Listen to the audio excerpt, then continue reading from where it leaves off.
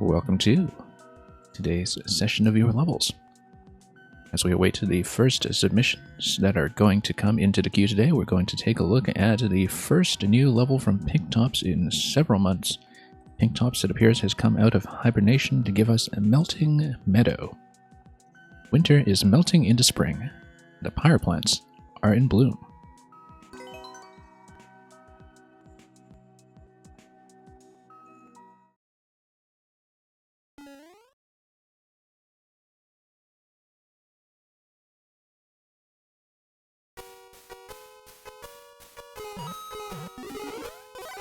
Okay, looks like this is going to have some similarity to one of the late levels in NSMBWii, if I recall. In one of the bonus worlds, which is all about melting ice. By now, we should know better than to mess around too much with the cloud pattern. And we'll just have to be careful about how we scroll the screen, because the cloud underneath is going to snap into position.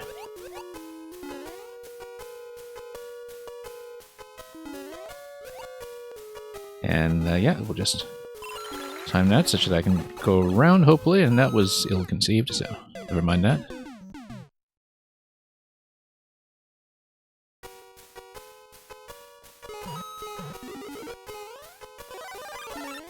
Okay, mushroom over there. Whoops.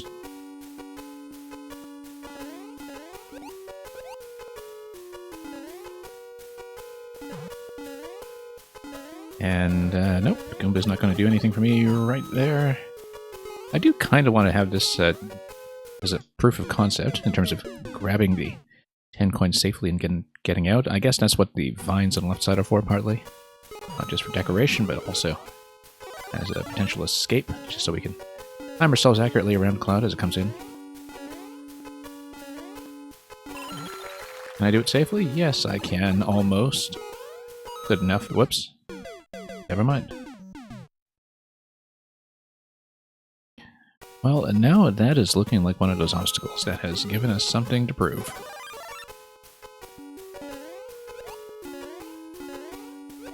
And so we'll see if we can do this, ideally coming out unscathed. We are scrolling the camera quite a bit. And there we are, at long last. Okay. Enough of that. Let's not be zapped right under our feet as well. This question box looks awfully suspicious. We will, of course, be taking it. Just an extra life. Okay. Have to keep in mind some of the ice momentum that we're dealing with here. Hello, Leo. Welcome in from Brazil. And we will look at your submission in just a bit. You are the first one in queue today, so we'll be playing yours as soon as we are finished with this quick warm-up level. It is a level involving melting ice, so it is a warm-up level in the most literal sense. And yeah, we'll get to your code in just a moment, I hope.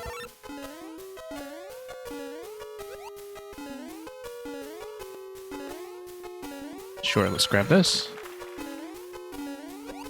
And yeah, Pinktops, who made this level, is somebody who is kind of a traditional specialist.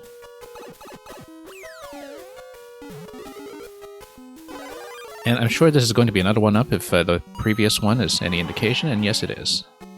And we're going to miss it? Oh well. Interesting that there's this upper layer here that doesn't really do anything for me, except lure me into trouble.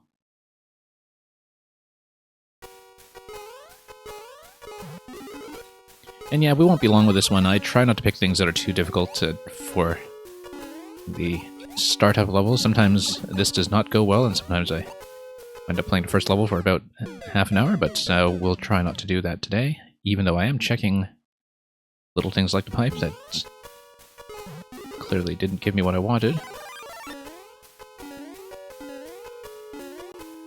Okay, let's not mess around with that too much. That's an interesting 30 coin. I think the idea behind a 30 coin is that you do get up on the vine and then jump towards it. Whoops. I think, though, we have already lost our chance to do that. Yeah, I believe that's how the 30 coin is going to be reached. You climb up on the vine towards the ice, and then you jump out towards it. Just clearing the level itself is fairly simple, so we are taking the time to try to do some optional tasks along the way. And we'll have to be pretty careful about this, so let's let that melt, and then... I actually find that maybe that's not going to give me enough room. I believe that it's actually going to be jumping off the Goomba. You have to leave the Power Goomba a little bit of room to go to the right, and then you jump on top of that instead while you are hopefully 2 tiles high. In fact, there's an incentive to not spend too much time here, in that the longer you take, the more dangerous it gets with the ice melting above you.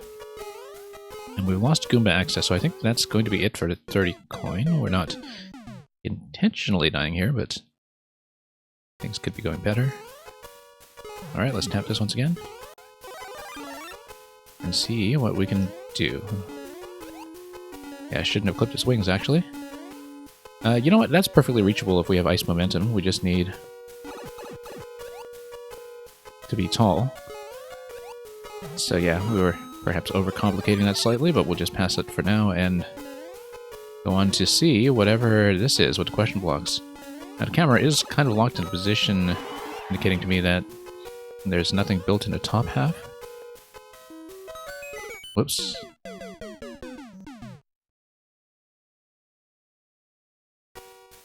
Yeah, because we know that the camera isn't scrolling up and down, so everything is just built on the bottom half of the layout, at least here in the subworld. And, whoops, let's try this again. Maybe not. I kind of sniped. But we got the coin anyway, and so mission accomplished.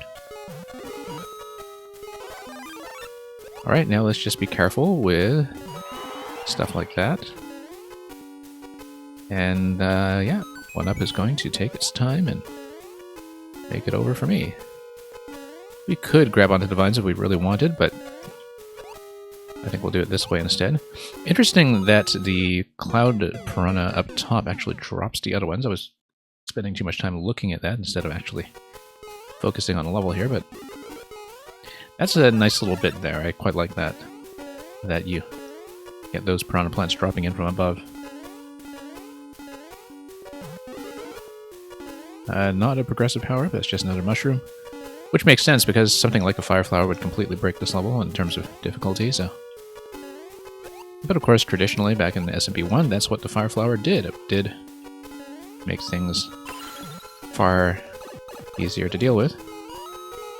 Anyway, let's get out of there. And we should be hitting checkpoint 2, which is going to have an optional segment and an optional segment that is going to be accessible no matter what we do, so we'll take it. And fight! In case you thought you could get away with not fighting. So yeah, it's going to be kind of like the SMB3 Bowser fight, in that gradually the boss just kind of works its way down. Except here instead we have Morton trying to melt everything. And interesting that the pipes on either side say skull on them. I think they're probably just plant spawning pipes that were meant to not actually open up. So we'll just take this and we'll take the top of the flagpole. There we go. And let's get into the queue.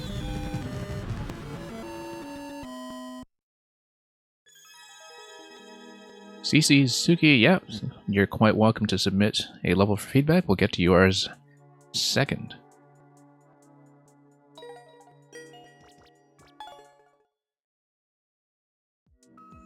And so yeah, Leo0505.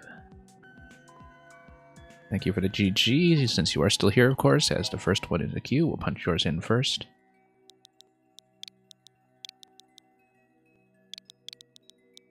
And then we'll look at CC Zuki after that. 5. Always have to make sure I don't mix up the 5 and the S. Play the Pokemon I Choose You level. Yeah, we'll do that.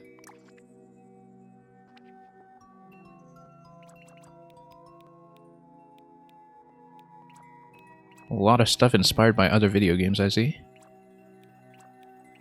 Okay, so Pokemon, I choose you. I choose you. Catch the 3 Kanto starters and fight the Koopalings in an epic battle. Well, I'm eager to see how grass is going to work. But let's see how you've implemented this. Game audio is a little bit weird. Yeah, sometimes it's like that at the beginning of the stream. We will reset that quickly just to fix it because sometimes it's a little bit glitchy. So, Suzuki, thank you so much for bringing that up. We will fix it quickly so we can give this level a proper presentation.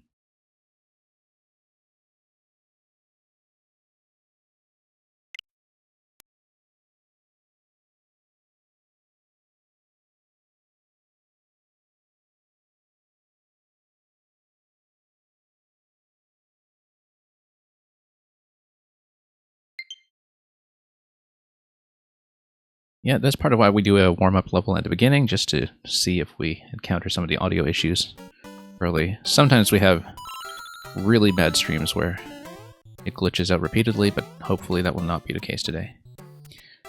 So I guess this is the town, right? Except, yeah, you're looking at this like it's the top-down Pokemon layout in town, where you have to eventually go to the lab and pick your starter. Pallet Town, yes, that's what that is. I don't really know my Pokemon that well, but I do recognize this. So. We'll get in here, and then we get to choose grass, fire, or ice. Well, there are 3 pink coins, so I believe that we'll probably have to do all 3 at some point. Let's start with grass.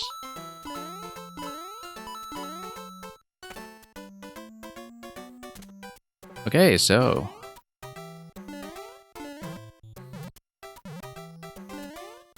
how is this going to go? Well, we're going to have a Pokeball. Didn't quite see the floor there, so it was a bit of a risk to come down, but it's a fairly easygoing level so far, so no issues with that.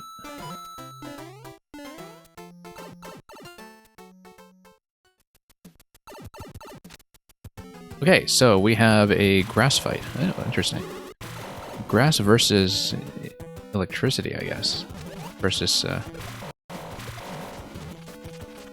yeah, because I guess that's what we're countering.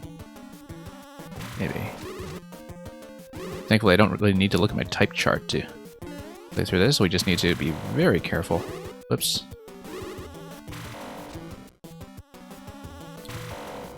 Yeah, this is pretty interesting as a Vine Climb boss. I just need to get in position. And Ludwig just gets everywhere, so we'll have to be careful about that.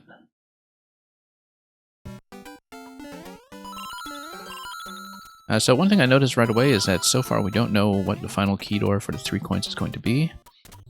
And with a multi-segment level, yeah, I guess we have to do this all in one segment. I would assume so, since we're only given 3 coins.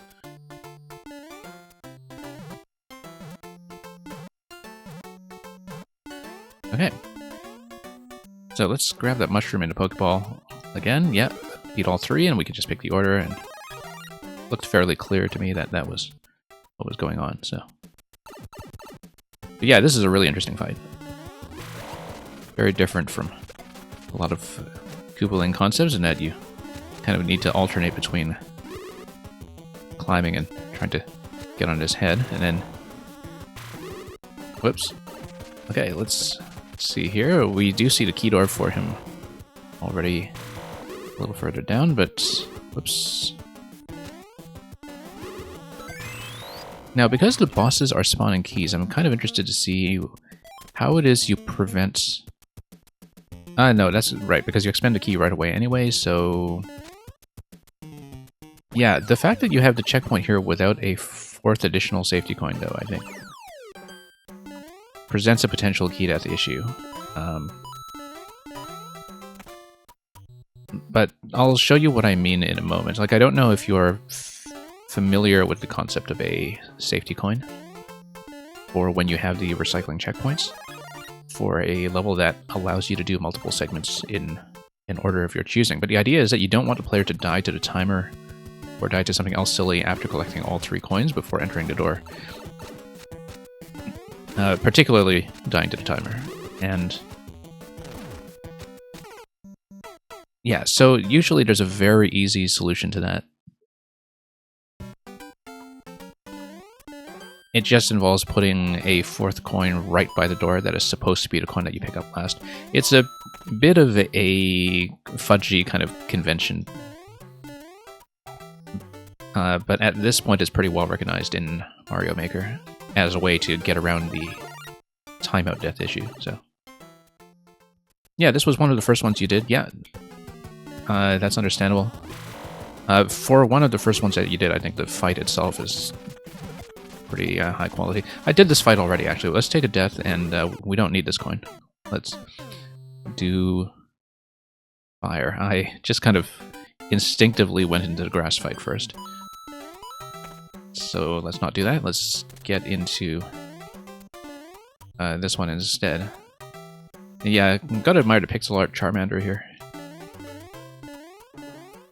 And in both cases, the pixel art has been pretty recognizable, even at this scale.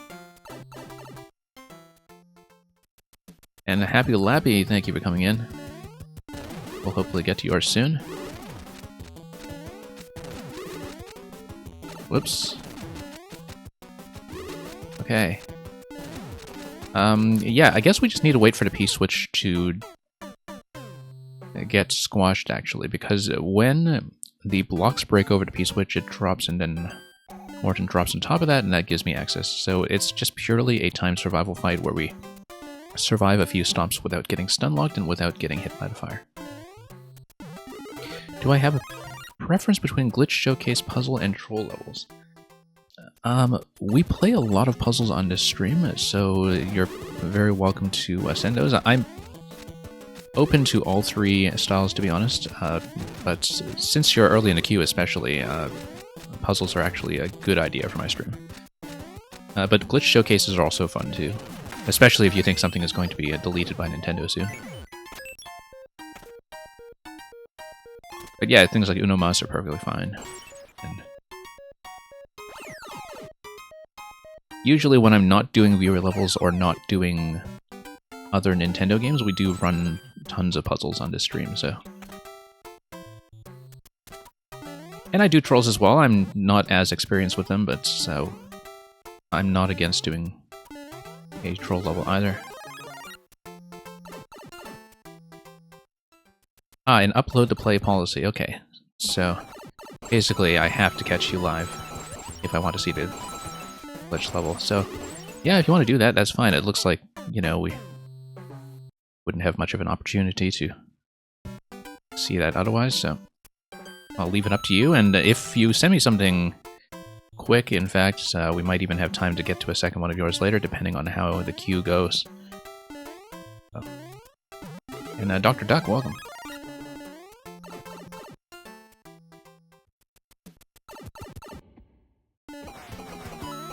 Okay, so I guess we're going water versus ice here. That's the idea. We're... Hang on. And yeah, that's just going to be 3 hits and we're out. And Suki, yeah, I'm glad that was fixed. And do let me know again if we have any further problems with the sound, because that does happen fairly often on the stream and I try to avoid it. So yeah, as I said before, with this level, Leo, the only thing literally is the lack of a safety coin, which, especially because you have a longer ending segment here, there is a potential for timeout if people do take a while on the fight. And a potential for key death if you are small and you die on a muncher, right? So because there's the possibility of dying after the final key door, that's literally the only thing to do if you were ever to do any kind of remake or anything. I love the Game Boy. Nice Game Boy ending. And a THX 1138. So yeah, thanks for the level. Pretty interesting series of fights in this Pokemon tribute. And let's see what's next.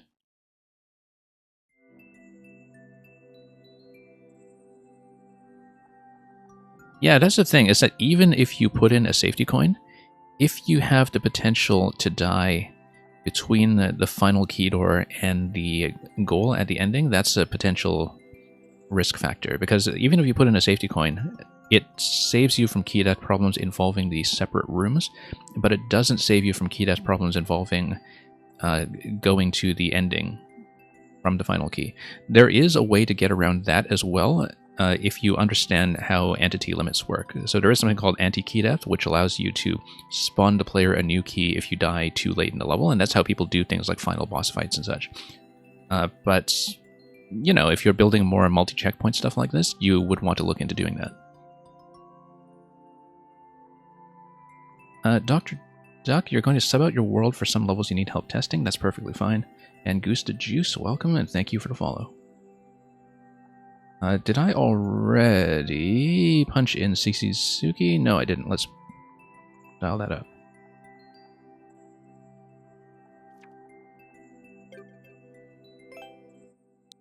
Okay. Suki.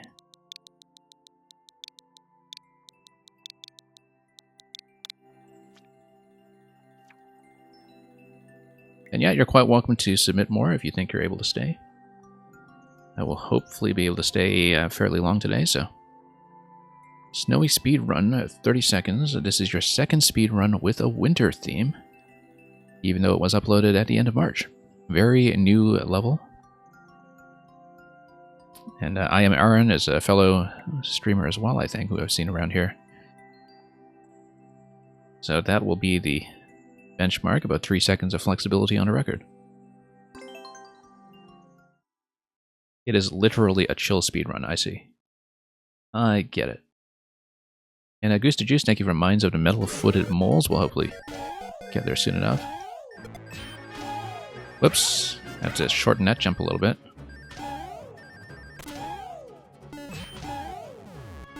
And then get out here quickly. There we go.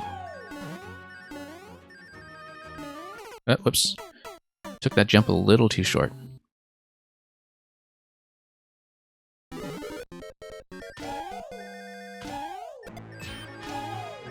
Yeah, I know that in a speedrun level, because people don't necessarily have much reaction time, you know, I can see why many speedruns are kind of very heavily indicated with things like the track markers and such. Sometimes I find, though, that I actually can have trouble seeing things if there are too many markers, and that's kind of what happened here with the Munchers with the POW, but that's alright, that's a quick fix. And then we'll come here, that's a nice reversal, quite like that. And yeah, that little spiny dodge at the end is quite nice as well. Wow, that spits you directly out. That's a nice fall at the end that puts me right at 0 seconds at the end, so just a few frames off from timeout. And I can see how you can save 2 seconds, because there were some short jumps that we were taking and some other things that I was doing very suboptimally. But we made it, so thank you for that.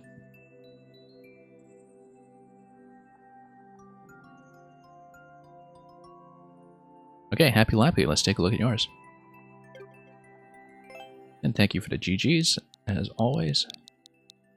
Just uploaded the level, and the most recent level is the one I want. Okay, whoops.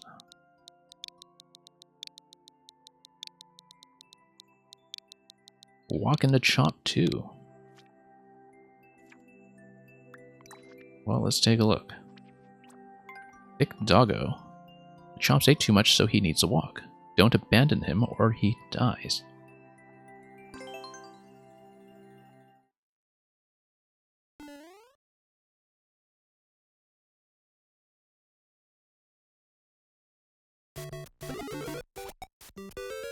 Okay, so the Chomp...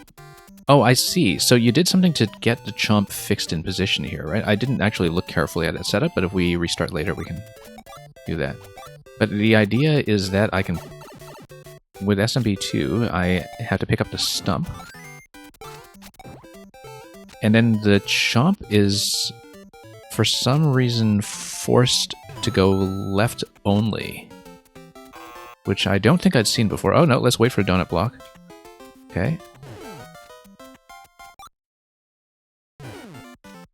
And then, yeah, I guess we just drop in here. No, we don't. Let's see. I guess I'm supposed to take him upstairs, actually. Aren't I? Whoops.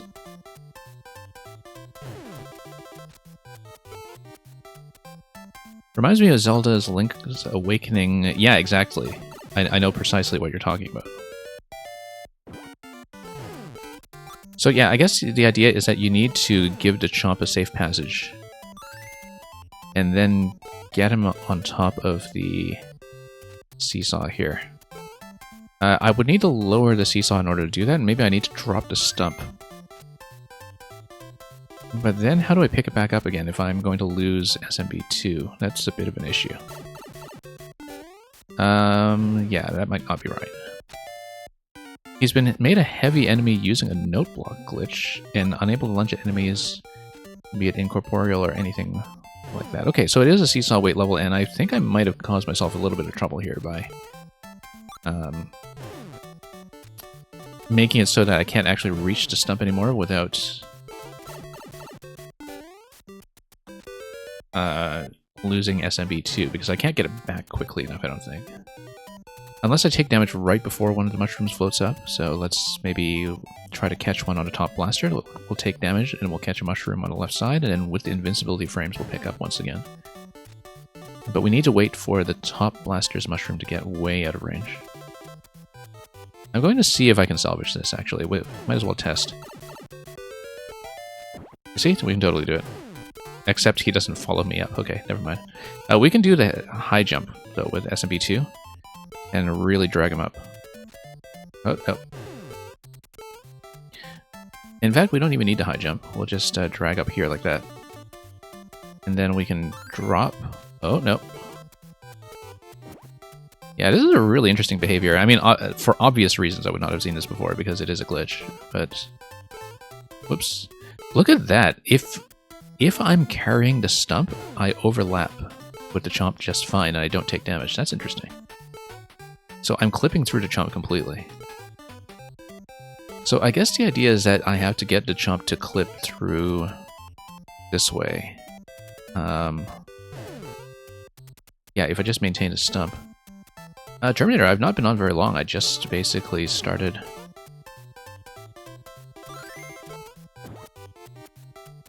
Non-hostile chomp while holding the stump. Ah, yes, no, that's right. That is normal. It's just you normally don't see you don't see the chomp as being stationary, and that's why it's unfamiliar.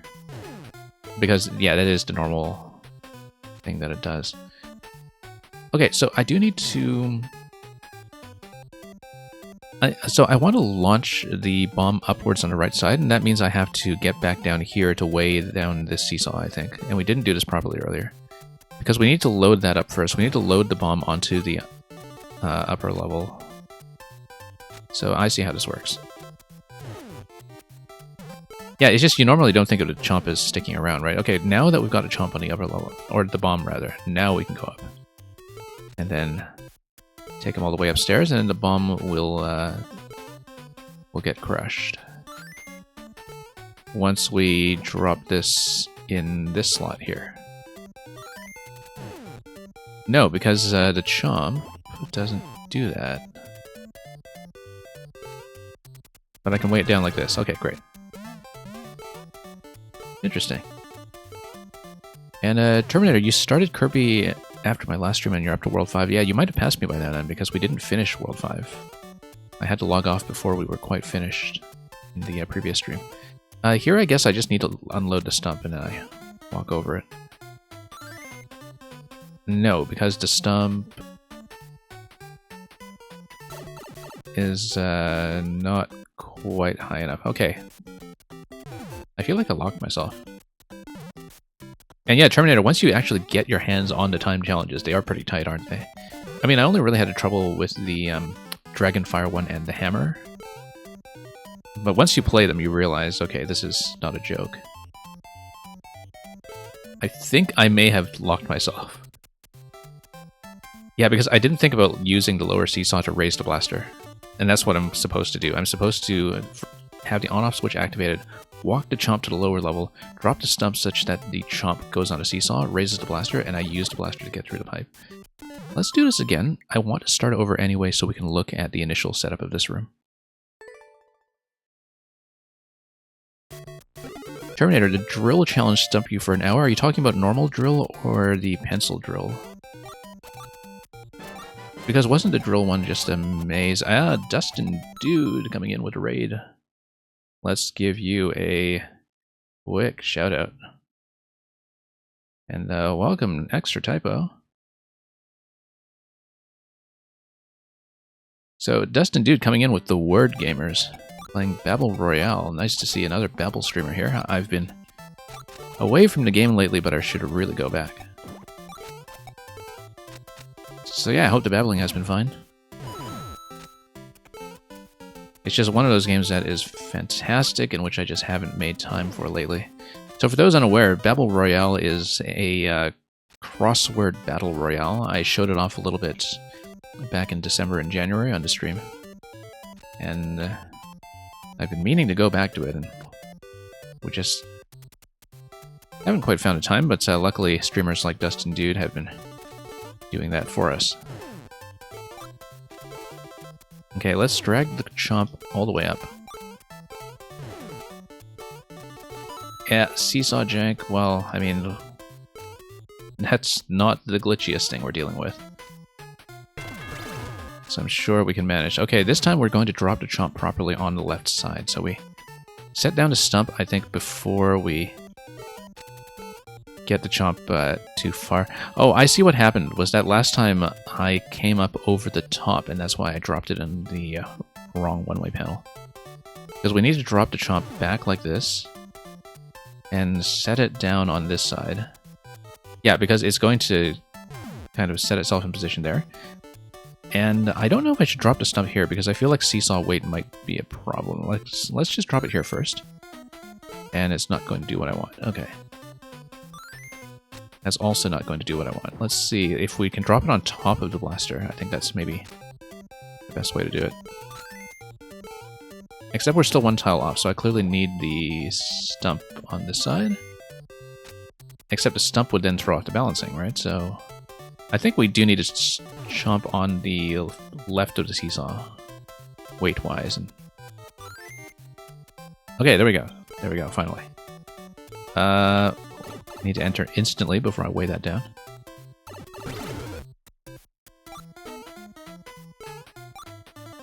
And okay, so this is a death block. We're not going to touch that.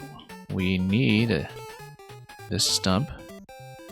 And we need to activate the P-switch because that will allow me to drag the Chomp through the middle instead. Instead, we're going to clip it through the wall, which looks hilarious. Yeah, look at that, because what's happening with the wall clip here is that the Chomp, I think, is getting pushed by the screen edge, or... No, it's just within the leash range of the Nightground theme. This long leash range. But it means that we can drag it over here on top of the P-switch, which is interesting, and then we take it over here, and we're going to walk it up top. Okay.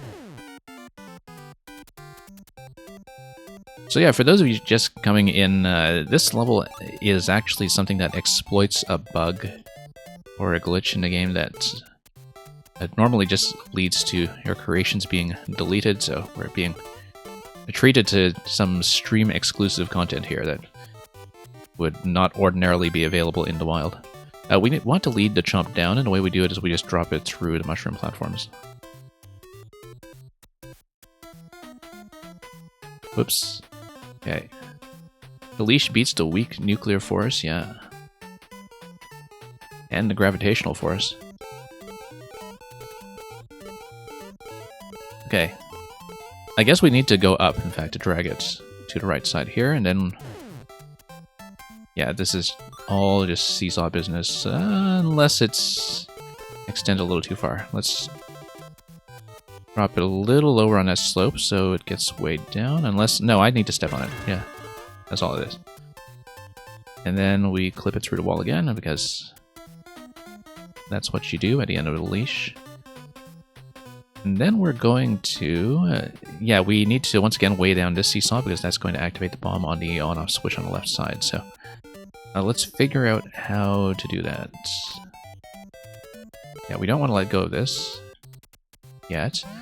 Interesting, this clown car bomb setup here. I guess once we activate the on-off switch, then we can do something to bump the bomb from that side. Until then, though, we need to figure out how this little bit here is going to work. Yep, that's all you need. It's not necessarily intuitive to think about how the chomp itself is applying seesaw weight, because again, this is just an interaction that you never really see in the wild in Mario Maker. Dropping this stump here looks like it's going to be kind of a one-way process, because it would go down to conveyor belt, it would crush the bomb, but then I can't get the stump back. And if I can't get the stump back, is that a problem? I'm not sure, because we would need to blow up the pipe, blow up the bomb that's by the yellow pipe at the bottom, right? Okay. The idea should be that I get the chomp to drop in a P-switch on that side, and so I think we need to kind of get close to it again. And then drag it over. Yeah, I'm thinking of repositioning myself such that we can get the chomp to come back up. I think I just need to get on the seesaw on the left side, in fact. No, maybe not.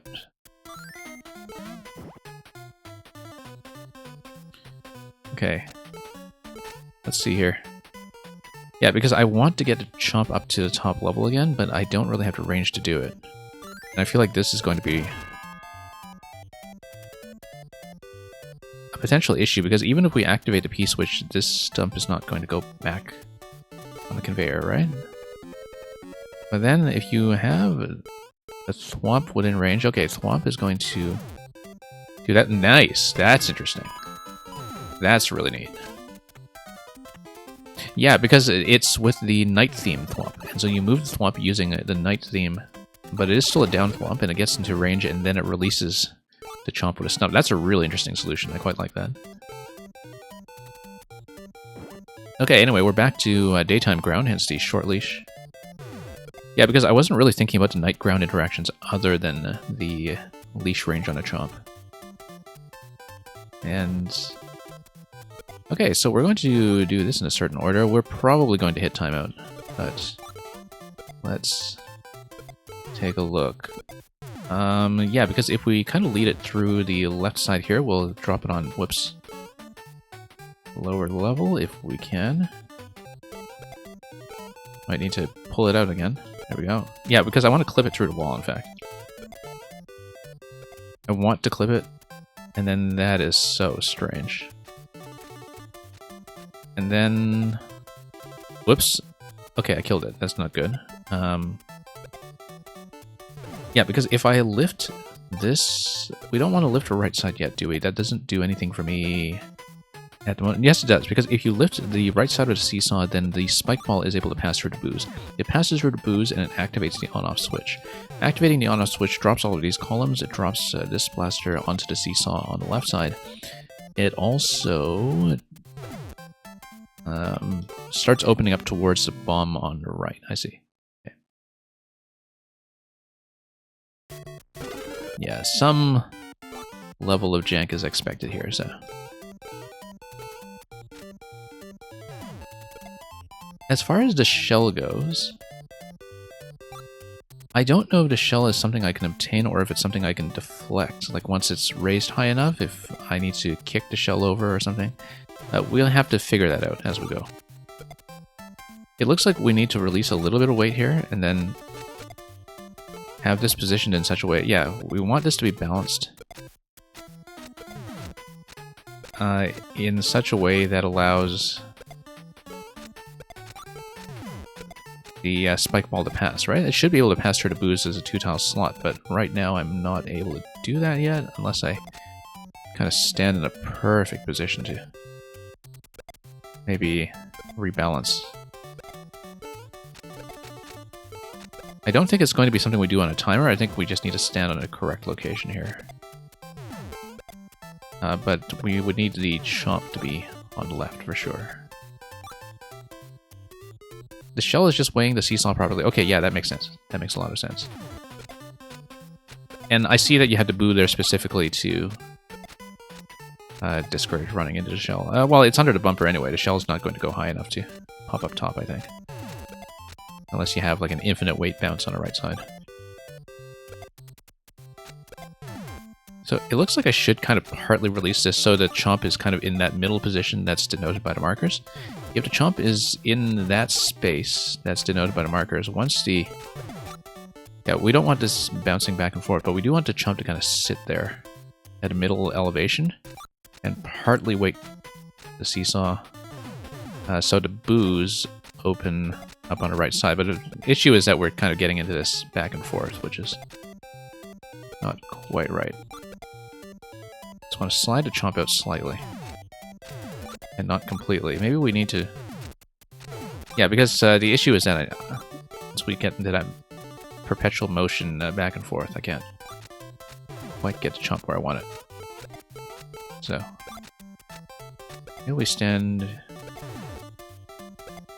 Yeah, just a little side. There's a simpler solution than what I'm attempting, which appears to be impossible. Okay, okay. We'll consider that. Yeah, because I feel like maybe we just need to drop the stump and use that as a weight piece to counterbalance what we're doing. Yeah, because otherwise we do get into that perpetual motion, which... Whoops. I think I need to just drop the stump into one of the slots to balance the seesaw very slightly. And... Nope, not over there, of course. Although you get to see this animation of the chomp clipping through the wall and looking very confused about what to do. Okay, let's try dragging this to the left once more. And down here. And let's try throwing the stump from this position this time, because then it'll hit the wall and drop down immediately. It's not going to be quite enough, but what if I stand... Almost, almost. And that is it, okay. And then, thanks to this one-way panel, we're able to grab the stump again, which is a nice little subtlety.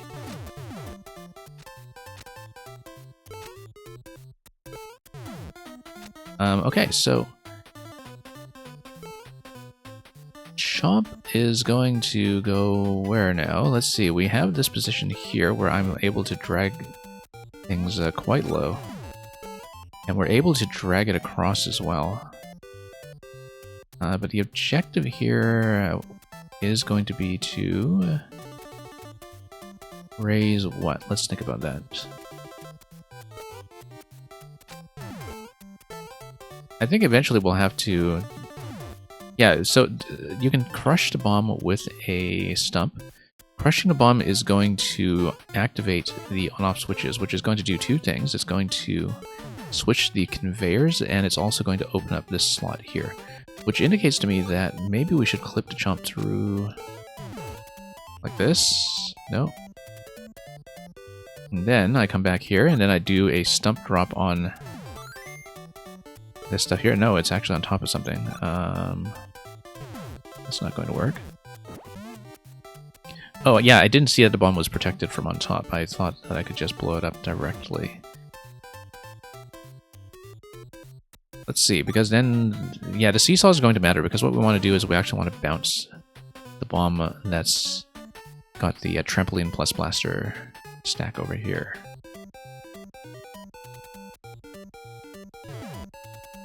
Let's see, because I mean, I obviously can't stand in that location. We can drop the stump here, perhaps, because then it'll get that bounce, which is not useful. It's mostly there to make sure I can reclaim this from the bumper afterwards, I think.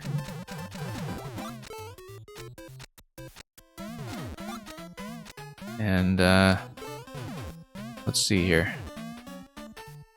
Yeah, because we can clip through, but that's not useful to me yet. I can drop this, but that's not useful to me either unless we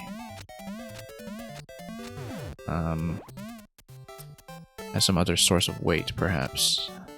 I'm just thinking about where else we can take the Chomp currently. I don't really see where else to go with it, except that maybe I need to reposition it using this drop.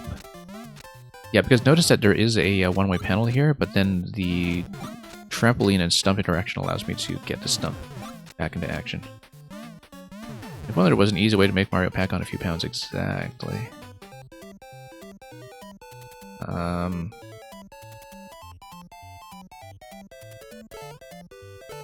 But yeah, because right now I'm thinking that yeah, this was kind of surprising that I couldn't activate that bomb because I couldn't quite see that under the muncher. But if we can get enough weight on the left side, well, I mean, no, the blaster currently is kind of preventing the seesaw from lowering on this side anyway, right?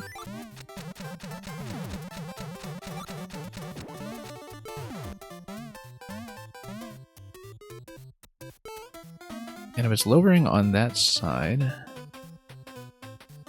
Oh, let's think about this. Yeah, because... Okay, so Bomb is going to activate on-off switch.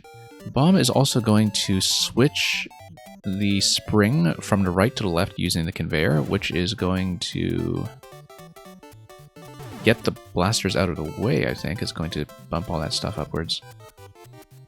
The objective that we want eventually is to have, I think, 2 activations. Right? Because you'll have one activation of the on-off switch drop the bombs, and a second one blow up the bombs. If I understand that accurately. Unless... Yeah, because one activation of the on-off switch was also going to probably clip out this blaster over here.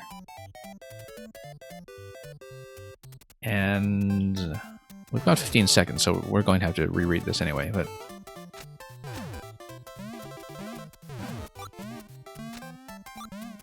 Yeah, don't know if the SMB2 high jump is going to be useful for anything here. I doubt it.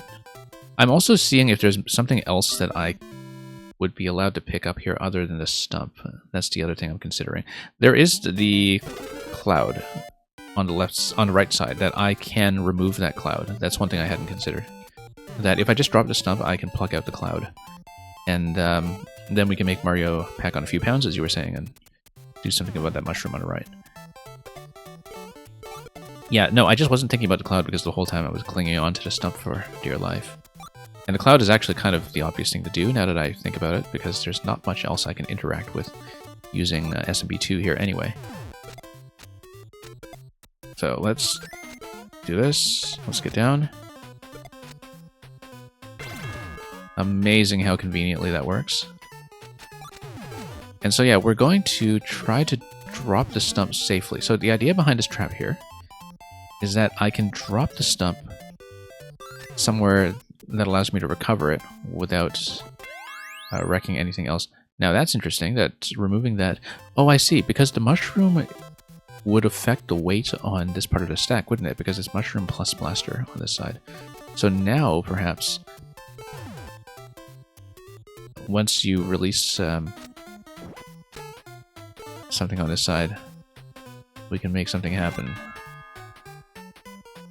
Standing here isn't going to do anything, though. It doesn't seem to be lowering anything by enough. The one-way panel has something to say about that, at least until this bomb is able to explode. So now what do we do to drop? Not yet. I feel like we have progressed in some way, though, that this was a ding-dong. And that one thing we need to do is just maybe get the chomp out of the way. And then drop the stump on the right side, because we know... Whoops. Yeah, we just need to trap the chomp. Then... Can I throw the stump? I can, but that's not going to do anything for me. Because right now, we still have too many seesaw-related problems to deal with. I'm also looking at the SMB2 mushrooms that are flying in here. I think they're just to make sure I keep the power up. I don't think we can do much else with that. This does look very much like an area where I'm supposed to do a drop. So yeah, we'll see what has happened to this now that we... Yeah, that's how to do it. Because now that mushroom was out of the way, we're able to weigh that down, and that was really the only interaction that was possible, so... notice once again that we are allowed to pluck out these clouds. I don't know if that's going to do anything useful, but that's one of the first things that comes to mind. We haven't given much thought to what these clouds are actually doing here, but we'll remove them anyway. It allows me to have access to this part of the seesaw, of course. And so if we trap the bomb on the left side now using the stump, then we're able to ignite the bomb on this side. So what we're going to do is we're going to retain this chomp in its little doghouse here. We're going to come down, raise this, and very conveniently the chomp is going to get in position here above the twister on the right. So yeah, like I expected, it is going to be a double bomb activation in order to raise this final bit here. And in order to do that, we just need to apply tons of weight on the right side. Right, so we would need to pluck out this cloud, first of all. Let's also leave the chomp in position and drop the stump such that it is temporarily frozen. Yeah, and so we just need to get the twister out of action, or at least drop the thwomp. Drop the chomp, rather, a little bit lower. We needed a stump on the left side so we could bump the bomb into it. So yeah, it's actually the same kind of interaction as before. We used the stump to trap the bomb. And then... now I want to weigh down the right side. That's okay, I can do that and still recover an SMB2 mushroom, right? If I make sure one spawns towards me. Except I still can't get down there yet. And yeah, that's not going to work. Let's get out. And let's wait for a replenishment. Alright, there we are.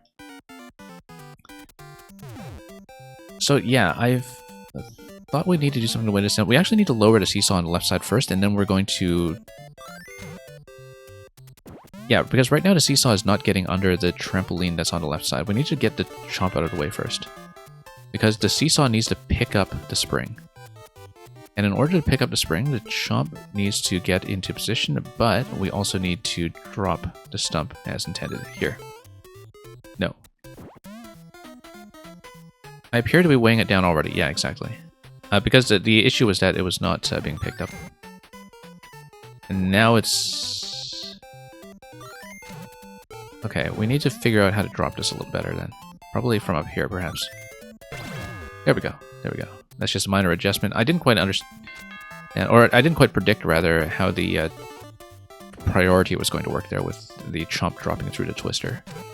That was the only thing. True end. One try. No reset. Okay, we've got 140 seconds, though. I kind of feel like I want to take a death so we can buy maximum time for whatever the ending is. Perhaps. Let's do that, in fact. We're just going to speed through the segment after checkpoint so we maximize the amount of time for whatever the final thing is. Nintentium, welcome. Good to see you here as always. Okay, so we're going to do this again. I'm going to try to do it quickly. Now that we understand what the solutions are.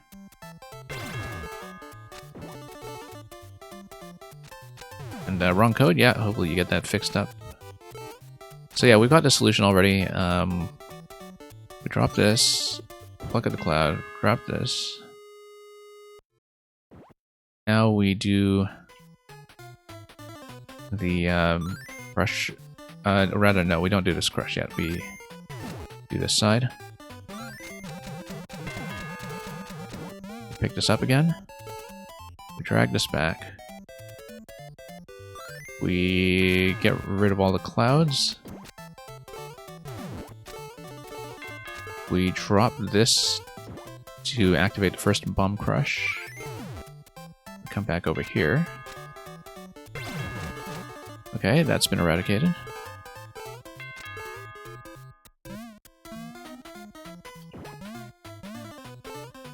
Okay, and then we need to get rid of this cloud in a moment. We'll just get the chomp out of the way first. I feel like I'm going to trap myself if I do that. Hang on. We do this, and then we drop it. Good, that's a much more sensible order. And then we can take it with us. So, true end, 1 try, no resets. Yeah, so we need to stump in order to access the door for true ending, so we'll do that.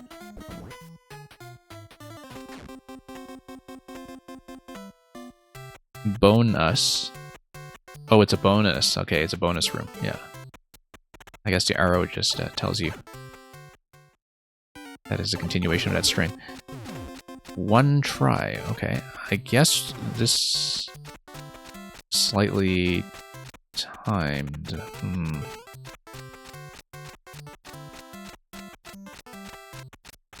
Alright, so we've got time at least. Let's see what's up here.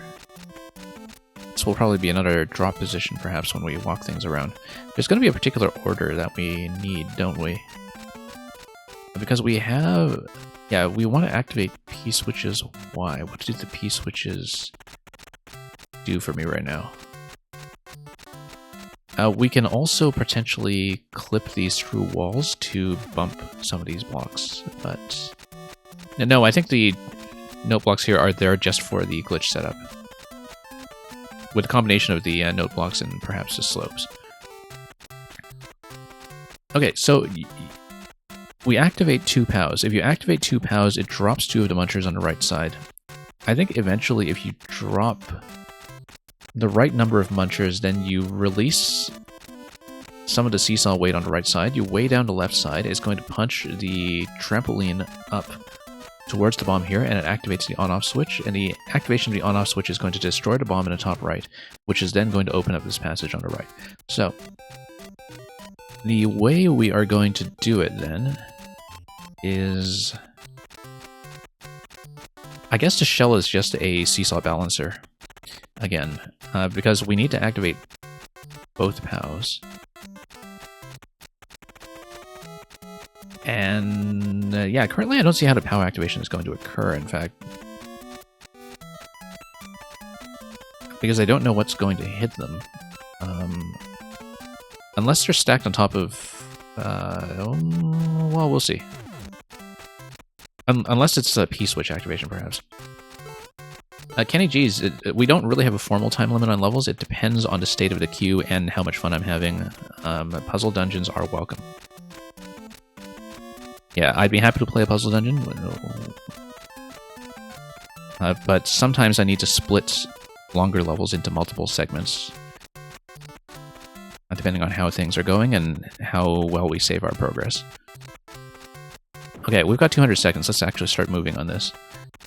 So we have one chomp that's already kind of in position with the twister down below. We probably want to, whoops, grab mushroom. And I'm dropped the stump. That's a bad idea. Because I can't easily reclaim a stump and get it back up to this chomp. I feel like I've already kind of blown this one, but let's see. What if I'm invulnerable, though, from holding... Yeah, because I'm holding the wrong one, so that's not going to work either. Let's try to take the death and try to redo this. Okay, the POWs are also weights. Okay, so... yeah, because I was thinking about the POWs in terms of whether there would be any interaction with the munchers on the right side, and there isn't, so we'll forgo that idea. We just need to focus on probably dragging the chomps over to P-switches, and that's going to be the main idea here. Anyway, this is simple to get through, at least. It's only really 2 major interactions to get back to where we were. 2 major puzzle segments. So yeah, let's drop this, go over here.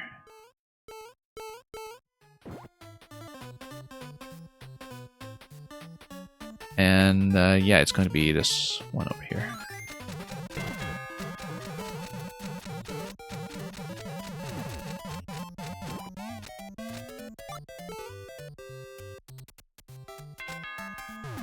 And yeah, Kenny G's, so if we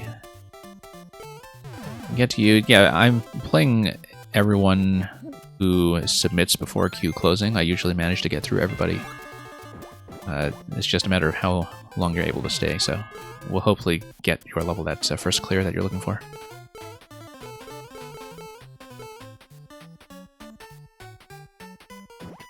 And depending on how the stream is going, we'll figure out when to close the queue. But thankfully today I think I can stay longer than usual, so we can run something nice and chunky. Okay, we drop this. Well, first of all, let's get it back in twister position. Let's get this over here. Then we drop this. And we've got about 300 seconds. Whoops, we need the mushroom so I can get over to the gate. Let's grab another one. Yeah, because we need a stump to get through the door to the bonus room. Okay, let's grab this. And then, true end.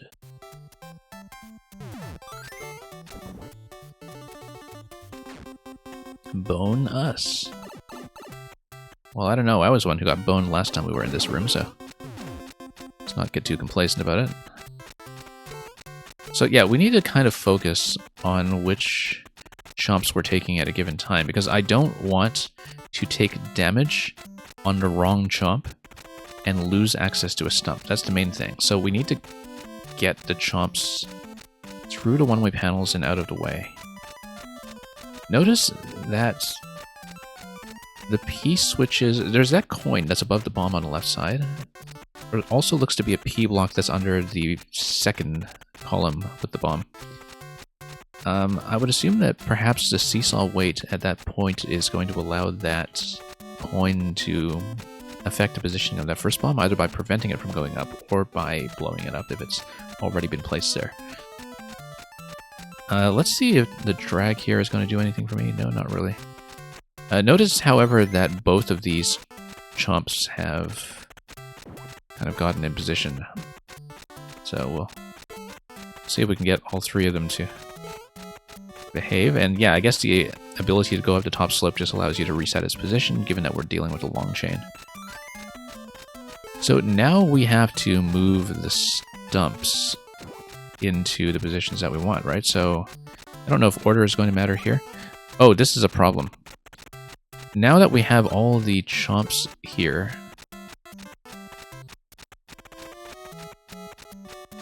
I may have... no, there's a twister here we can go over safely. Okay. I was thinking that maybe that would be a death trap, but it is not. We activate one bomb. Once we activate one bomb, then... Well, let's see. P-switch reactivates. I don't think that was time sensitive, because we can just activate the second P-switch if we do the circuit again. Let's put it back in position. Okay.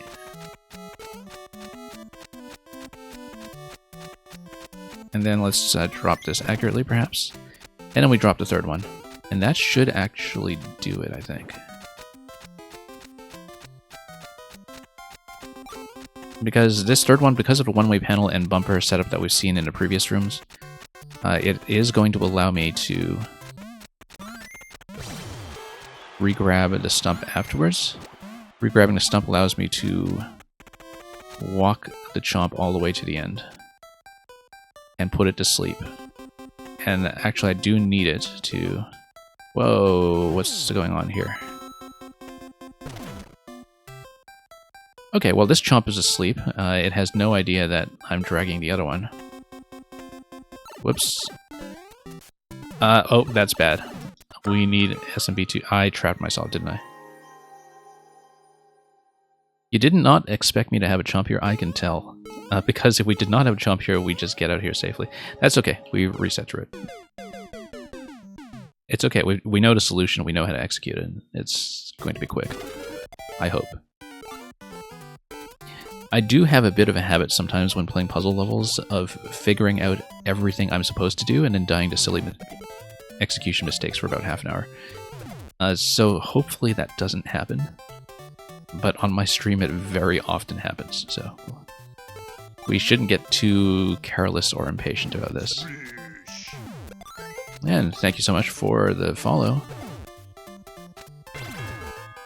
And okay, let's get this over to the other side here.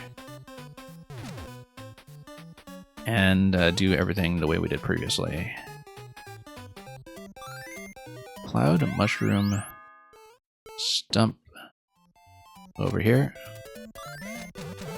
I mean, the thing is, this whole level has kind of trained me in advance, too. Whoops, it didn't activate. Oh, yeah, because this chomp is in the wrong place. Let's do this. There we go. This whole level has kind of trained me to keep the stumps as long as possible, right? Because that's what I had to do to get to the bonus room door in the first place. And it also trained me to think about one-way panel plus bumper as being a spot where I could reclaim the stump afterwards. And so I thought that was the natural thing to do in a bonus room when the opportunity was available.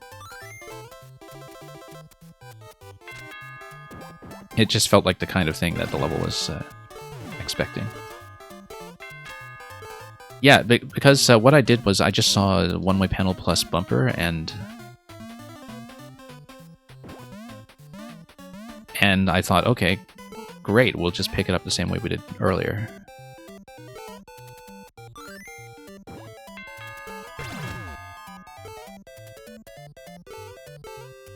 Yeah, because it seemed like we took the chomp home only to realize that an imposter chomp had already taken its place and taken over its sleeping berth. Whoa, okay, sure, let's park it here. That did worry me for a moment because of the way it was coming in towards me.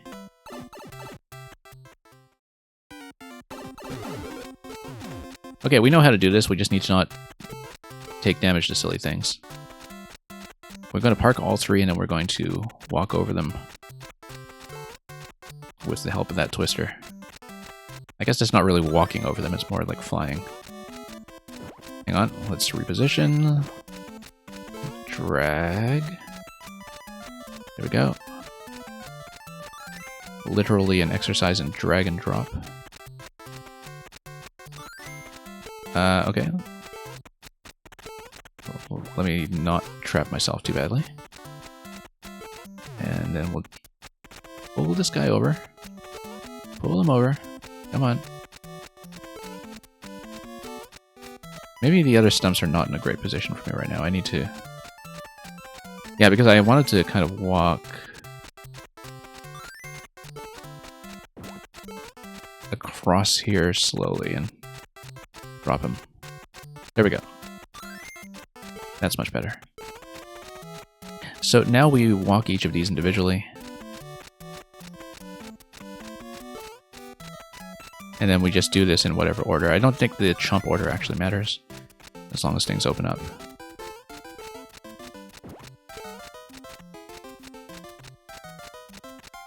We probably wanted to keep the chomp on the left side, though, just to make sure we drag it with the correct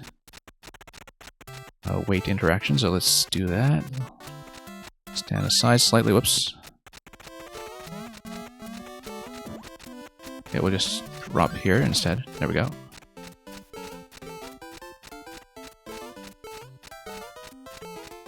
And then... Yeah, because I can see how the other chomps, or the other stumps rather, were trapped, like with the P block on the second one. And the bumper on the third one, but...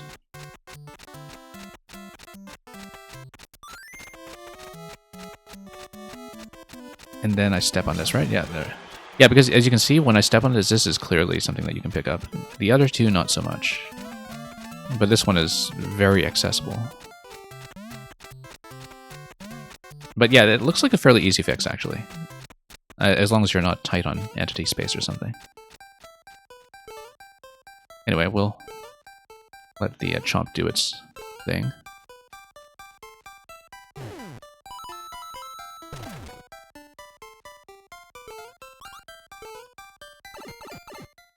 Yeah, you see how I retrieved that chomp exactly. That's... Anyway, I love this little staircase at the end, by the way. That's a nice touch. For the true ending. And thank you for that, Happy Labby. Very cool level. And I know it's getting taken down right away, but we'll slap the like on it anyway. Yeah, you're always welcome to send some glitch puzzles over. That's a very unique kind of thing that we don't really get to see except live, so... Thank you for sending that along. And we'll go to whatever's next.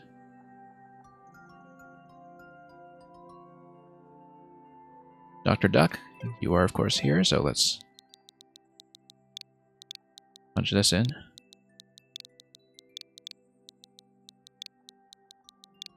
And you said you sent me something that needs testing. That's fine. A TD, I assume, is Team Donut, given all the donuts that are already on the review thumbnail. Bouncy Bazaar used a wide selection of hats to escape.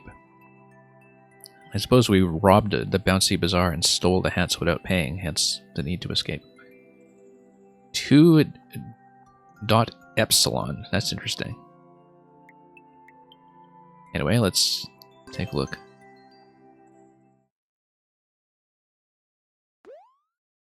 Oh, you wanted to make her ID on this account. Yeah, sorry, let's back out. I missed your message. No, we can do it now. I am just starting, so... Yeah, I'll even type it in chat in case you need to refer to it later, but... JYX... AF... Alright. And let's do it.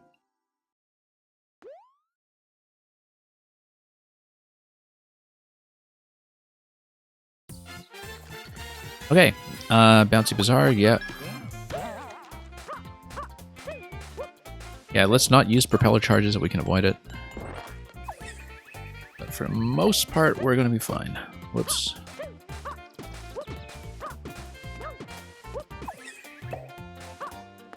Yeah, because you just never know when propeller charges are still going to come in handy. Hey, you know what? Let's try to skip the bullets. I want to see if I can cheese something. Whoops, I guess not. Yeah, you do need bullets for this. Although, interestingly enough, you could get past with the propeller as well and keep it. And this, you can just roll into it. And... I feel like we probably broke stuff already, but that's okay. Yeah, because if I kept the propeller up to this point, I actually could just hit the POW without grabbing the POW hat, right? Like, oh, we did 2 activations. Let's get back to this to charge up the POW hat again. Yeah, notice that you can get the POW hat back up to 3 charges as well after grabbing this, or maybe just 2 charges. Yeah, I guess... Yeah, if you obtain it at precisely the right time, you get 3 charges. So hopefully we didn't break anything really critical. I mean, it's a multi-hat level, there's going to be some flexibility to it anyway. Yeah, POW over here is going to toggle the switch. Let's do that. And luckily we did not run out of charges there. If you do run out of charges, I don't know if you can go back and get another POW hat. I didn't look at that carefully.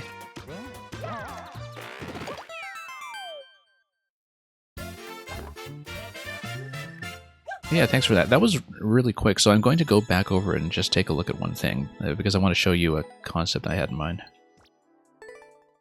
We're not going to spend too long on this since I cleared this, but I just wanted to show you something, I think. Yeah, so this... Yeah, as long as you land, it doesn't matter if you use a charge. Because let's say we skip bullet, right? And then let's say we go over here. Land. And then do triple boost, and that's plenty of room, look at that. Notice that you can potentially drop through the left side as well if you just jump on all the creepers. And also that we can get on top of the... I know this is just decoration, but I think you can actually get on top of this... whoops. Pipe here if you're careful. Nothing, okay. There is a secret, okay. Well, now we know. Oh, interestingly enough, yeah, if you do not have the bullet hat, then you can't tap the on-off switch, which is fine because we actually have propeller charges, and I can do this with a totally different on-off state. So let's not grab the POW, let's see if I can punch through all this without it. And I'm going to see if I can get back onto ground here. Yeah, I guess because we maintain the on-off state, we didn't need to hit this, and then we can get through this. So what we're actually doing is something that's potentially a speed road, I think. Although this probably isn't too much faster than just taking the bullet head. He told me there's a secret to find. I think I probably can't get it here. I'm looking at potentially something that we could have done if we still had access to the POW hat, like if we defeated a creeper over a pipe or something. But that is a one-way pipe, okay. Oh, I see. So it was blocked by a mushroom platform or something as an exit. Okay. Yeah, I feel like if you were doing a speed route through this, that keeping propeller might actually be faster in every segment except the bullet hat. And because you're skipping one on-off activation by doing it that way, it might actually end up being faster than the bullet hat. So I'm not a speedrunner, I'm just kind of theory crafting this stuff, and I see currently nobody has approached your clear check time anyway, so thank you for that, Dr. Duck.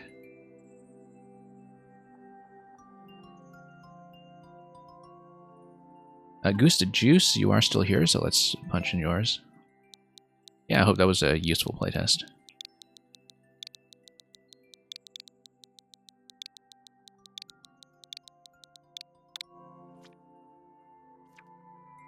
Minds of the metal-footed moles. The Monty Mole's feet are tough as nails.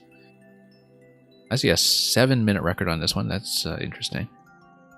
But I guess we have very few plays on it so far, just 2 plays, so that's not actually much data.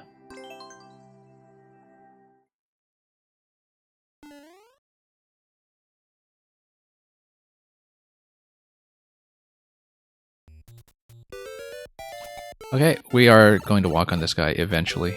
We're not going to kill him because that's going to just break the level, I think. Like I was saying. Okay, so we just move him. We try to keep him alive, I think. I think I can probably high jump this, in fact. Let's see if we can do it. Not quite. Oh, okay, the thwomp gives me another one. That makes sense. I didn't see that because it was off camera, but now we understand it. Okay. I probably wanted to keep the mushroom there. Hang on. That's okay, this is recoverable. We'll do it.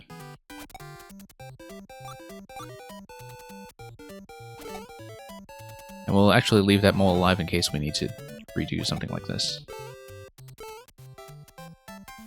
Yeah, we'll let that swamp go. We'll come up here. Yeah, so the only thing so far in this level is that I don't always have the opportunity to pull the camera up to see where I'm going.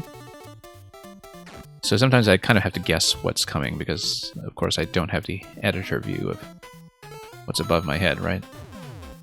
But for the most part, we're doing okay. And I just need to get up to that slot over here. Yeah, so it's purely just a camera thing. That was not a good idea, but notice how I probably could have potentially continued it. Notice how this too, because there's no additional SMP2 mushroom here, this room does have a self-destruct lock. that if I lose SMB2 in that room, I have to deliberately take a death. Which so far was not the case in this level, mainly because we left everything here alive.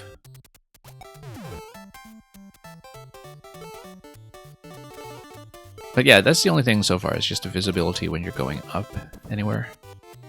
And the fact that you can do things like potentially break the door by killing a mole or something like that. Like, there are a couple of things that do force a reset. Like this, for instance. Unless we just take damage here and run up. No, we can't reach it. Okay.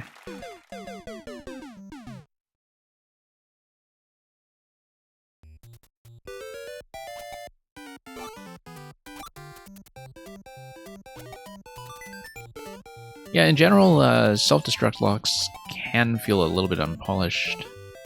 Just because you're kind of relying on the player to make a judgment about whether they are allowed to continue. And it's something that I think sometimes throws people's expectations, because it's something Nintendo does not do themselves, and so there's often this expectation that whether or not you can continue is going to be very clear. We're going to try this again like this, and then there we go. There we go.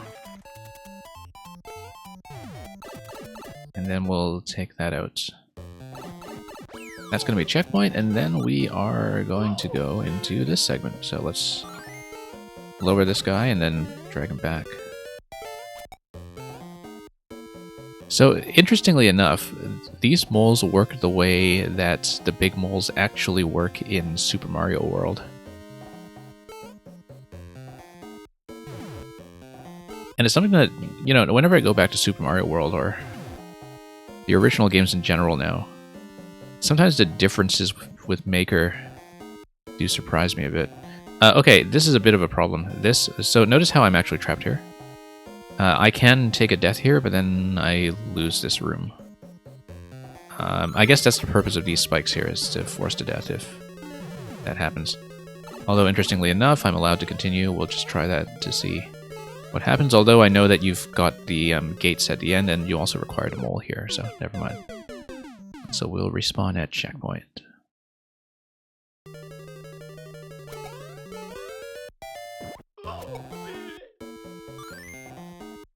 Yeah, so the mole interactions in this level are by themselves perfectly fine. It's more that because there are a lot of things that cannot be retried and require a self-destruct, sometimes the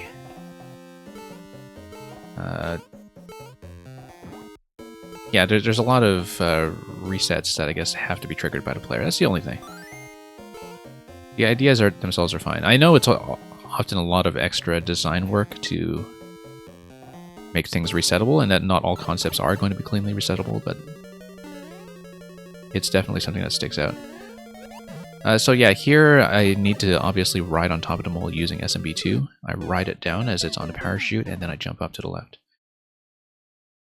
And again, that's another point where I do need to kind of wait for the camera to catch up on me, but we can do that, so.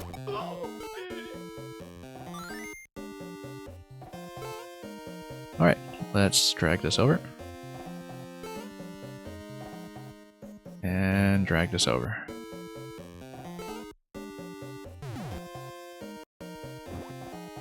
Yeah, because this is basically time limited in a way that's not necessarily obvious.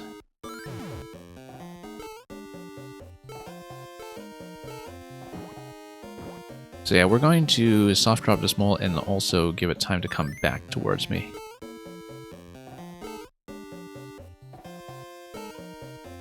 And then jump beyond it like this. Oh, nope, not enough room. Yeah, I should have just jumped it directly. And so once again, we do need to take a voluntary death.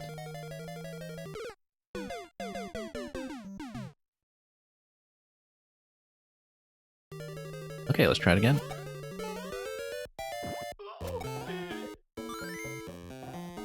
Unfortunately, we're probably not going to beat that other guy's 7-minute record. No, we'll do the high jump on this side. Drop the thwomp. Pick this up quickly. Drop this guy. And drag him to the right. There we go.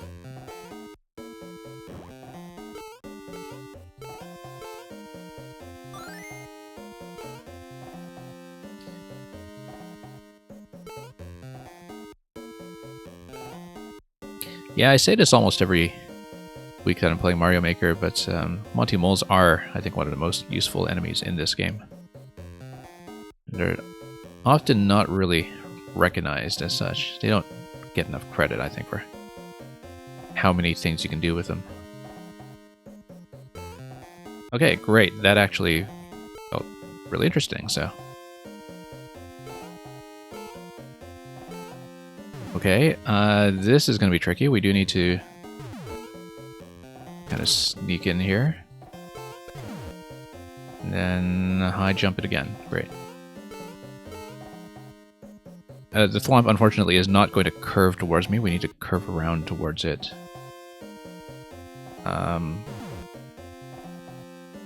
Nope. That's a tricky one. But I wonder if it affects anything. Let's see if there's any mole-related gate on this side. Not really. So we can cheese the ending a bit. But that's okay, because I'm glad it's not a hard requirement there, I suppose. I got the sense that the coin at the end to the left of the pipe... Oh, we did get a world record. The coin at the end to the left of the pipe was supposed to be something that was accessible only if you kept the mushroom. But it turns out that we could do it with the regular super mushroom. To me, it makes sense that, you know, with the last interaction, like, you wouldn't necessarily have a hard requirement for keeping SMB2 in case you die at the very end, but that you wouldn't have some kind of bonus reward for it, right? It probably just needed a little bit additional adjustment to make that work, but the platforming itself was quite a lot of fun. And interesting interactions throughout, so thank you so much for that. And yeah, I don't know if it's still something you're working on or testing or whatever, but hopefully the feedback is useful. You were thinking of adding reset doors, but overthinking it? Yeah. Okay, Leo, let's see another one from you. And then let me just check the order after that. Yeah, Terminator, Nintentium, Kenny, and Duck. Okay, great. And we'll try to Poke Trials. 2Y5. Yeah, this is just your maker code, I believe.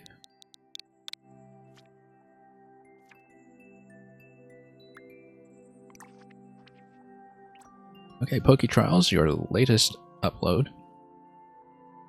And you read my Poke Face. Which actually reminds me of this one Lady Gaga music level that we played last year. I think that was Super Meat Dress, one of the 5 or 6 YMM levels. But anyway, let's take a look at Poke Trials. Yeah, because that had a secret room that was like a Lady Gaga album cover or something. I don't know my Lady Gaga that well. I know her frequent collaborator Tony Bennett much better.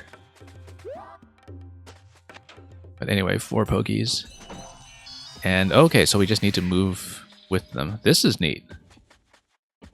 This is neat.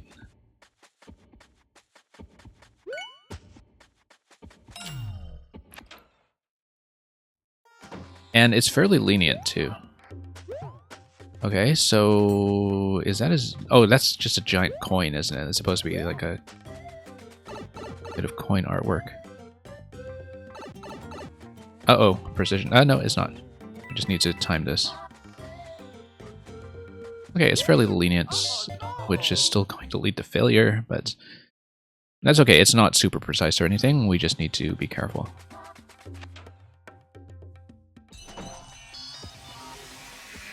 I do wonder if 4 Pokies imply 4 trials at the beginning, but we're just going to follow the pyramid. We're going to not let it reverse. At least not too soon. I'm actually kind of curious about this. Let's see. Yeah, no, everything is locked. Looks like we're probably already at the top of the layout, camera-wise. Or that is just built in the bottom half. Either way, it's a vertical position is locked, so. Okay, spin jump there actually does work out pretty well.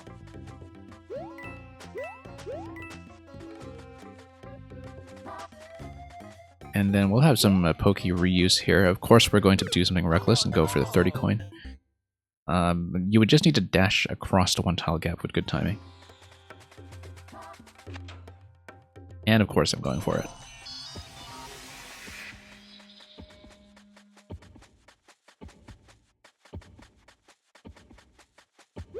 Okay, let's be careful about these jumps.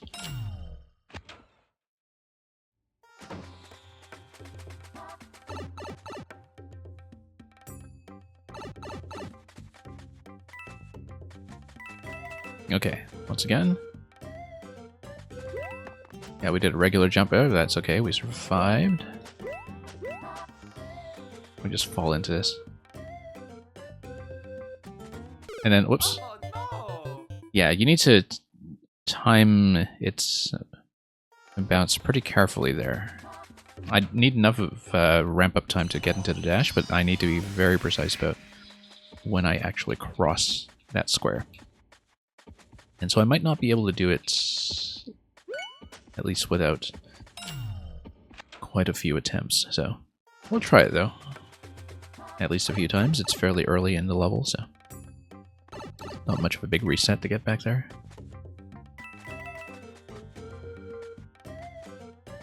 Okay, yeah, spin jump feels cleaner in this part here. Let's not bump my head, that would be awful.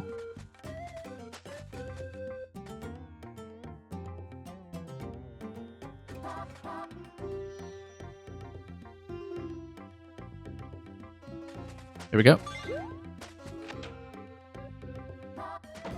And then, so we've got 2 of these now, I see. So it's not coins after all, it's something else that's growing on me. Notice that we... so I assume that I'm supposed to ride this, but notice that I am allowed to pick it up, which is probably why we have a reset door, so we can grab a second one for the shell ride. And also, in case that happens. That coin is optional, I know, but we do optional content around here. That's just how I play. Nope. I'm glad we have an easy reset here. This looks like it could take a little bit of setup. Not only an easy reset, but the ability to take that point of damage. Oh, no, no, no. I actually can't do it this way. I have to, Yeah, no, no, no. I can't do it this way. I'm thinking about shell launchers. I can't do it from a throat because I'll just whack it. So, yeah, no, that's absolutely the wrong idea. Instead, we're going to do this and bump him the wrong way completely.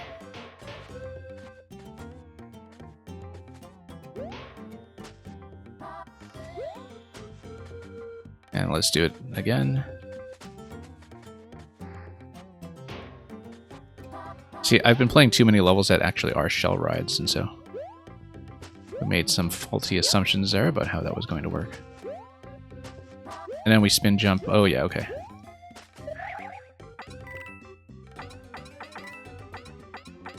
We probably should have made a better effort to collect everything, but that's okay. Would bounce back if I wanted to. But yeah, no, there's no need to give me the solution. Like, even if I do the wrong thing for a while, it usually eventually sorts out. So, okay, so you're showing the kind of germinal development of the Pokey, that it begins with, like, one little yellow blob, and it gradually kind of expands into the Pokey head that we see here.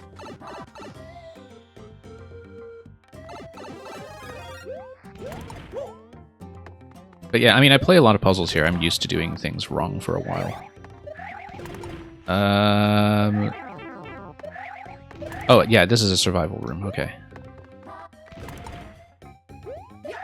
So yeah, I need to not hold to jump on top of the Pokey, but the idea here is that I need to spin jump around it. And probably just stay on the spin jump on the highest stack, actually. We'll just stay stacked if we can. And we'll see if we can do it. Supernova, welcome. Yeah, I did want to get on top of the 5 stack, or at least just escape completely as well, if we can. The ceiling seems a little bit low for when you have the mushroom. I just haven't been able to keep it successfully yet. I could have kept it that time, but we didn't, so... Instead, we will go over like this, and we'll just jump over. That works too. Okay, that's fine.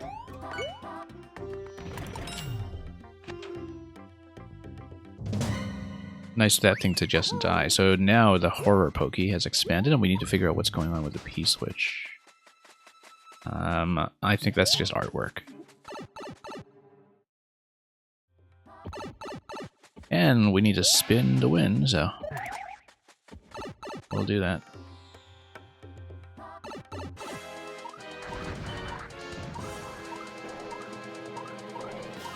Okay, so we made it the Super Pokey up here. Now it's going to get its revenge, and we're going to be too slow. Oh, no. Yeah, no, I just read that too slowly. We clearly just need to get on top of the lift in good time.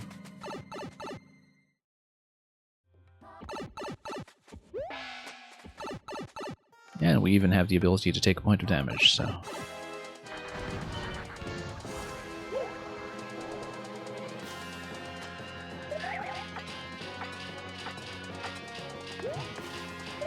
Okay, just need to be fairly quick here.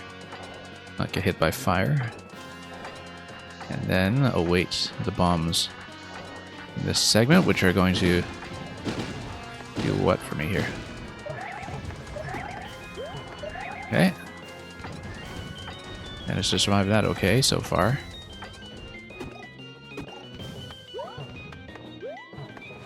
Alright, and then we come down here towards this door once we're able to do so.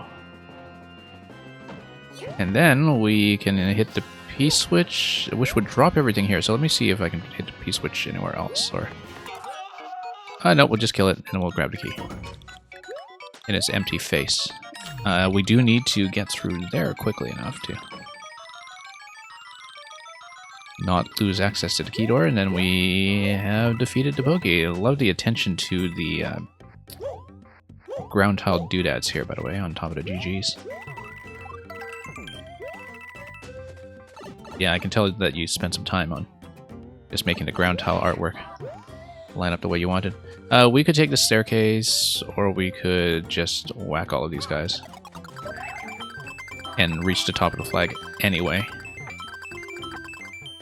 And not reach the top of the flag anyway. Okay, that's fine. We collected a whole bunch of 1-ups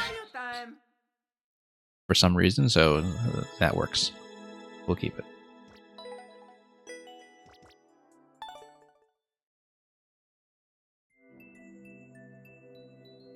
And Leo, what's this you're saying about 30 hours? Not sure, but we'll mark that as a win.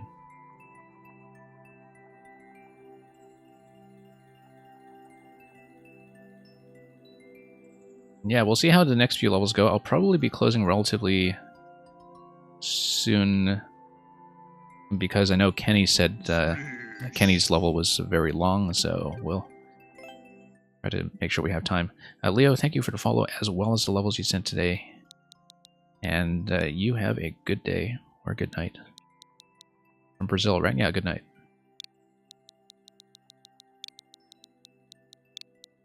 Okay. Terminator, you want me to play Living on the Edge? Yeah, we've got a couple of gaps to fill there, so let's see how it goes.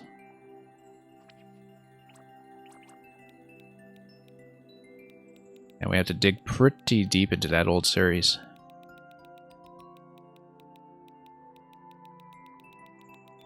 Okay, Living on the Edge.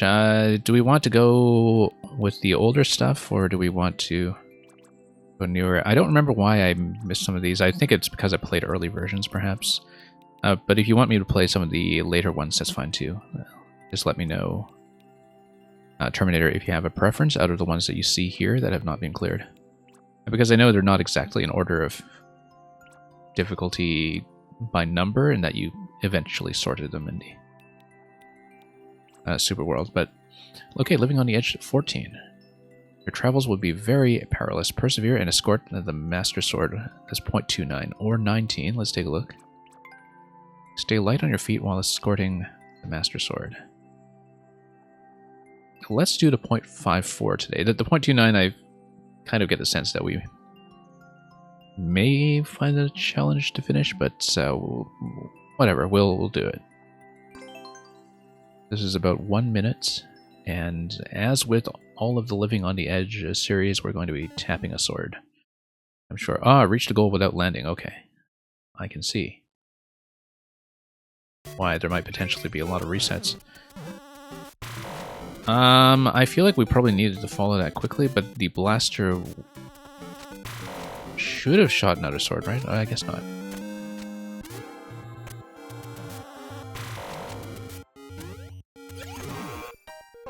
Okay.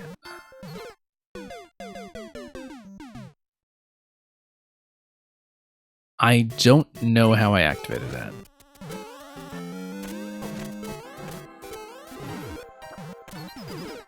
Okay, so the clear condition fails when you hit the ground, which includes, of course, the blocks. I was just trying to figure out what activates the switch that drops the munchers.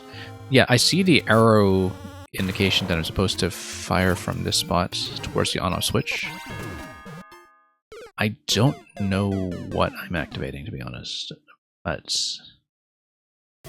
it may just be that when you get within range for the other Master Sword to do something. Yeah, because the other Master Sword is stomping on top of a note block.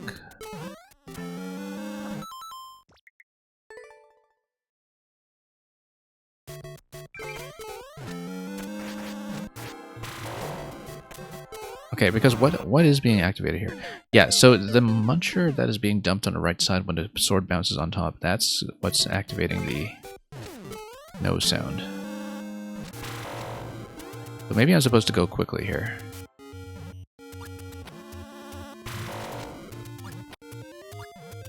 Notice too that I can probably take a... no, it's invulnerable, of course. We know that. Okay, so it's a P-switch. The P-switch gets dunked, but it doesn't get dunked until the Master Sword shows up on screen. So I'm supposed to toggle the switch before the Master Sword reaches that position. So I do need to race it over, I think. Or consume the first one so it never gets to that point.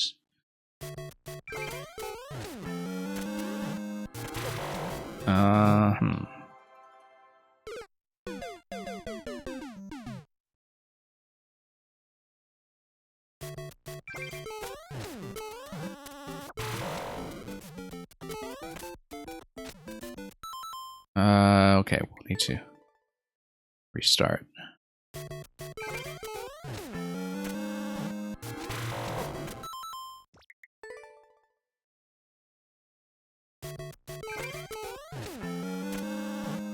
I wonder if I can do something to grab that sword. I mean, this series is all about like tapping the swords whenever possible, right? So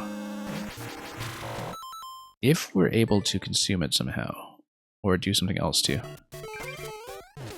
No, we failed the condition. I think I need to intercept it. I see the sword come out and I just consume it. Because I can clearly do that. If I don't intercept the sword, there's just no way. But I feel like I have to tap the other sword such that... Yeah, this level of sword is auto. But I feel like I have to take the first one because otherwise things just go too slowly, right? So I tap the on-off switch, and then I come back here. And then I let a sword do its thing. And then I needed to get on top of the next claw. Okay, I see it. I need to move fast.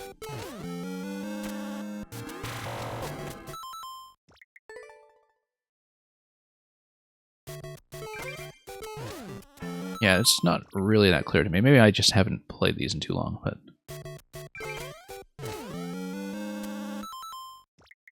Because I feel like if I consume the first sword, then I have an easier timing to work with. Nope, and then... Yeah, because if the on-off switch is still set to on, then the sword runs into the wall, and then it hits the muncher, and then everything drops, I see.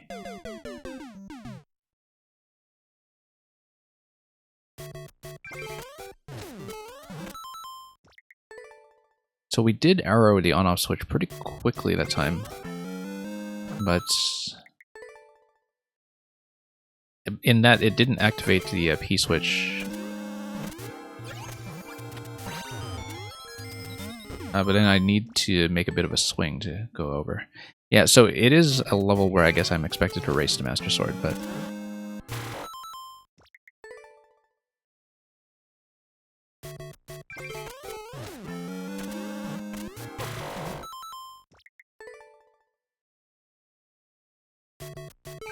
We'll see about that.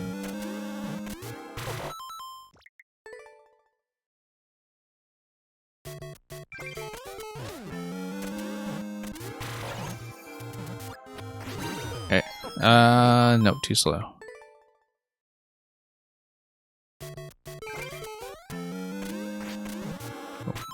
And that's not quite right either.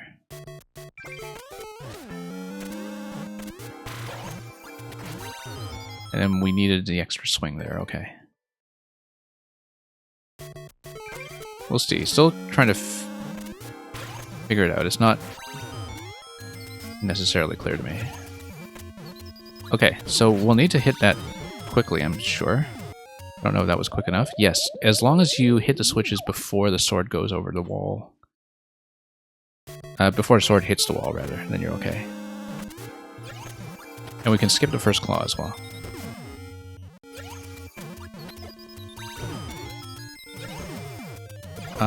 But then we need to jump from mecha to mecha. Now, Yeetus, thank you for the submission of Mario Gets Angry at Luigi. I'm sure that will be a very pleasant experience.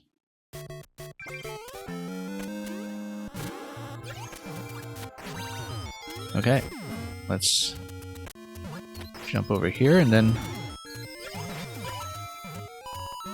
Okay, so the coins tell you that you're allowed to erase that, and then, yeah, we'll need to tap the sword towards something at the end, right? We're going to scout ahead anyway, or not. But I would assume that the thing that we need to do is allow the sword to bounce all the way to the end, because as an item it is going to activate something, as we know from the other Living on the Edge levels in the past. So it's... Yeah, skipping the first claw entirely seems to be a pretty good improvement, so we'll do it that way. It does simplify a number of issues here, so... What did I hit? I didn't even see... Oh, it was the missile blowing up in midair, okay. Yeah. I didn't realize it'd get smacked by that. Gorkowski, welcome. Gorkowski, I hope you've been doing well. I know you've been streaming Outer Wilds, which I have still not played, so I've still been on spoiler lockdown with that. But I hope that's up to your expectations. Oh, I picked up a bomb. That's what I did. Okay, I blew myself up with a bomb. Perhaps. And that's just something that happens when I hit the wrong place on a D-pad sometimes. That's just going to be a professional risk of doing this. Yeah, so, yeah, you see how I'm accidentally spawning a bomb there, and I don't know why I have a habit of doing that. Probably because I'm thinking that I'll jump off the claw and I just instinctively hit up. Because normally, with the other power-ups, it does nothing to jump off of a claw that way. Oh no, because I'm also hitting up to get the arrow on the high diagonal, and so that's probably the thing I'm doing wrong. Okay. Let's get over here. Oh, that's bad. So yeah, we need to jump off the vines and do a diagonal shot. I am pretty awful at diagonal shots with Link, so we'll have to make all the adjustments necessary. I feel like the idea there was actually to hit the on-off switch with my head, not with an arrow shot. So we're doing it, well, my own way. But yeah, it's not actually necessary to fire the arrow there.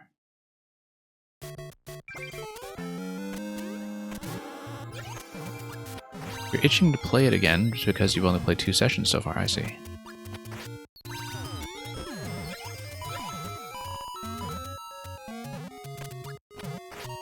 Nope, miss. Wrong part of the swing. Okay, this level is starting to come together a bit, though. We had a bit of an awkward start with it when I was figuring out what its internal rule set and logic was, but now it's feeling a lot more comfortable. And then we're going to get ahead of pace a little bit here. Nope.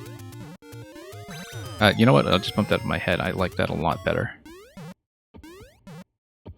I don't know. Oh, the track is just showing me the fire bar. Okay, I need to stop through this. I think I needed to... Well, I'm not allowed to jump on top of the burners myself, so... Or the fire bars, rather, myself. So I do need to climb quickly through that area.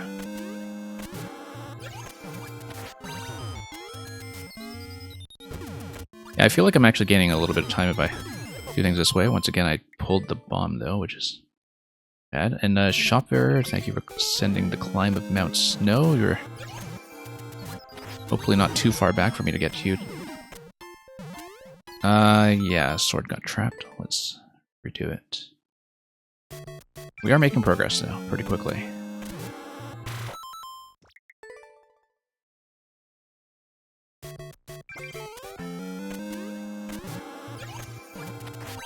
Yeah, the opening probably just felt as awkward as it did because I haven't played a lot of the Living on the Edge levels in a while, and some of these conventions you are just kind of expected to know from playing earlier levels in a series. I like it this way. I might be losing too much time from doing it that way, though, because I do want to get ahead. Going for world record? No, I'm still going for a clear on this, but you do need to be fairly quick.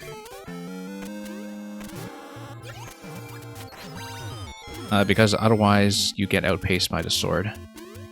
The lower sword is supposed to be escorted towards the exit, and I know this because I've played other levels in this series, not because I've played this one.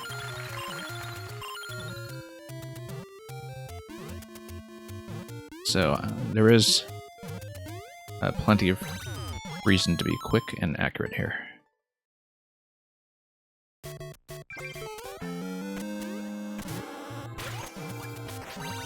Yeah, because this is about a 0.5-ish level. Okay, maybe that is faster, because you don't spend as much time on that swing.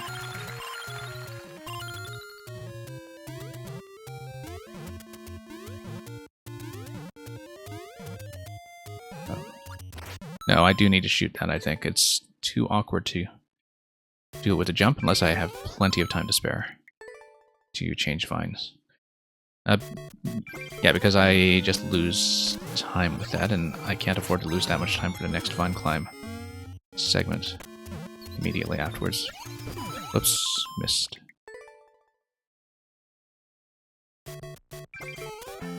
Okay, well. We're getting there, though. I lost a sword. How did I... Oh, no. It's still there.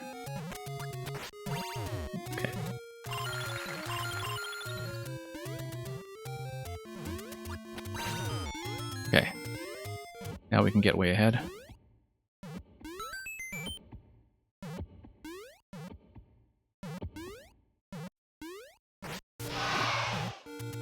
And then we need to not consume the sword.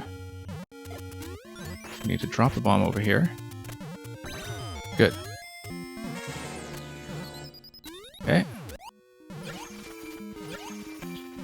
Nope. I didn't expect I would capture the sword. So we lost this, in fact.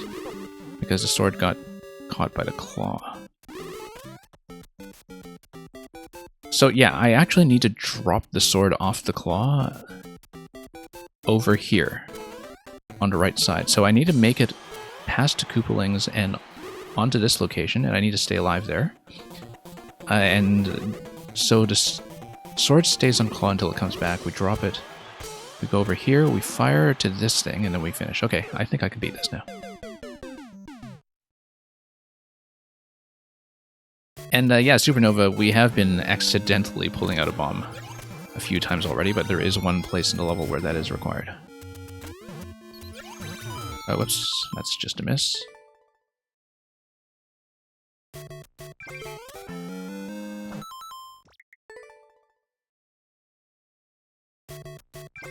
Yeah, so we don't really need to fight the Koopalings necessarily, but we need to use them to maintain the no jump, or rather no landing condition, and just not get killed by projectiles in the meantime. Oh, that's a problem. That's also a problem. Diagonal shots just usually are the end of me. We are likely to close the queue at the end of this level. Like I said, I do plan to run a longer stream today, so we'll make sure we play through everybody who already is in. And we'll see if we reopen for any stragglers at the end. But I can stay a little longer than usual today, so...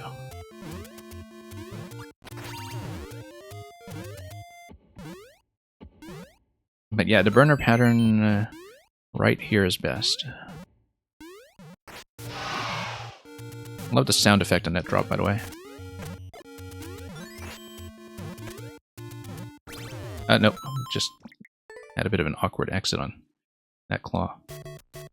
So yeah, War Puppy, thanks for submitting. We'll hopefully get to you before too long. Like I said, I do get to everybody who queues before closing. It just might take a while because sometimes I do play long levels and instead of skipping out on things. And I was warned that one of the ones we have later is a fairly lengthy puzzle dungeon, so do expect that.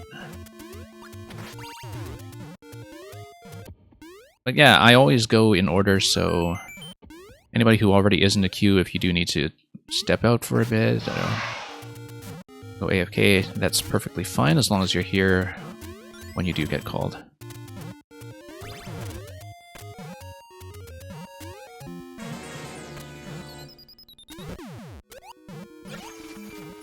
Okay, we do not want to wind up on that claw because that's escorting the sword and we lost the sword, so that actually is a problem for me because if I don't have my own sword, I can't do the arrow shot at the end, and I don't know what that's required for, but... Oh, how come I couldn't drop this? Okay, I guess we'll wait.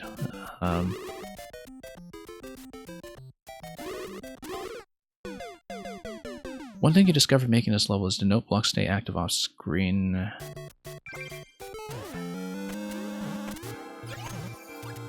Yeah, hang on, I'm going to play the level and then I'll think about that.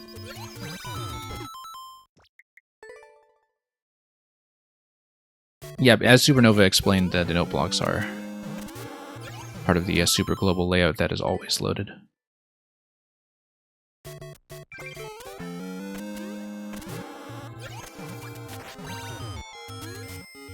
I don't have all of that by memory when it comes to specific despawn spacing on that, so luckily we have Supernova here to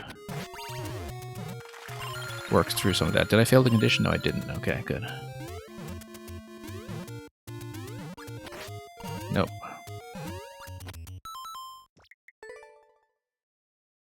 Is there any chance a Koopa can activate whatever I need the sword for? No, because I have no way to bring it to the correct location. Because there is a sort of bouncy item gate at the very end, so there is a gate that's activated by the sword escort.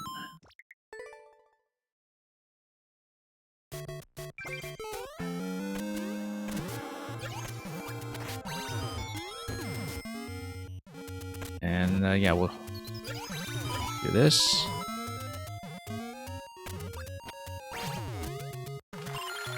Yeah, now I've seen enough of the level to know that it's approachable as long as we get the claw drop done at the end.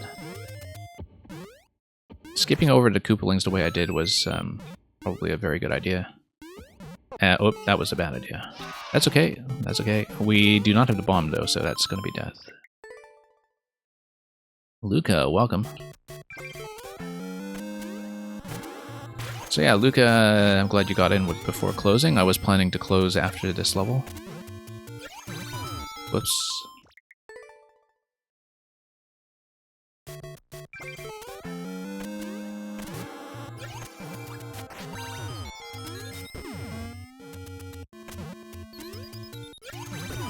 And I'll catch up on what you're saying about the global loading in just a moment.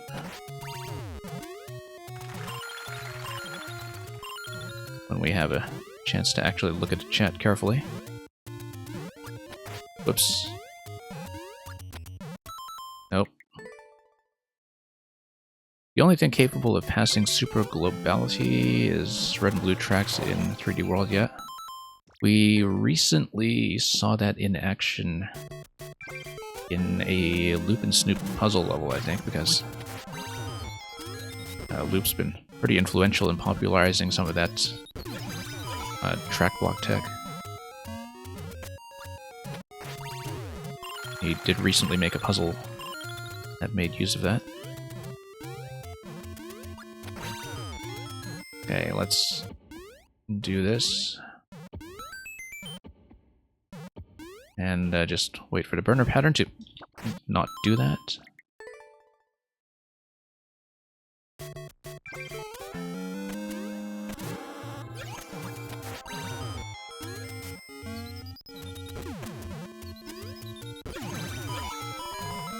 And yeah, the Happy Lappy I assumed you would be familiar with. A lot of the big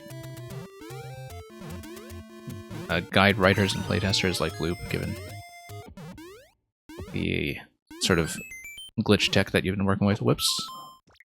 Let's watch the timing accurately.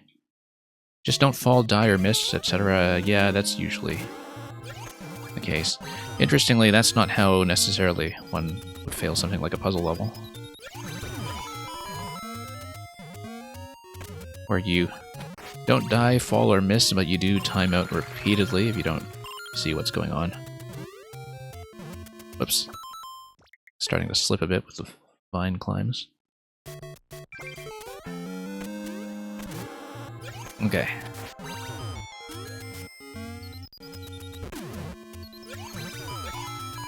But yeah, diagonal arrow shots are kind of a known weakness of mine. I'm just really bad at them for some reason.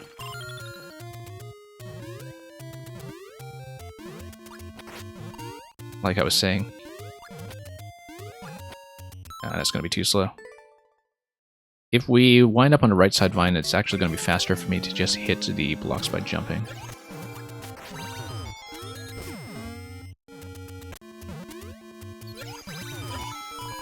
Okay, let's try this again.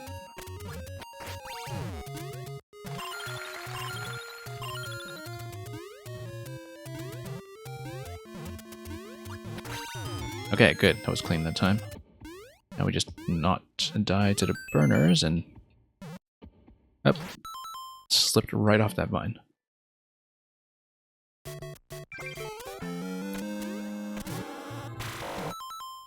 But yeah, we've had some levels before in this series that I tested early versions of a long time ago, where we did run into some issues with, you know, the sword interacting with objects that would not have spawned yet or preloaded when off screen, and so, you know, things like the sword having to land on trampolines in time or something. But those were in some of the very early levels in this series, and Terminator has since worked out most of that stuff. And yeah, this sword series is from a while ago. There were 20 of these levels that are all about different kinds of sword escorts. And this is one of the ones that I had not played prior to today, because we didn't play everything in the release order. Okay. This burner throws me off a lot. Okay, we just need to be quick about bomb and we can still do this.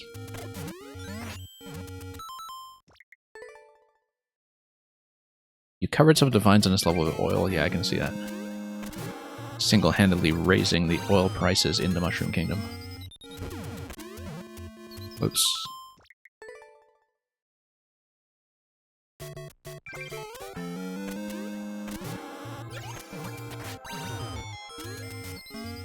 But yeah, my vine climb accuracy has not been excellent. Okay.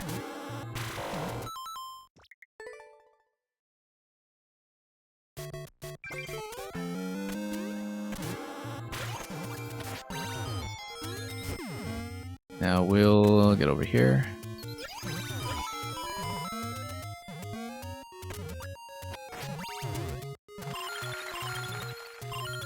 And then we probably could have sped through this even faster, coming out of the twister towards these vines. We actually want to go faster here on this track timing. There we go. Yeah, on some of the previous attempts I was too slow on the burner. Okay. Nope. I had previously done the direct bounce on Roy. By that time I was a little bit off when it came to momentum. Yeah, because previously I just bounced off a couple of the Koopalings in succession. Made it through the level that way. Unless I'm certain I can do it that way, I probably shouldn't be too risky. Okay, there we are.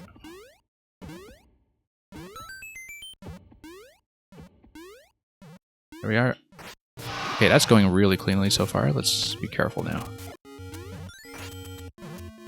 And not get caught by a claw that I should already have passed.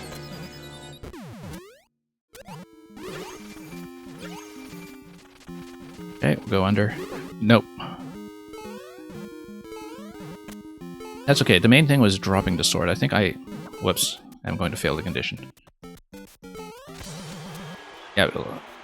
Yes, because in order to finish the level, I need to hit the on-off switches with the arrow to let the sword through the final gate. P-switch activates, I hit the goal, so we're very, very close. I just needed to keep the sword in the final Koopaling segment.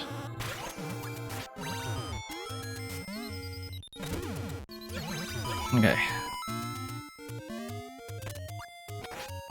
And buying some time in the early segments is going a little bit cleaner every time I do it.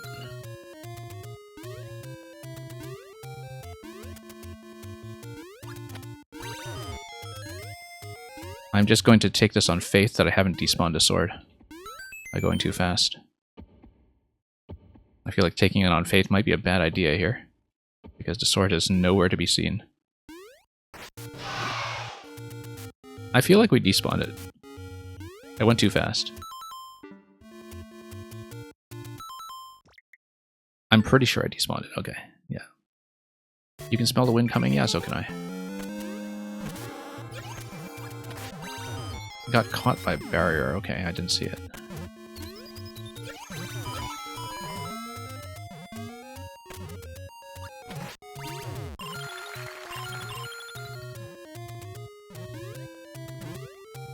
That's okay, we're still within range. And let's just catch up here a bit. Nope. When I'm off my intended pattern, as Lucas said, I was too quicks. Okay. we acknowledge puns like that and reward them.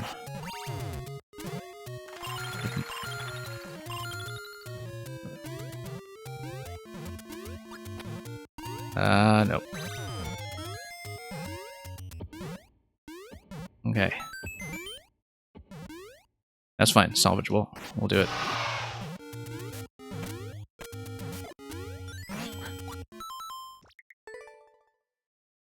It was behind a blue wall when I hit the switch. Oh, I see, so I killed it. Yeah. Okay, so it wasn't a speed or a despawn thing, it was just not a very opportune timing.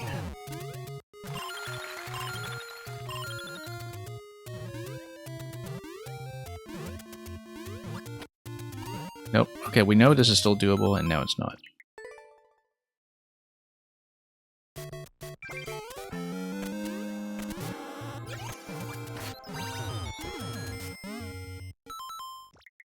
Yeah, we're very close on this, though. We will get the win. It's just a matter of getting some of these accuracy issues sorted out on the same attempt.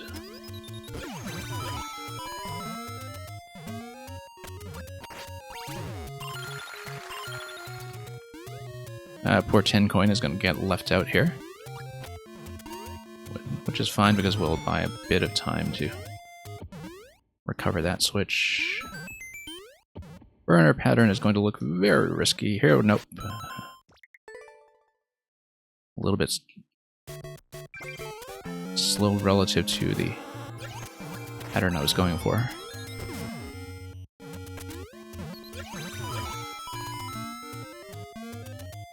Nope. We'll get there.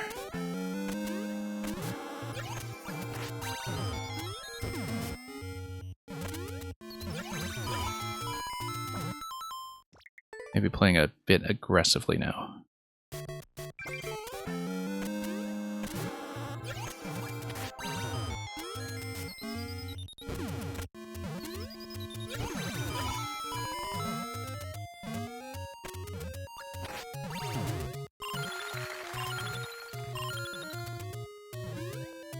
Okay. Down we go.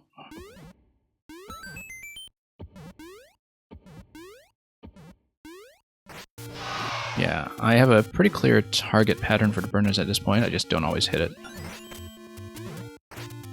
Okay, nearly stomped my way out of that. That would have been disastrous.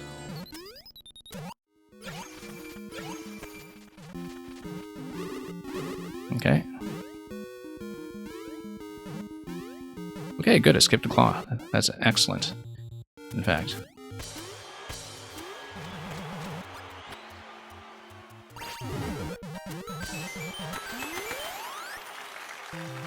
Yeah, I was wondering what was going to dunk me from the ceiling at that moment, but just 1-ups.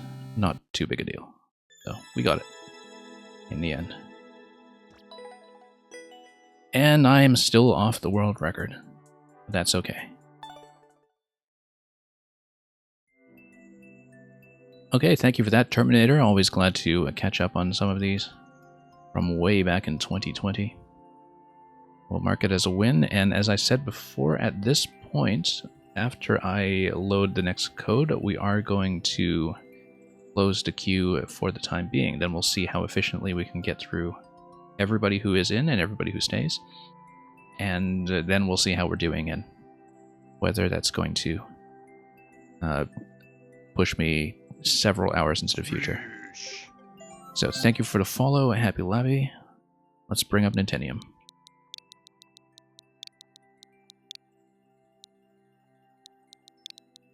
World record seems like it comes down to the ending. Yeah, exactly as you said, War Puppy. Because I let the sword kind of stop at the final switch before I proceeded to let it go through, right? Like, you would basically want the sword to continuously pass through to the final activation block while you are practically on top of the flag.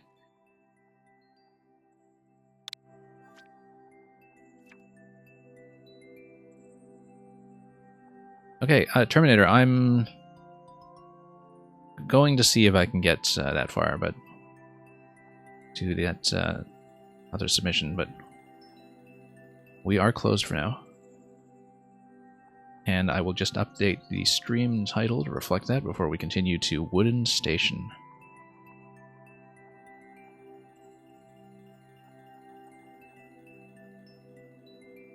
And yeah, Terminator, I mean, you know, or rather, I know that you are often able to stay pretty late, so let's see what we can do.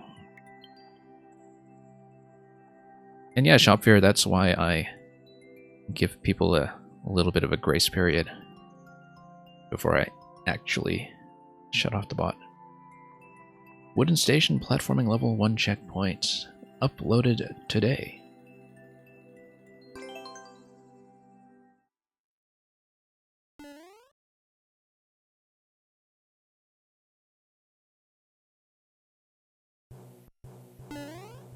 And hey, look, I can touch the ground again, which is nice. Still getting used to that fact.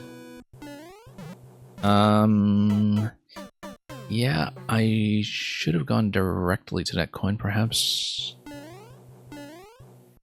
We'll see. I didn't read that very well.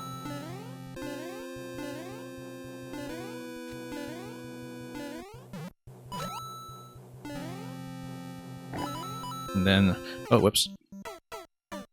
Hence the big noise. We do need to wrap around the ice there at the end. A little smoother than I've been doing. It's actually very liberating to be able to land my jumps again.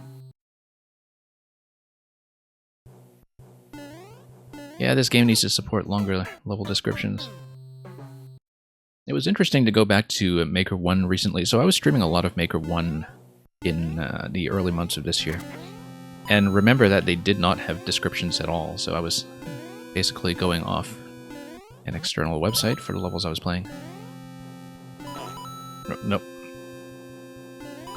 But yeah, especially now that people will put in project tags and context tags and everything else in their descriptions.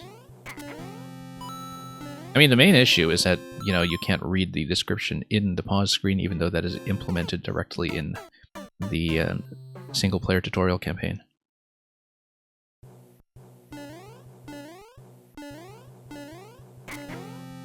I feel like that was a pretty considerable design oversight.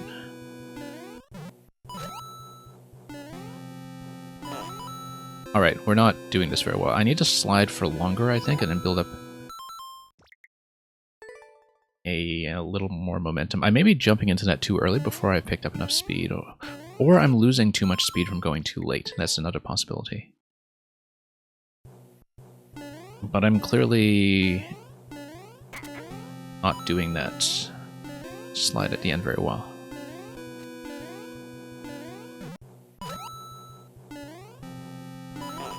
Yeah, no, I need to go further on the slide, I think. And up against a wall, perhaps.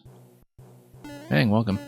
Mang, I just closed, but we'll see how we're doing for the rest. If you're still here at the end, we'll see if we can get one in from you. But today I'm able to stay a little bit longer than usual, so we'll see how things go.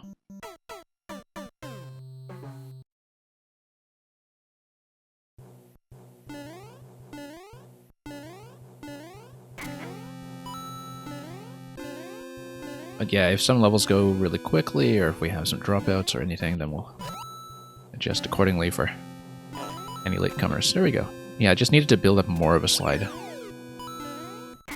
Pow, and we're going to totally miss that stack. Supernova, you added SD's level, I see. Electrodude, welcome. Right, SD did build something new. I seem to recall her saying that. No, we need to pick it up, fire it, and then land on it along the way. That's fairly clear. Yeah, Supernova, I'm pretty sure I'm not completely caught up on you either, in fact. I know that I had played maybe one of your levels on a recent catch-up stream, but I'm a few levels behind. with your own output as well. Okay, drop through here. And hey, that's pretty smooth experience as far as Nintentium levels go. I mean, they cover a really broad range of platforming, and this one turned out to work out really well. And yeah, I mean, I died, and that's why we got nowhere close to the 29-second record, but that's a wooden station for you, so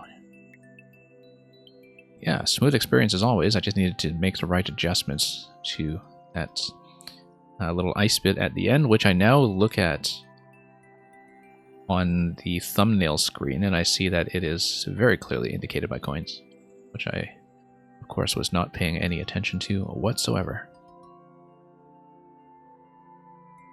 Shopper, you're saying the stream is far behind? Oh, in terms of being behind a chat or something? Yeah, I don't know. Things seem fine with my network over here, so it's probably just something on Twitch's side. Because the chat channels run through IRC and are not exactly synchronized, so let's mark that as a win. And yeah, refreshing the page often helps as well if the video is a little behind. And yes, that's right, Supernova. You did say you were working on the Super World. As I recall, in fact, because you were working on a Super World level before the incident with that Grikowski puzzle last week. Okay, Kenny G's.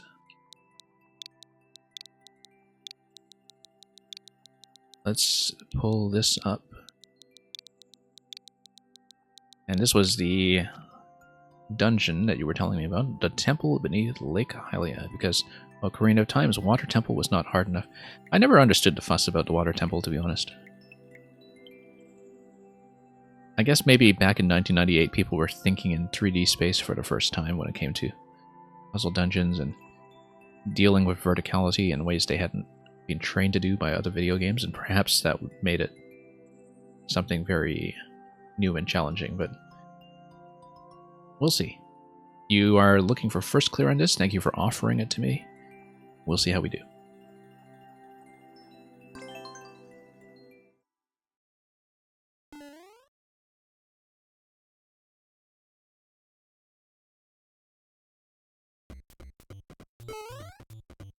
Yeah, Grikowski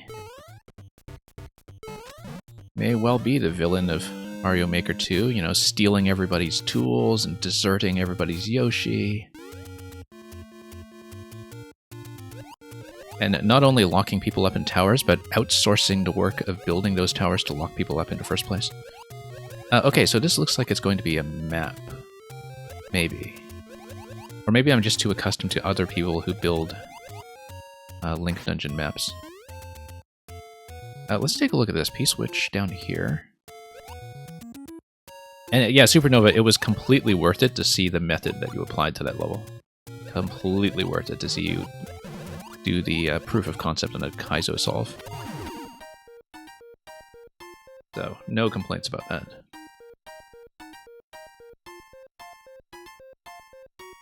And yeah, I mean, it's not like, you know, any of us who play puzzles regularly have never spent 4 or 5 hours on a puzzle. Which is more than you did. You spent maybe 3 or so. It just felt pronounced because it was a one screen. That is actually pretty simple if you kind of grasp the structure quickly, but either way, very rewarding to watch that the other day. Anyway, we have Triforce and some other things built around it. I don't know if the pattern is just aesthetic or if it's going to matter, but we will see. So this is going to be a rising and falling water stage. It is going to affect the bone shell that we see on the right side, so that's something we'll need to keep in mind.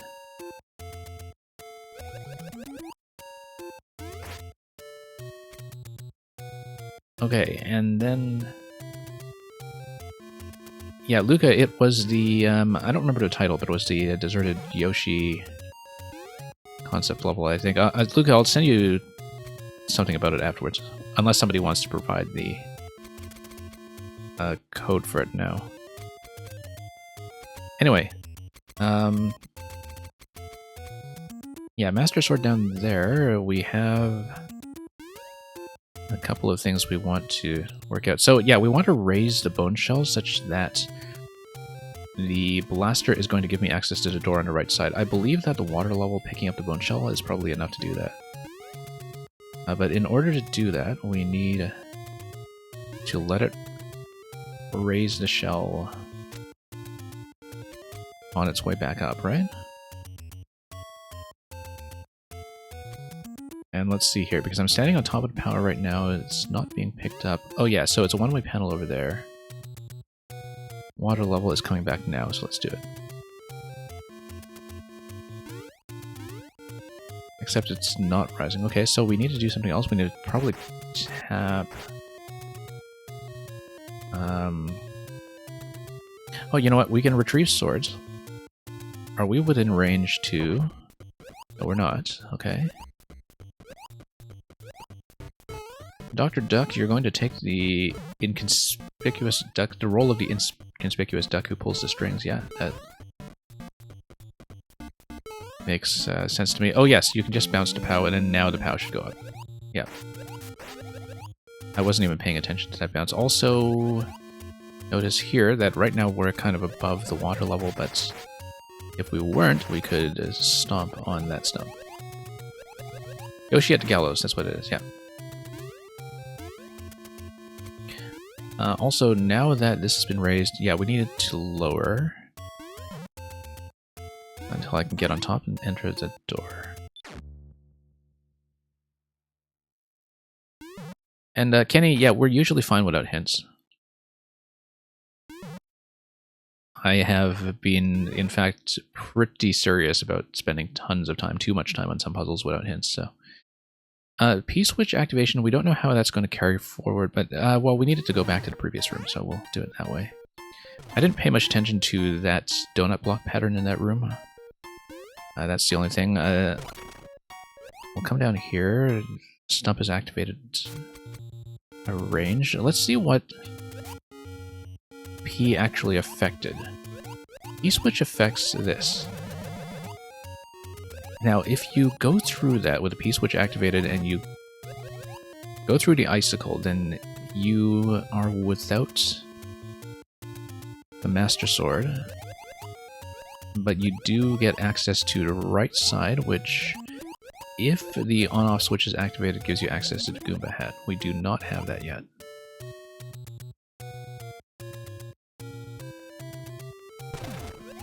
And, okay, we can just continue going lower.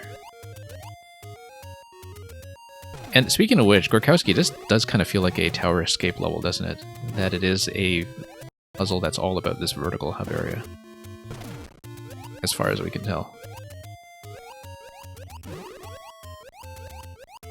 But once you've escaped a few towers, you start seeing them everywhere. That's just how PTSD works, perhaps. Okay, so...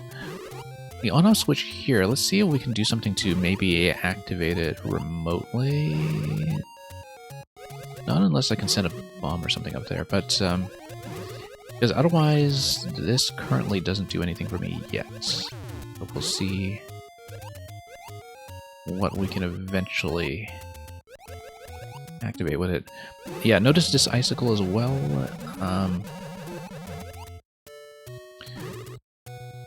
Notice also, I'm going to do something really silly here. I probably needed that block for something. I don't know if I just broke the level. But I just wanted to do that as a proof of concept. You can beat the entire level without losing Link. Yeah, I would assume that was the expectation. Possibly we broke something, and that's okay, because we'll get the timeout anyway, and we might as well explore. I probably need to scan just how high and low the water level actually goes, because that will affect my ability to deal with stuff like the stumps early on. So yeah, this looks like it's one of the ways through that you drop this POW as well. Interestingly enough, it looks like it is possible to maybe... No, you can't. You have to activate the skull before you go through the donut block, so that's going to probably prevent you from tapping the POW in advance using a Master Sword. This allows you to go down. Here's something involving the Triforce. Also notice here as well, again, that, well, that's not going to do anything, but we try stuff like that. Imagine when the Master Sword in Breath of the Wild runs out of charge, you turned into Mario. Yeah, that would be interesting.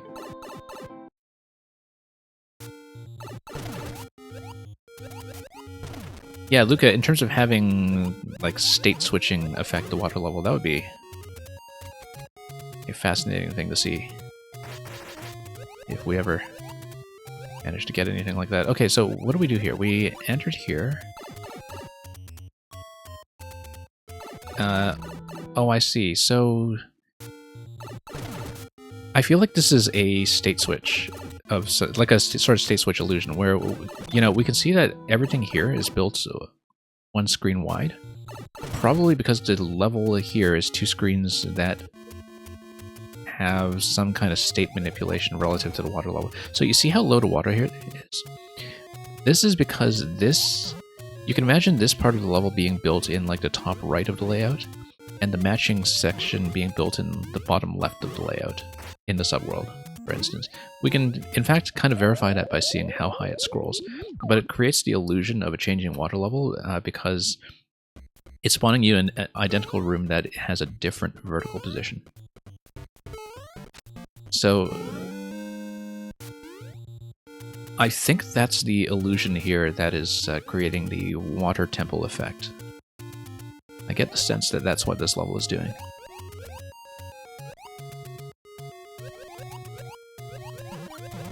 Okay. So yeah, that was just a bit of an exploration run. We know how to get through some of those bone shell gates pretty quickly now that we've seen it, so...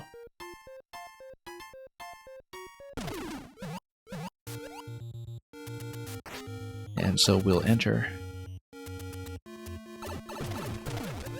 And we'll just drop things as we go. Yeah, so there are certain elements here that we won't be able to interact with yet until we get to the other side. Like stumps that are underwater, for instance. They're here just to tell us that identical stumps are in the other half of the level, so... Anyway, Kenny's going to give me 5 stars for that. Much appreciated. Unfortunately, I can only give you level 1 star, but not in the sense of a negative Airbnb review or anything.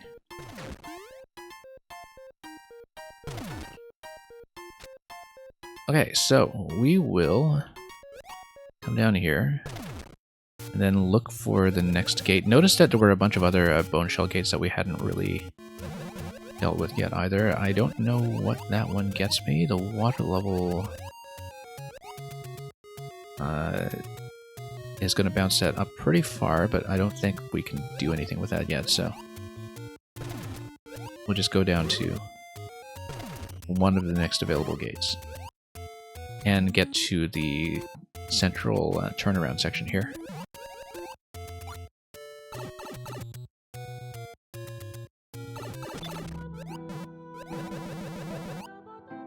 So notice this bomb over here. I feel like it's going to be a Shelmet interaction. So the idea is that you would have something like a Buzzy Helmet bump the Muncher and activate the bomb. The bomb would blow up the block that's under the blaster, and then that's going to affect something else later on in the layout. Or possibly even, you know, with something like a P-switch, it might have... Yeah, the blaster is going to dispense an item. It's probably going to drop something like... Well, it's going to be some power-up. Maybe it's how you get from Buzzy Shell to Spiny Shell or something, right? Because if you're within bomb range for this Muncher activation, you would take 1 hit point of damage. So the idea here would probably be you trade Buzzy Shell for Spiny Shell. Or something similar.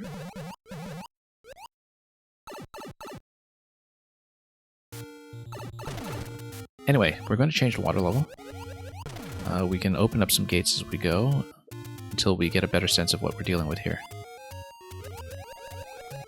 I might not have wanted to do that because no, I need to do that because I don't really have access to that side as is anyway.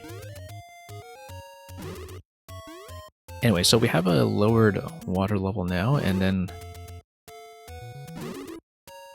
I don't see what this on-off switch will do for me yet. But we can think about that. I don't think this does anything for me right now. Still, so we'll leave it for the moment and continue exploring upwards. Notice that the stump on the right side is now something we can activate. Very nice of that vine to keep things steady for me, and then the bomb is able to activate the on-off switch in both ways now. Which is probably important because we can do a remote activation that gets me to some certain location. So let's see what the state switch can do for me on this screen, if anything. So it allows me to go through here. And without something like the bone shell, I can't actually drop through, though, I don't think. Unless I had something else crush me down. So yeah, we'll consider what we can do with the change in on-off state. One interesting thing to keep in mind is that with the change in on-off state, we can actually pass back through the upper water level and do the other zone with a swapped on-off. So we'll consider doing that, but for the time being, I do want to explore. This looks very much like it's going to be Spiny Helmet plus Boot or something over here. But I think the idea is going to be that we go back over this way. And then with the on-off swap, we're going to go back to the first area and see how to proceed.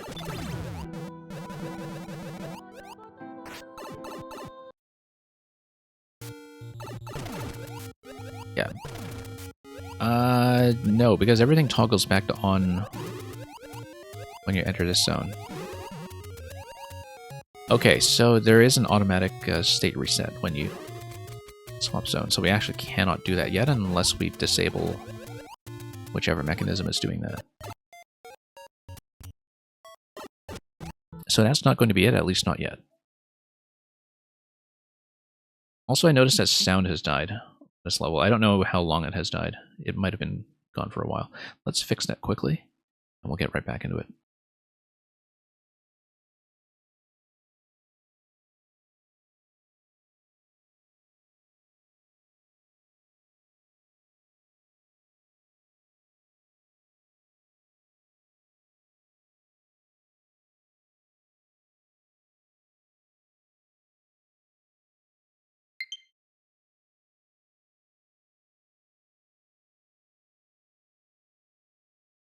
Okay, I'm glad I caught it immediately. We usually don't have such a quick turnaround time on that.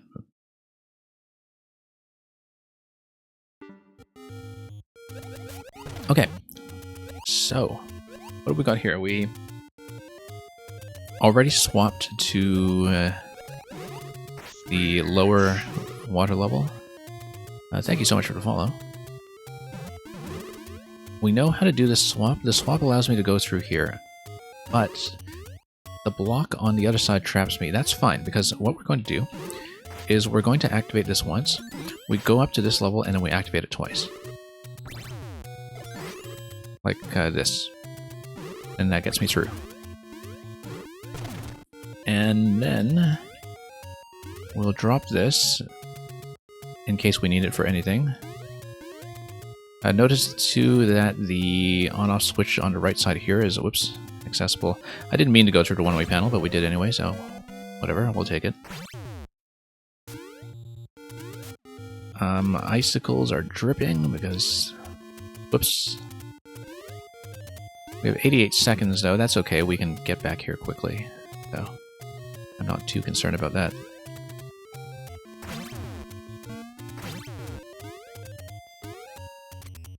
Icicle does not drop. Now it drops. And then, yeah, you can stomp on this. You can proceed upwards. Surprising amount of space to work with here. We probably should have dropped this as well. So this is pretty clever. That you have a couple of different things you can do with the gates, lowering the blasters on one layout, but giving you the bone shell float on the other. I feel like we needed to maybe drop something in these locations. Well, we did lower a blaster on the left side much earlier, and that could be something to interact with. We have 20 seconds, so I am kind of moving through this quickly. Yeah, we dropped this POW previously. Okay, it opens up this gate on the left side, so I think that's the objective here, to get through that. Except to do that, we would need to deal with either that stump or deal with going down the left side, which we'll attempt to do. But yeah, it's fairly easy to retrace my steps over here, so no issues about starting at the top. But we'll need to speed through some of the things we already know. Although, oh yes, this is just a tree, I think. There's a coin up there. There's a bit of an implication that eventually we'll get something like the boot. You're just now noticing this is a red coin level? Ah, yeah. We were warned it was long. We haven't even hit a single checkpoint yet, right? So there will perhaps be a hub area later on that we need to be aware of.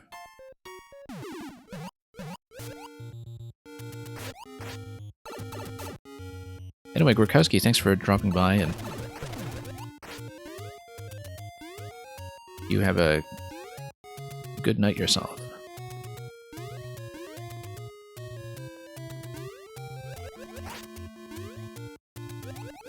And yeah, exactly, it's not just G's, it's Kenny G's.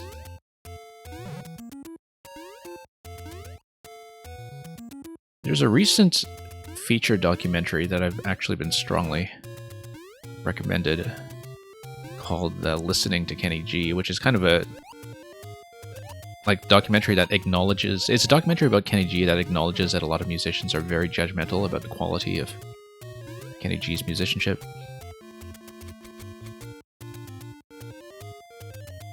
And so, you know, even people who kind of openly dislike his music thought it was a really good documentary from what I was told. Whoops, we didn't mean to re-enter that door so soon. Let's redo this.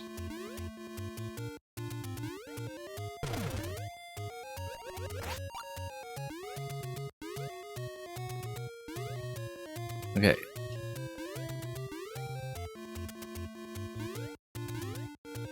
Oops. That's okay, we'll just wait for water to come back up and do all this for me again. 100 seconds in. I feel like we were not far from checkpoint if we just figured out how to do the drop through the left side in the second room with the lower water level.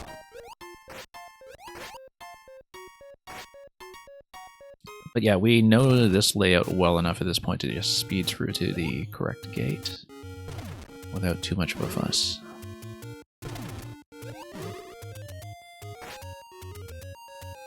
But yeah, the donut blocks do prevent me from interacting with the POW ahead of time, so we don't mess around with that too much and break it.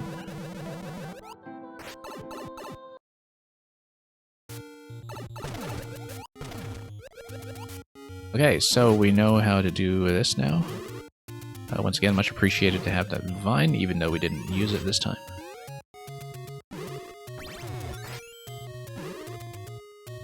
And then we'll just climb this thing.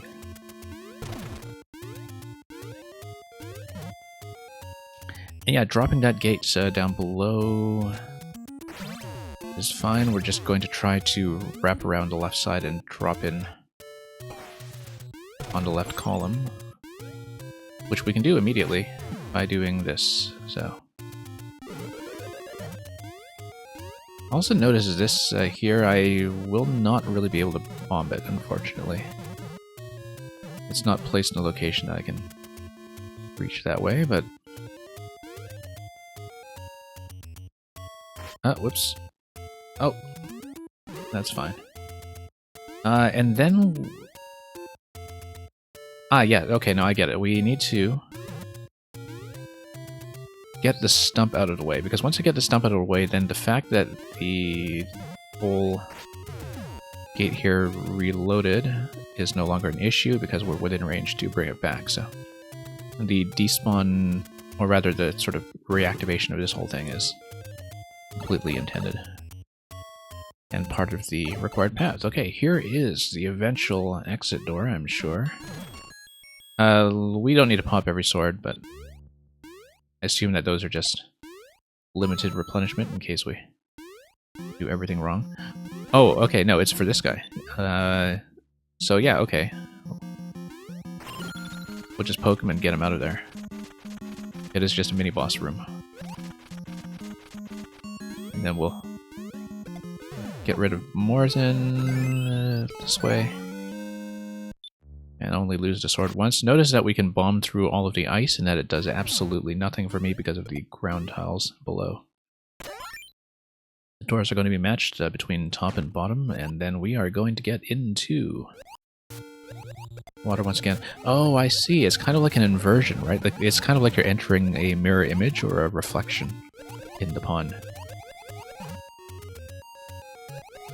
Yeah, that's a neat effect. That's... You're entering the reflected universe, and that it allows you to enter the pipe because of the water level working the way it does. That's very neat. Okay, so getting rid of this now allows me to do what? Let's see here. It allows me to go all the way up and hit checkpoint.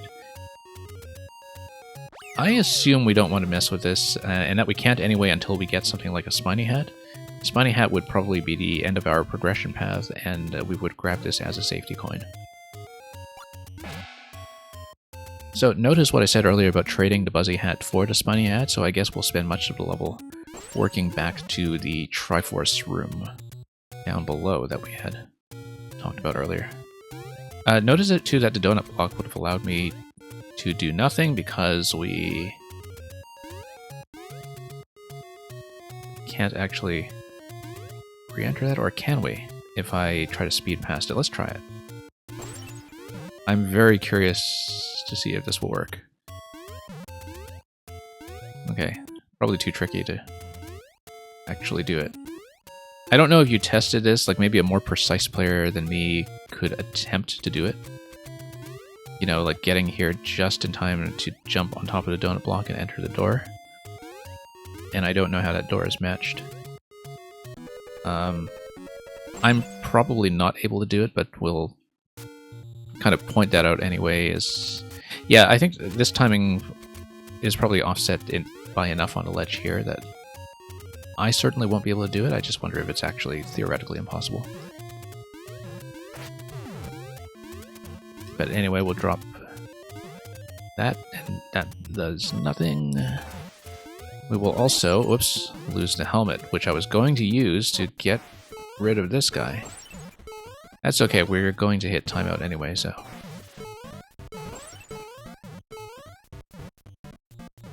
You tried breaking it in as many ways as you could, okay. It wouldn't cheese anything? Yeah, it depends on how you've matched a door in the layout anyway. If it's just matched to like a blocked door that's a freeze frame or something, then no big deal.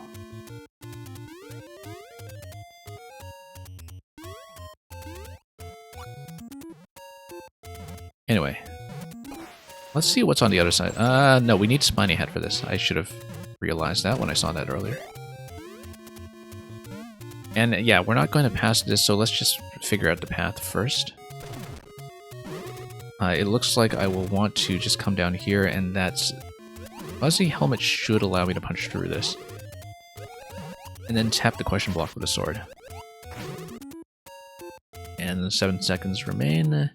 Buzzy Helmet will also allow me to do this thing here. So we'll just keep that in mind, that both of those interactions are available. That question block that is beside the brick that we saw earlier, I assume it contains a vine, because if it didn't contain a vine, then breaking it remotely with a bomb like we did earlier would actually just break it, right? So it makes sense to me that it's a vine. But we're about to find out. Okay, that's a vine, so never mind then, that's not an issue. Anyway. And I don't think we can actually get within range to destroy that.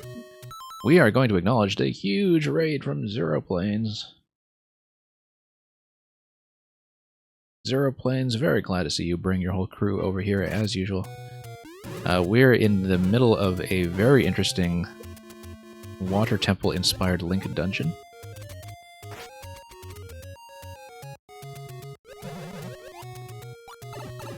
And yeah, it's been going very well. I closed the queue for the time being because I was warned that this level is going to be quite long, but we'll see how we do with the rest of the list after this. But thank you, Zero Planes, for bringing everybody in. I hope your stream went as smoothly as always. So, okay, so we were supposed to spawn something from the blaster, right? Nothing is spawning.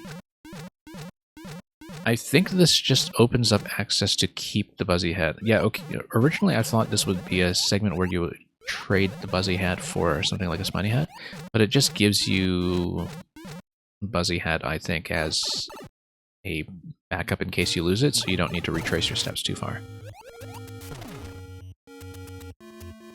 At least that's the way I think it works. Let's go back into that room one more time just to see how it's structured here. Yeah, because since the bomb has blown up the brick under the blaster, the progress here is retained. It's not shooting anything, presumably, for... Oh yes, no, because we are already wearing the helmet that comes from that one, since we lost one and traded it.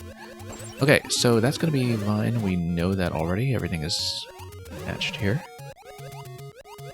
So let's see what we can do with the Buzzy Hat now in this zone.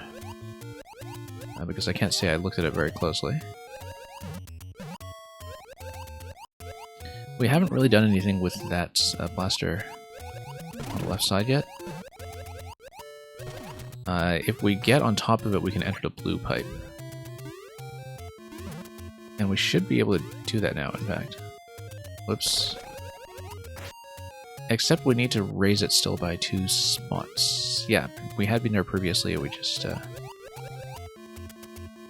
know that the bone shell gets deflected at some point here.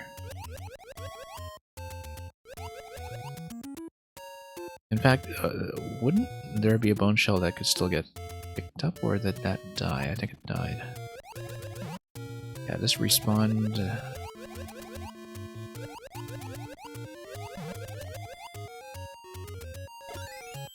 Well, let's figure it out, because...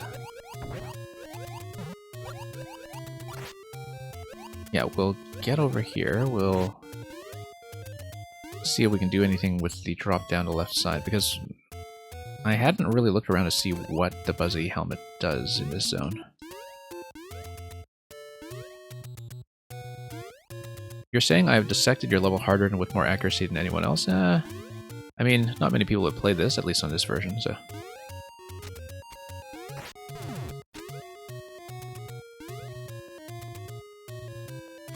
We can go back through that door, but that's just a P-switch room. The P-switch room might be the answer here. if we get back into P-switching. I feel like we need to reset something here because the bone shells are just gone, right?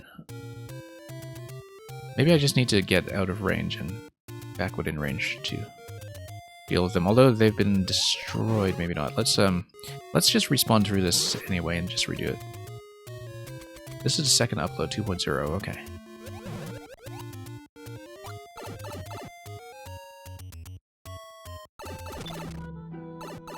$2:36 on the clock.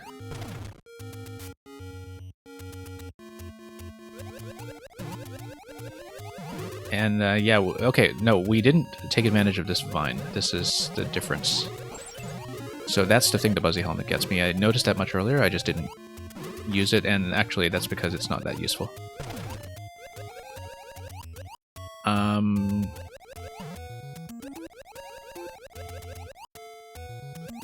Yeah, no, it's P-switch and then you punch through the icicle. P-switch followed by this icicle, and then you tap the on-off switch. Yeah, we already read that stuff earlier. And anticipated it, so that's all very understandable, in fact. So we go through the door and do the P-switch again. That's the main thing that's going on.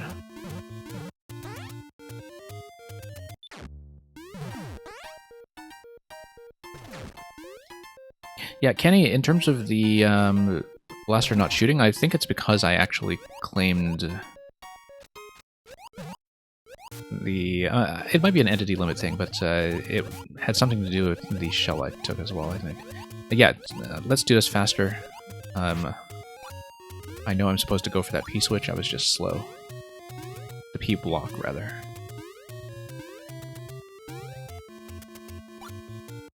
Yeah, okay, so that's gonna come up. Come on. Come on.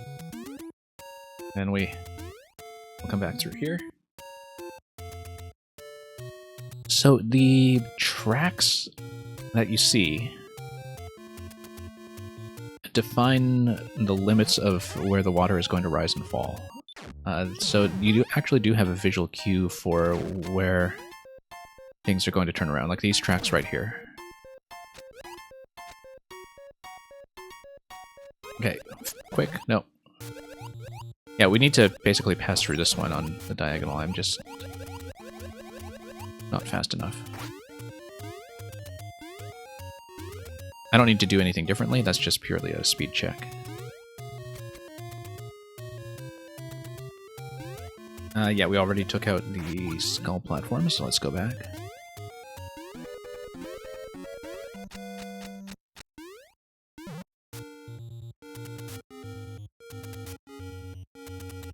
Alright, let's wait for this to come down.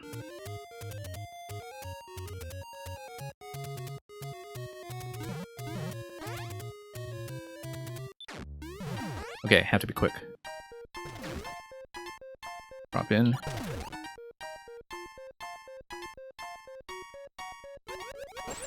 There we go.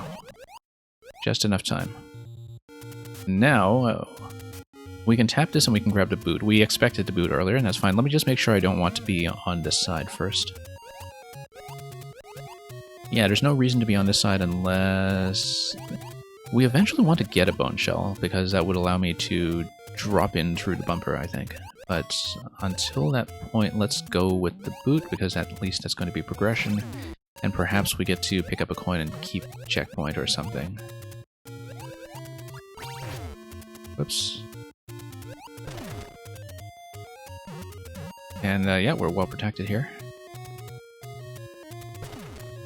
And then we are able to push through this guy. No, we're not. Yeah, no, that's just going to be a hard block until we get spiny hats, I think. So what can I do with Goomba Shoe? We will not have enough time to look at it, I think.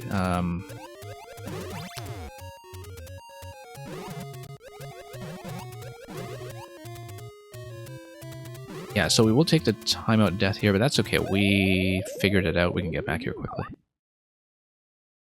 Green Heroes, did they try stabbing player 2? Well, that's an idea, especially if there's a secret co-op gate.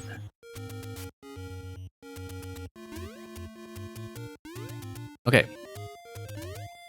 So let's do this again. I feel like I do understand it at this point, so... Need to wait for water to come up.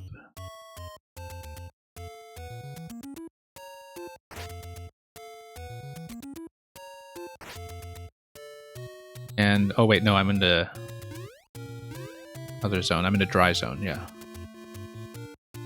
I have to remember which room I'm in after checkpoint. It's rather important.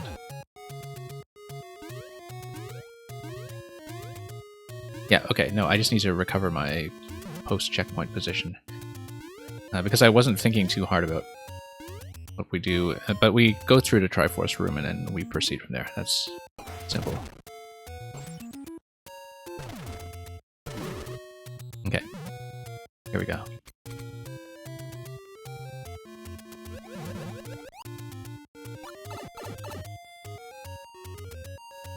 Oh, also notice, I want to take a look at this. I was just looking at this pipe design here with the note blocks on either side. It's kind of like it's the hilt of a sword or something, but maybe we're just seeing things. Anyway, yeah, so after checkpoint, the first thing that you do is try to make it all the way down. And then we know how this is going to go. Vine gets you nothing. But we're going to go for the boot. And then we need to figure out what to do with the boot. That's still an unsolved question at this point. But P-switch plus helmet gets you immediately to the boot, and we'll sort it out from there. It's probably like some kind of high jump off the boot that would allow you... Yeah, so jumping off the boot would allow you to go up with the helmet to the top part of this section, which I don't think is anything because that's where we dropped in. But we'll go back and try it. Green Heroes, Grakowski was just here a little while ago, and we were talking about exactly that thing, that this would have been an excellent fit for that recent Tower Escape contest.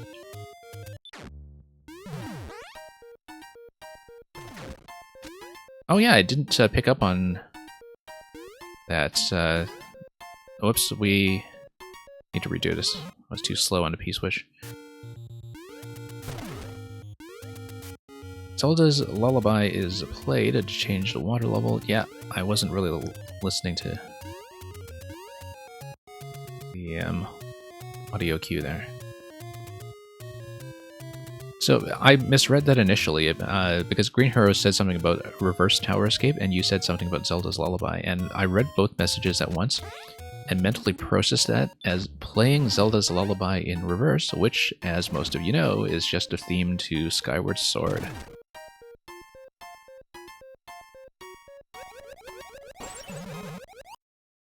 Anyway, here we go.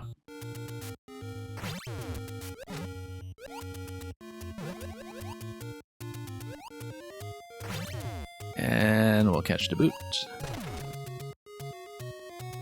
Squish through here. And so yeah, it's going to be Spiny Hat has to check on this guy here. Thankfully we don't lose anything by trying to stuff against him this way, but taking damage is not going to do anything. That's a hard collision. This should also not do much, but we can take the boot back to the other side. I think taking it back to the other side is the best way to progress here. And we'll hopefully find some way to save that progress, but...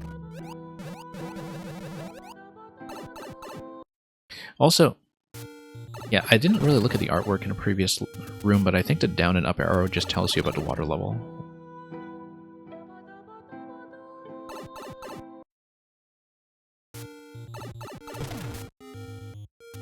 Okay. So yeah, we know about this vine. We know about the blasters here. We just need to look at something that I can interact with the boot, or with the boot jump. And right now, that's going to involve going to the right. I feel like I got myself in a bit of trouble here, but if I drop the boot, I cannot reobtain it. However, Actually, this is a... Okay, no, I can just ride the water up. Okay, so that's not as much of a problem as I feared, I hope. Oh, maybe it is. I think I may have lost a boot here. Because if I get over to the on-off switch, I can toggle the on-off switch, but by that point the boot will have gone through the bumper.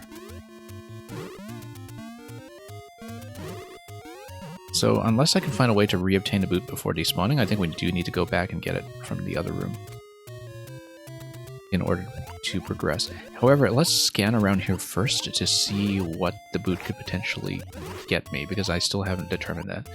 I noticed that with this P-switch over here on the left side, that if you hit the P-switch by dropping on top of it, that the boot would allow you to survive. And the Muncher would then drop on top of the bomb. No, the P-switch activates once. The Muncher drops. The Magic Koopa tries to zap you. The P-switch expires, maybe, if there's no infinite P-switch setup, which I don't think there is. The P-switch expires, the Muncher drops on top of the bomb and kills the Magic Koopa. Then you are allowed to drop into the bottom left of the level after that, but you kind of need to survive a Magic Koopa shot first, perhaps. But anyway, the idea will be that we'll try to get to that P-switch with the boot. Dr. Duck, the time limit is 500 seconds, I think. As with most puzzle dungeon levels. Unless you're asking me about my time limit is I plan to solve it. Particularly because, you know, we are past checkpoint. So yeah, no, that's interesting. It's not spawning anything from the blaster, even after losing the helmet. So I don't know if it's something with the entity limit bugging out there. Can't even, because I assume that we were supposed to get a helmet. I think it might be a camera issue, actually. Because notice how I'm not getting high enough on the camera to actually fully reveal blaster? Oh, maybe I am. Well, now we need the Master Sword too, okay. So we definitely did break something with the blaster, right? That's supposed to give me something. I know Master Sword is supposed to come out of this pipe.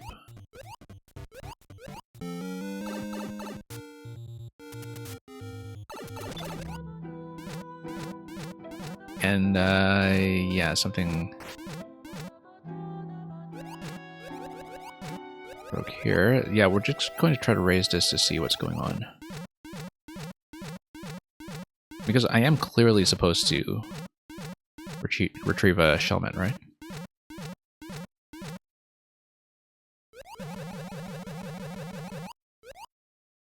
That's okay, that's what playtesting is for. In that case, I need to go back through this area. Okay. Yeah, because of the time limit, let's maybe take to death and get Shellmet a second time.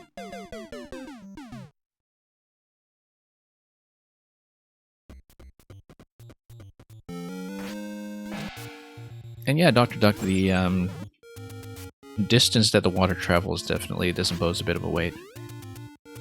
I don't know if something like medium speed would have been too fast to do some of the interactions, like entering the door cleanly. Because it's not even that the water has a lot of distance to travel, it's more that it is doing it pretty slowly. Okay, no, after checkpoint we are going directly back to the Triforce room, we know that. We're going to keep an eye on other things we could potentially interact with once we obtain the boot, but for now we go back. Yeah, it seems like it might potentially be a pretty nasty bug to fix here. Because the first time we come in here and blow that up, do we get anything? No. Yeah, so I don't know if it's an entity issue or if you were making some tweaks and just forgot to put something back in there. No, because it would fire coins or bullets if so. So yeah, something I think got entity blocked there perhaps. Now we grab the boot, so let's do that.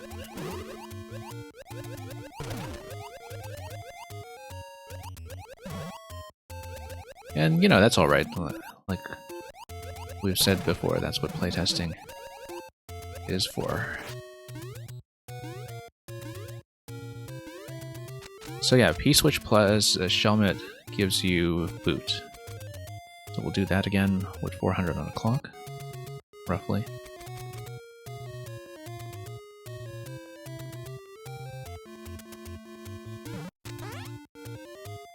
Yeah, I guess the blaster bounces up and down enough that... I don't know if a faster rising and falling level would break anything.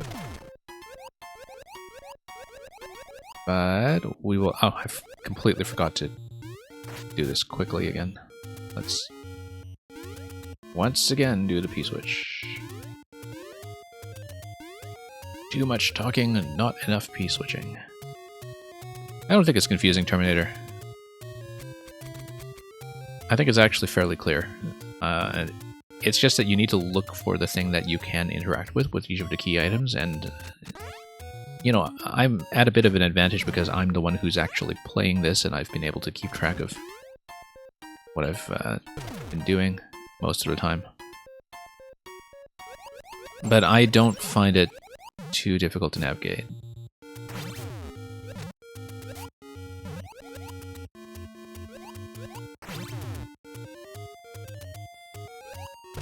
We've played some pretty lengthy Link dungeons before on this stream, so definitely not a stranger to this.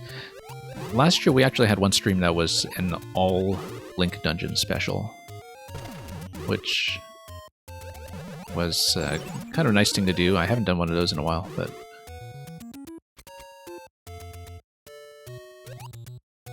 You like how this level, Dr. Duck, makes you map out the particular path to solve, yeah.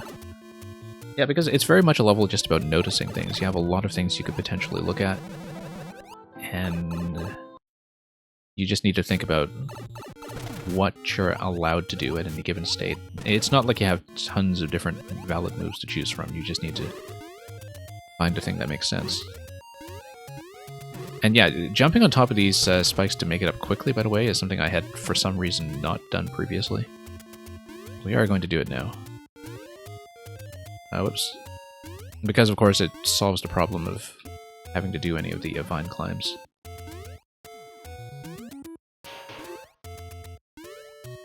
Notice, too, that the P-switch over here... Yeah, we can actually go through this by jumping out of the boot. So we do the same thing as on the other side. We go through the P-switch. Perhaps. Once we activate it. Except we can't go through this door, so never mind that. We can't actually do it. What can we do then? We can jump through this. Hang on, let me just stop this. And we'll go down to the Magic Koopa as I described quite a while ago.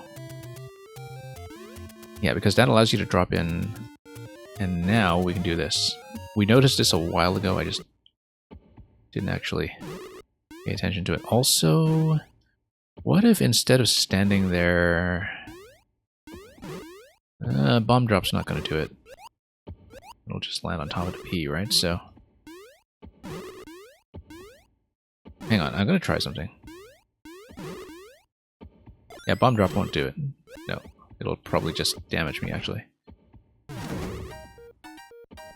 Let's crouch into this. Oh, no, he's gonna whack me.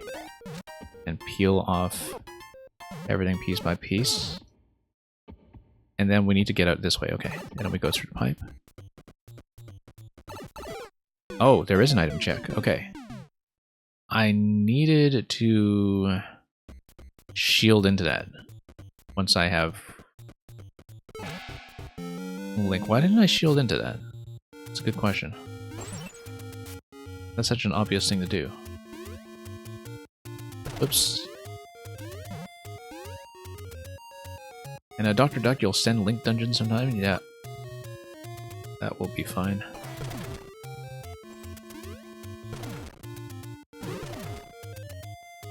Yeah, usually when I do viewer levels, I don't really have time for one super long extravaganza like this. We always try to make the time to see one through, though.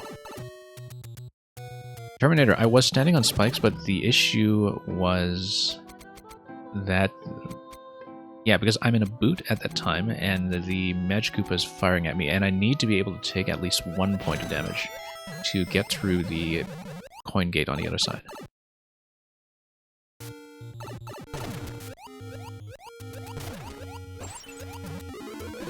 And yeah, Supernova, if you do send me SD levels, do let her know about the VODs afterwards if she's not here. Because I'm sure she was always keen on seeing some of those in action herself.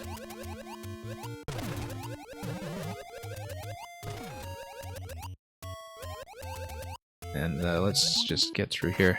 No damage is required, exactly. I didn't think so.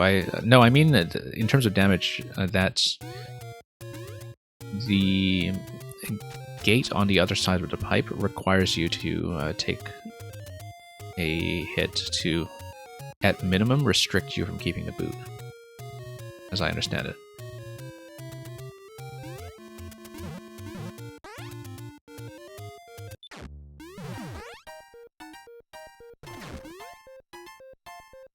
I feel like I'm already going a little bit slow here.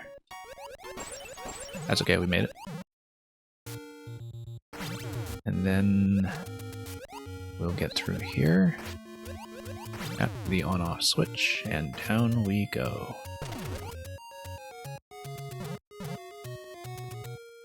And what have we got here? Yeah, we'll just swap back over to the other side. We do know that's what we want to do, and then we'll go straight to the Magikoopa, because that does seem to be the appropriate place to progress. Yeah, the Buzzsaw will damage you, but not the Magikoopa or the spikes. I just didn't even think about the shield when I was there. I should obviously use the shield. For some reason, I was just staring at the Magikoopa the whole time and just didn't even think about doing it. But I feel like I'm obviously supposed to use the shield there, too. Just to prevent damage. No, we don't need to do this. This actually complicated things a bit. Yeah, no, that complicated things. Let's redo the boot. My bad.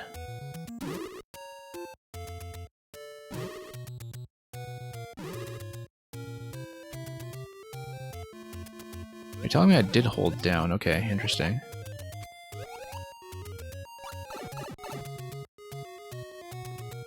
I wasn't thinking about that. Oh, yeah, no, that's right, because I was thinking with the helmet, so let's crouch into everything. No, I think I know what adjustment I need to do there. I just need to get back to it and try it once more.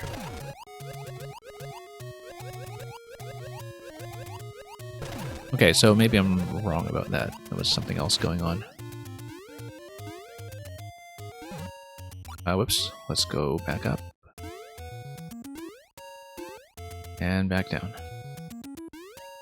And we'll just stand here until we are allowed to go through. Yeah, it is a little easy to re-enter without hitting the P-switch here, like if you're holding up a little too long. We did kind of flub that at least once earlier. That's just a small mechanical risk of the player as being as sloppy as I am, though.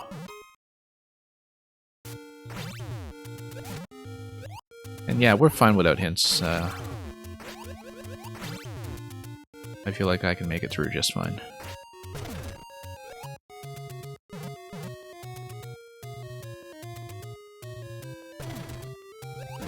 Anyway, let's get down here.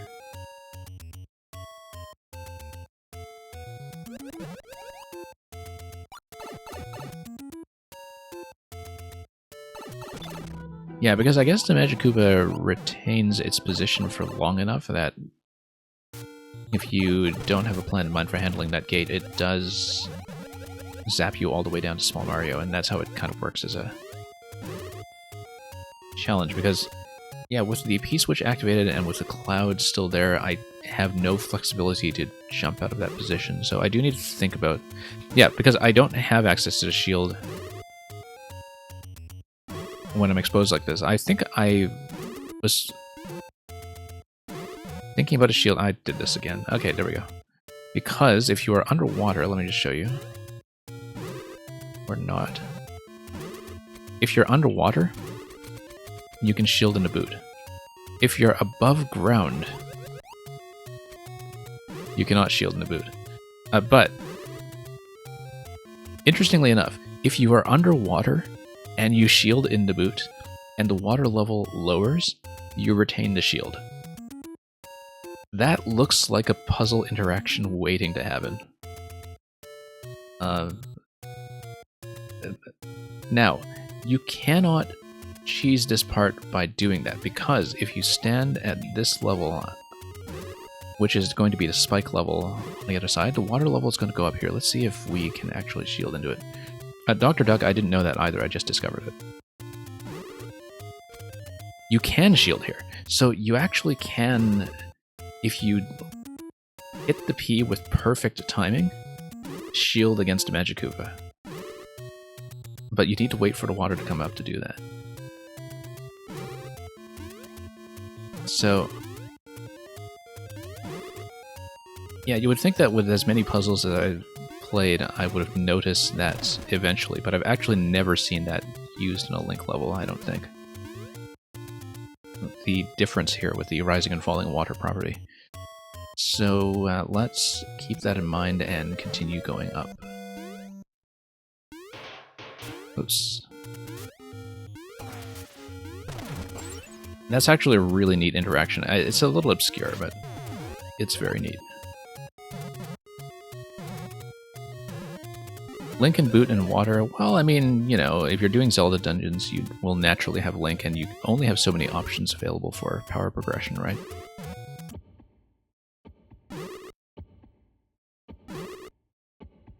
Will there be a clown car in this level to use bombs without ground under your feet? Good question.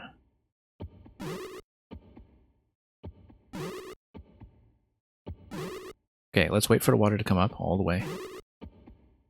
And then we shield into it. Like this. Perfect. And we should have enough time to cycle over to the checkpoint. There we go. Notice that you have 2 coins here. I assume that there's going to be some kind of anti-key death mechanism that is involved with that.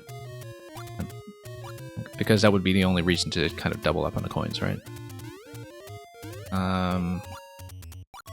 Maybe. Yeah, no, because you hit the flag before you hit this coin. So when you respawn at the flag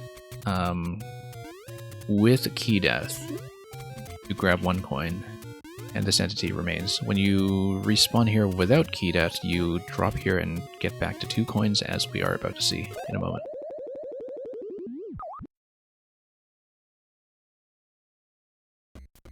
Yeah, Terminator, I'm glad I saw the shield trick quickly, because, like I said, I was just learning that on the fly. And I probably would not have seen it so quickly if I had not been reminded by Kenny G's that I had in fact tried to hold down earlier. Because I knew that I had held down elsewhere in the level and I'd seen the shield come out when I was in the boot, right? So I was wondering, okay, what could possibly be different? Well, just a water interaction, which is just totally undocumented Nintendo jank. Okay, so there's a bit of a maze up here, which seems like in the dry zone it will require a boot. But Spiny Hat is going to be major progress here. Also,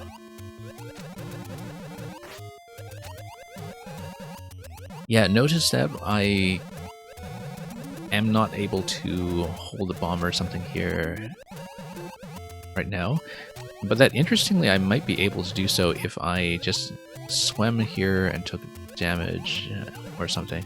It looks like it is kind of like a precision check in some ways, though, if you do this eventually in a dry zone.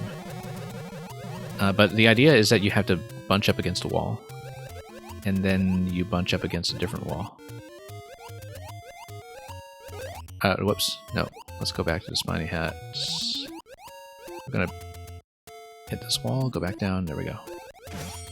And Master Sword is available here too, so we don't really need to do that.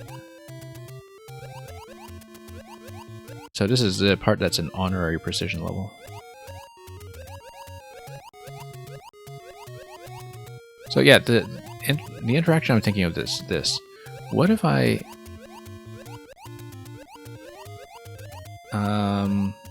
No, let's just follow the maze. I am not a precision player. We need to use the walls to do anything, so...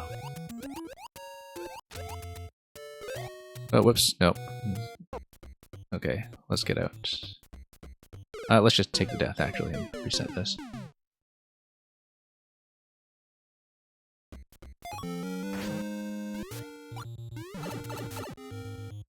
I see 3 rows of spikes and there's a maze. Well, I mean, it looked like a maze. Right? And... Whoops.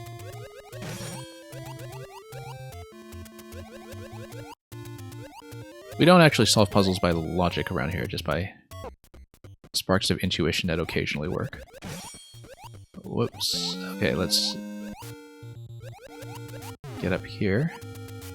Yeah, because notice that I'm able to just hold into this with a bomb.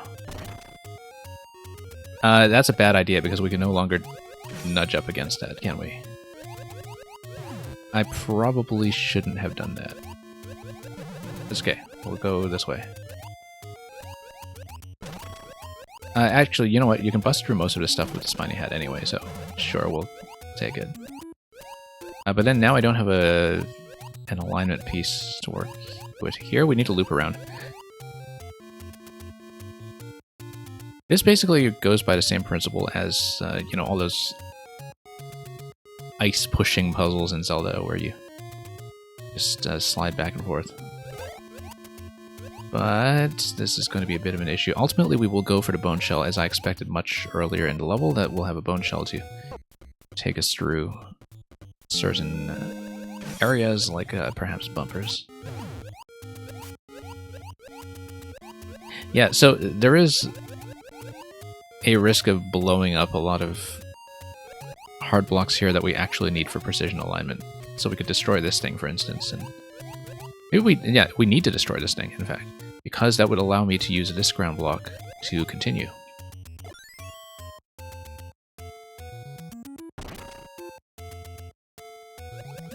So yes, we should in fact think about destroying the hard blocks. So the thing I was thinking about is that if I deliberately took damage here, I would be able to pull out a bomb that's within range of the on-off switch.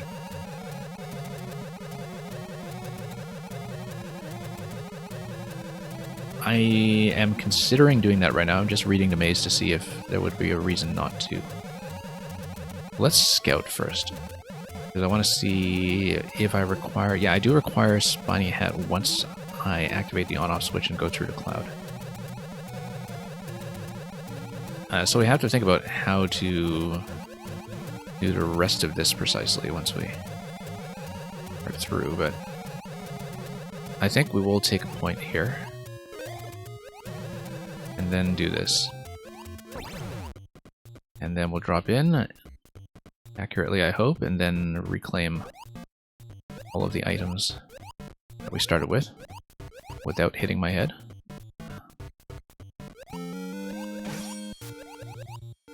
Yeah.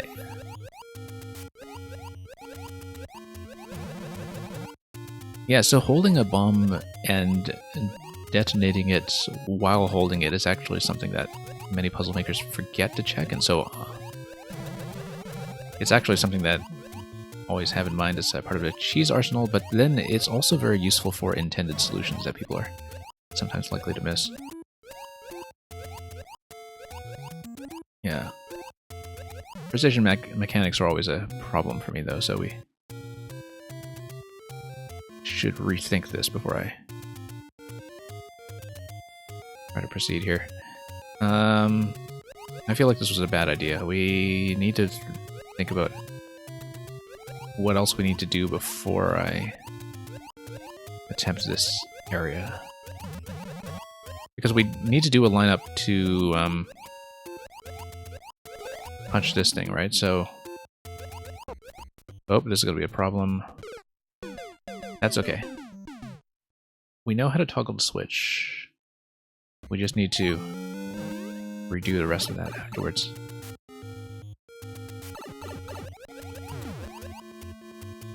So yeah, those of you in queue after this one, thank you for your extreme patience. I know that we've only collected 2 of the coins so far, and that we may be in for a very, very long adventure, which creates a certain air of mystery when it comes to a clear check, so...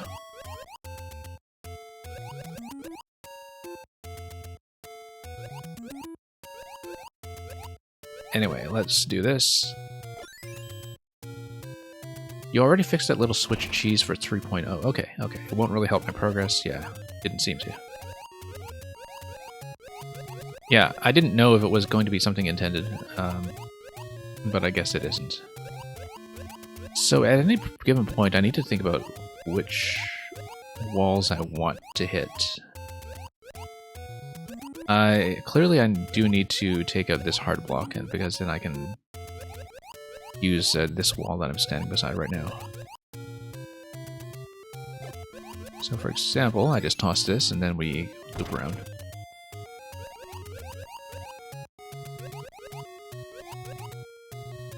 Yeah, we just do it this way.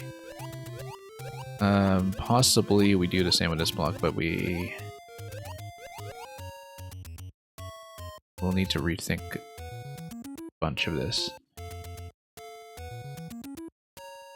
Because, oh, yeah, no, I actually need that block to be available in case I need to line up to drop back to start. Let's not destroy this one yet. This one, I think I can probably freely blow up. Nope. That's wrong. And how do I proceed from here? Let's see. That's okay, let's just drop back to start.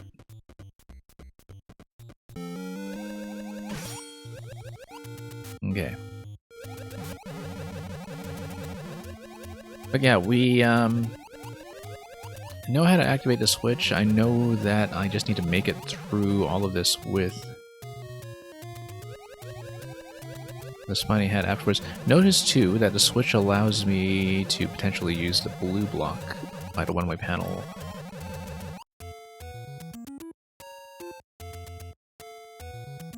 For lineup purposes, but I don't see yet how that's going to play out, so let's continue this.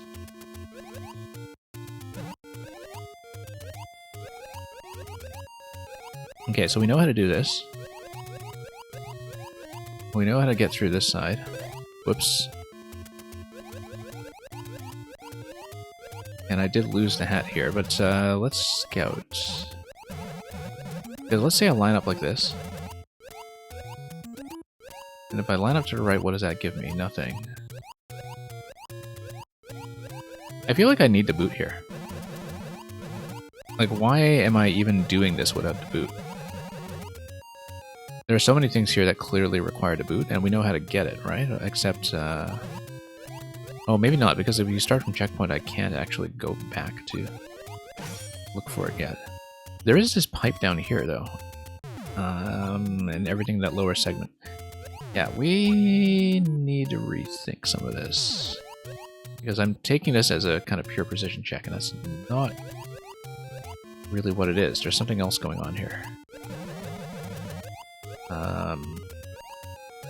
Well, there is Bone Shell, that we are trying to progress to the Bone Shell, and that requires me to line up on this block on the right side here. And that requires me to do what? Drop in through the central section.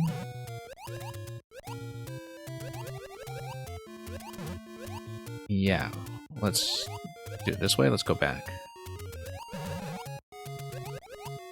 No, I should be able to do this without taking damage, so we will do it.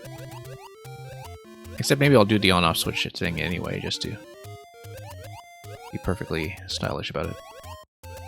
We can't really lean into these from sort of a diagonal either. If I run into them from the side at all, I do take a hit with the spiny head. Supernova, this is the same puzzle level. And it is, well, it's only a precision section in the sense that I need to find out where to line myself up. Like, it's not mechanically tricky. Like, I'm sure a precision player can just play this as a precision level and just skip it, but there is a kind of pathfinding interaction here that non-precision players are supposed to do. Using a strategic breaking of hard blocks. And yeah, going up here. So we can line up against this one. Drop in. Line up against this guy. Why would we want to line up against this one on the left? I don't think we do.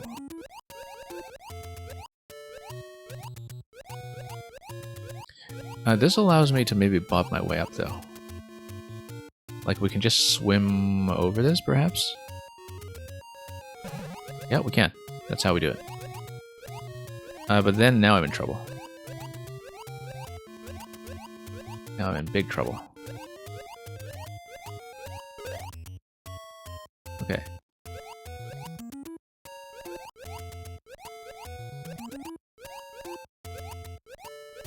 Okay, that's not how to do it. Let's, take the death.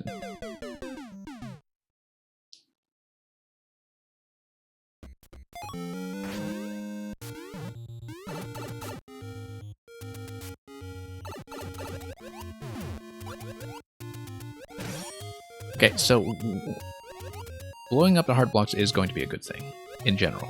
So we need to do that where possible.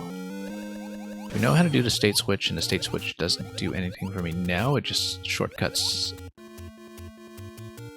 one interaction at the very end of the maze. We know how to do this because it gives me the lineup that takes me to the top section. We know furthermore how to do the next drop after that in order to blow up a second hard block. Right here.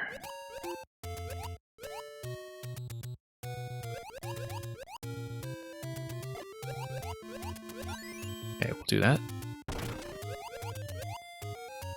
We know then how to drop in there. And then probably do something with good swim timing to skip over the two lower blocks there. That feels like a precision interaction. That little bit there where we are going to drop in. I'll show you what I mean in just a moment. Whoops, oh, bad idea, bad idea. Now I'm out of line. Okay, let's redo it.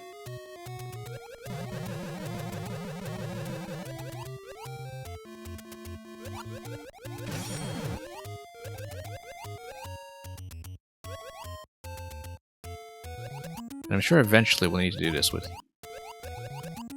water lowered as well, perhaps. I guess making this kind of section is very cheap on a budget, so.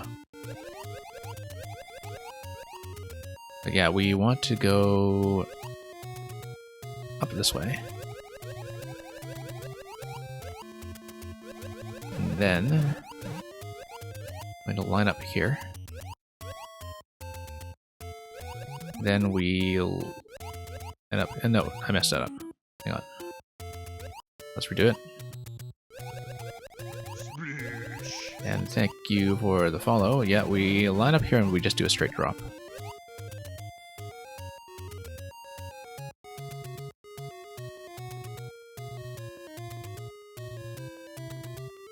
Okay, so why don't I just bob myself over these? Oh, I don't know about that. That really seems very precision oriented in a way that I don't know if I know how to play. But it is possible.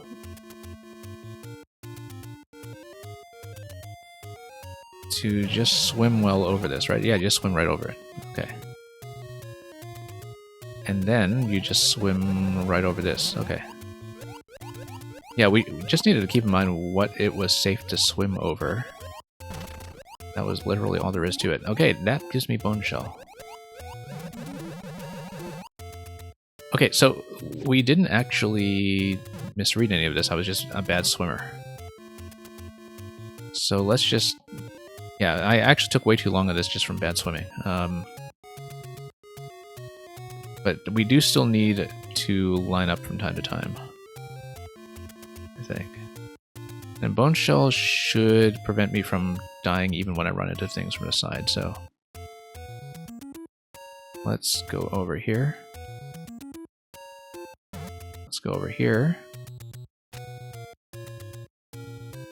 And then we'll come over here, and then...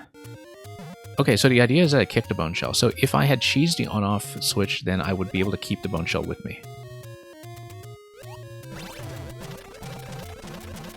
If I had kept the bone shell with me up to this point, what does that give me?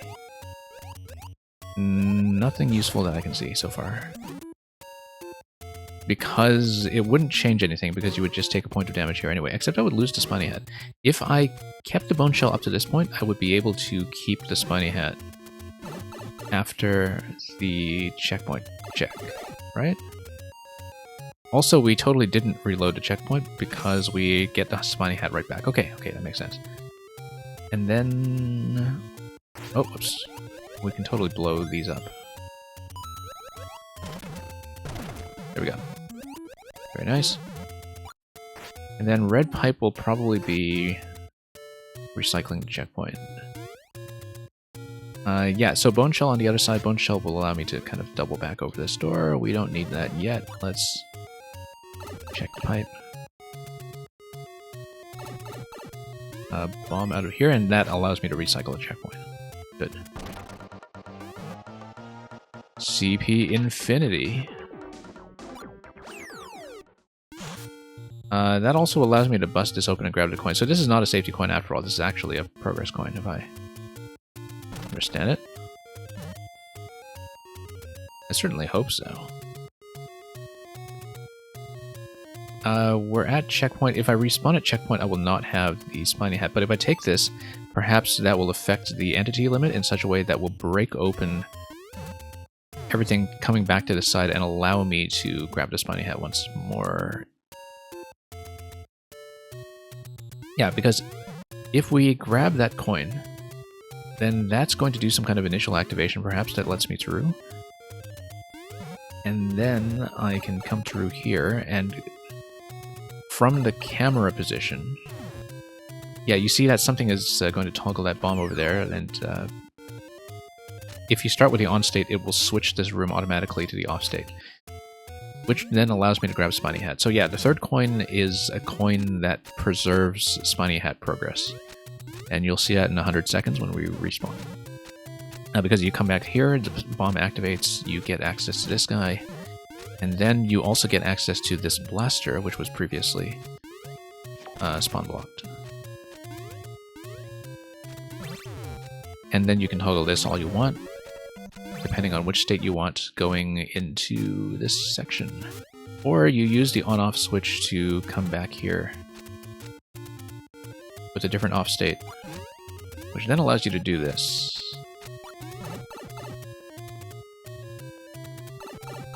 And come back here with the Spiny Hat.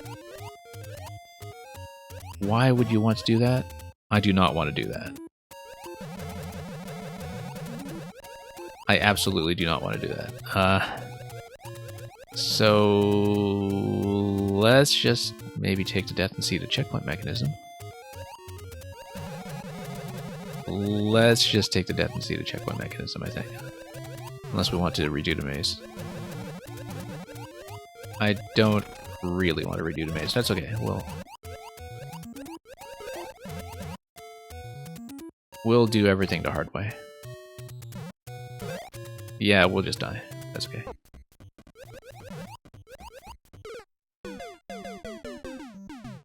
I was clearly supposed to progress past the bone shell that was on the right side of the checkpoint room, because there is something you're allowed to do over there.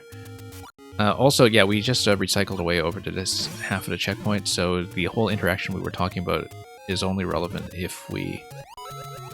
oh. Moles, okay. Yeah, okay, so it was the mole that activated the whole gate. I wasn't really paying attention to that either. So yeah, it's more that if you have a timeout between the two checkpoints while you're on the other side, then third coin preserves your ability to continue with the off state over here. And we need to double back to that room anyway in order to raise the blaster. So we'll do that.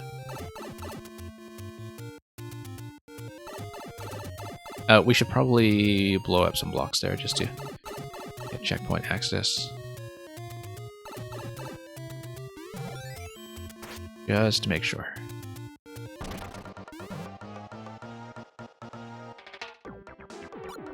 Yeah, because helmet allows you to punch through the icicle and drop in as before.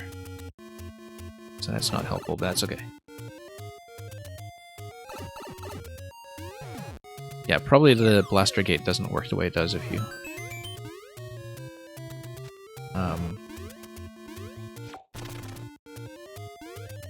respawn from that other checkpoint instead. So yeah, we played with the on-off switches before going through the door. Either state may work here. We'll see. I don't know if the on-off state affects this at all, but we are going to punch through the center and not get dunked. And it allows me to go back to the central section, which allows me to kill this for no reason. And then we know about a few things that we can interact with, but I cannot remember which room that was in. Yeah, there was a particular muncher spot that we could do. I'm going to use the high water level because that's going to be more useful in conjunction with the bone shell. But there was this spot that was directly after grabbing the boot, right? That was over here.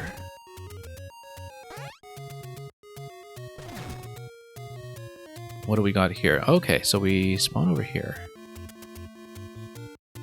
Now we have the ability to do what?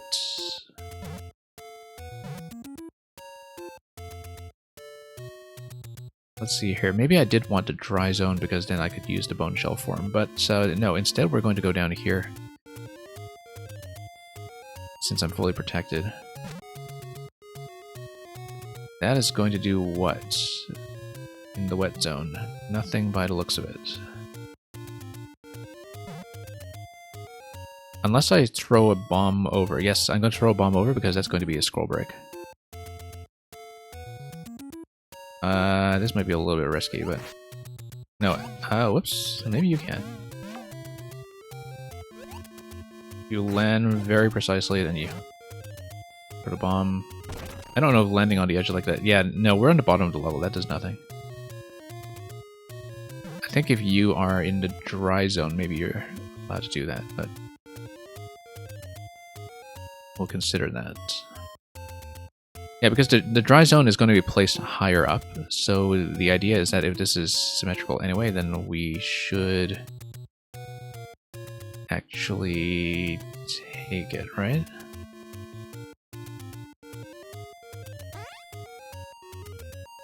So we want to go through this gate in the dry zone. That could be bad, you didn't know you could do that. Yeah, because I'm thinking like in the matching segment in the dry area, perhaps you could do the same thing and that scroll break would actually happen. Because of how that half of the subworld is placed. Here it seems like we're on the bottom of the layout, so it's not going to do anything, but we'll just continue exploring. Oh, I can finally tap this thing. For the first time. No, I can't. Hang on. No, never mind. And it's a vine. Okay, as we expected. I lost a bone shell.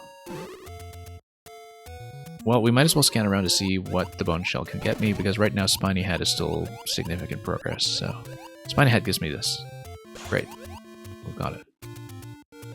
What does this give me? Bone shell. Great. Great, that's very clean. We'll do this. Does the water level go high enough for the red pipe? Yes, it does. This looks like a dragon's mouth or something. Also, notice that we now have the items that allow me to enter the green door, and that this is a pink coin plus an exit. P-switch does what? Let's see. Drops that gate. And...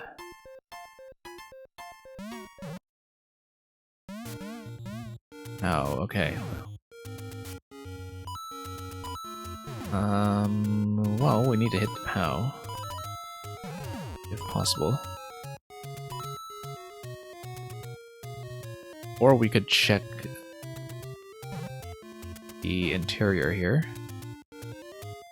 Remaining 160 seconds. Oh yeah, notice this spot as well. That looks suspiciously breakable. If you jump up towards it.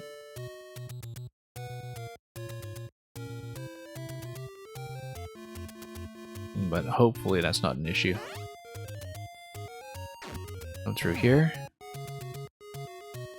Yellow pipe is probably worth checking, but I will do this first since we are defended.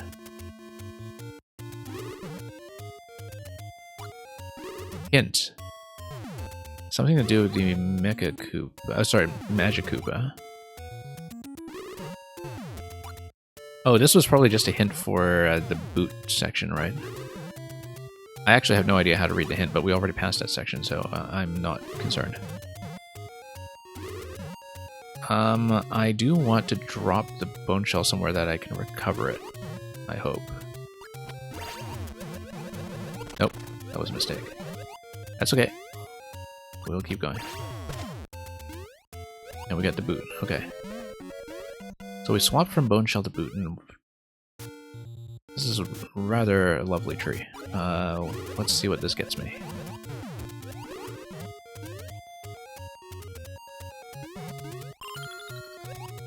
Not much. Let's see. Through here. Now, does the boot give me enough height to hit the POW? In a way that would not be the case with the bone shell. I feel like that might actually be it. Oh. Maybe. Deku tree with just one eye? Yeah, it's a slightly disabled tree. Now, under what circumstance would I ever want to use the boot rather than bone shell? You know what? I should have saved the bone shell. The bone shell would have lifted this gate using the water level. You activate the P-switch and you use the bone shell to lift the POW. That's okay, we know how to get back to the bone shell. We have the spiny head, I'm able to do that. We have 35 seconds, I will probably not do this in time, but... yeah, you use the bone shell to lift the gate. That's how we've been doing the whole level. Should have been obvious. Okay, so here's how we do it. We do this. Then we drop the bone shell and let this go up. No. Oh, because the water level doesn't go low enough for this. The water needs to go down to lift it. Yeah, okay, never mind. We'll take the time out.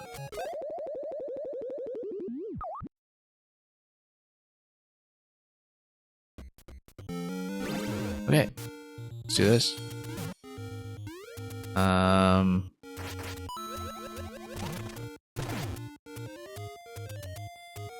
yeah, Mang has quite the emote collection at this stage. Yeah, we don't really need to... no, we do need to double back through the checkpoint room for the blaster.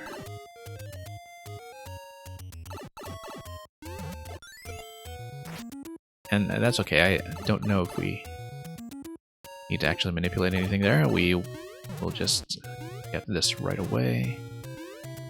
the bone shell. Smash the center. How can't be sitting on the ground, yeah.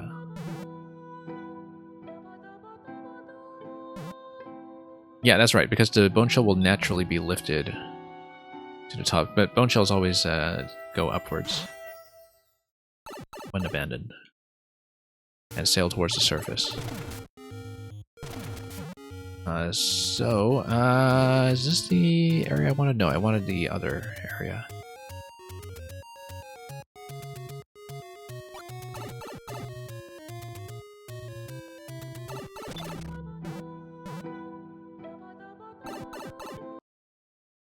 Shell before P-switch. Yeah, exactly, because then the shell lifts directly.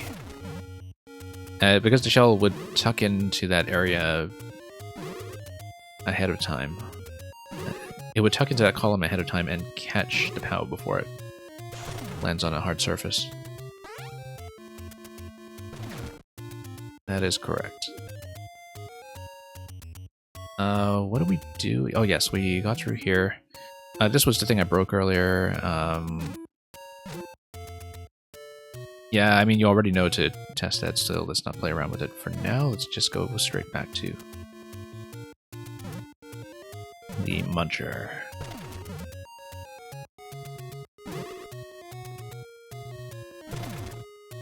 But yeah, definitely one thing that you would want to look into is whether that introduces some kind of potential break. Red pipe. Here we go. And then, yeah, so we don't really need to do the Dragon's Mouth room then, because that was just a hint room of some sort to do with the boot.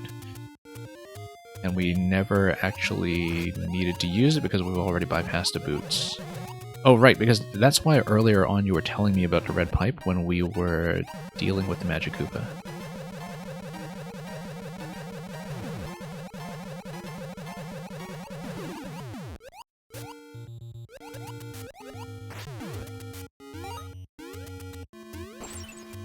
You know, Supernova, you are 18 now. You are allowed to look at naked pipes on the internet. Did I get myself stuck? I think I did. Whoa, this is not good news.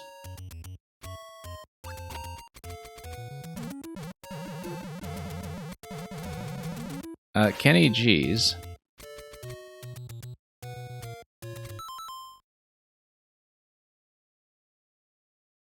So,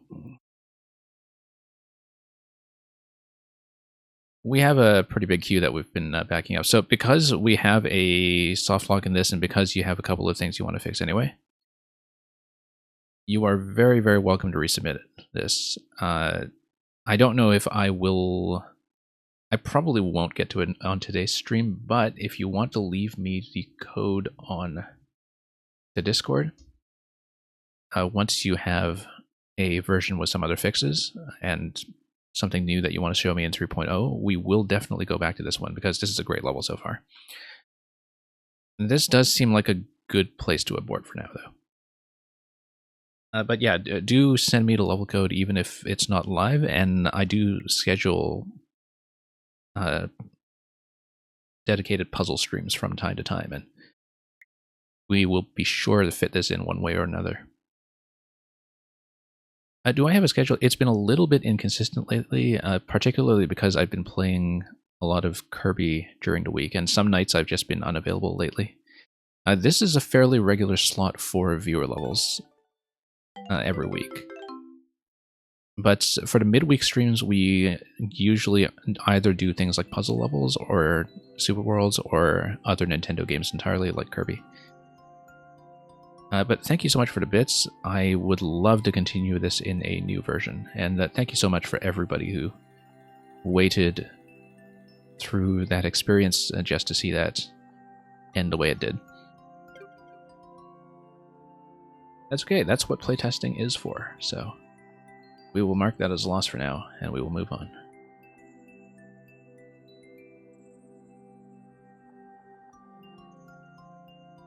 And yeah, totally understandable if some people had to abandon by this point. Dr. Duck.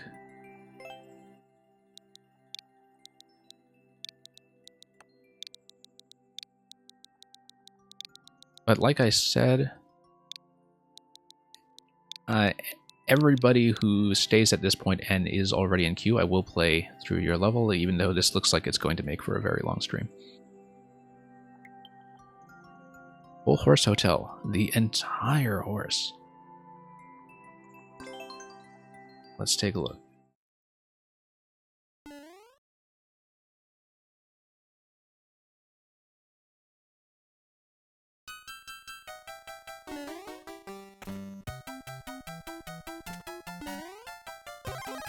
Okay.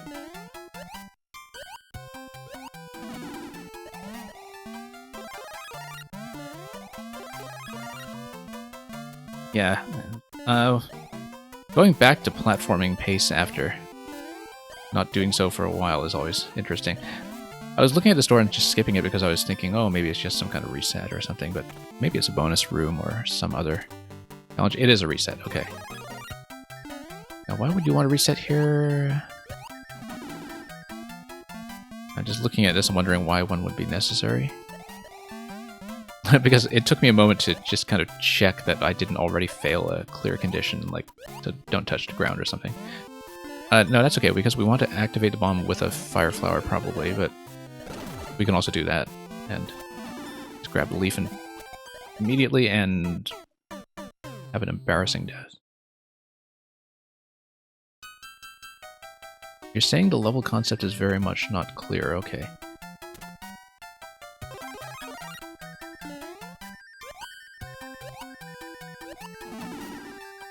Yeah, because I was assuming that maybe you're supposed to maintain bounce with the flight, so that there's a flight segment at the end that's required, perhaps?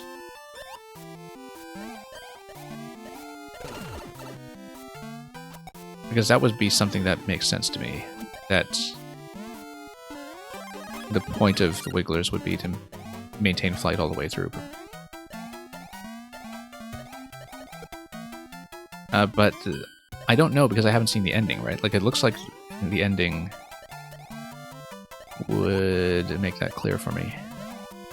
That's okay, let's take a look at what the ending is like first, if I need to maintain flight all the way through, and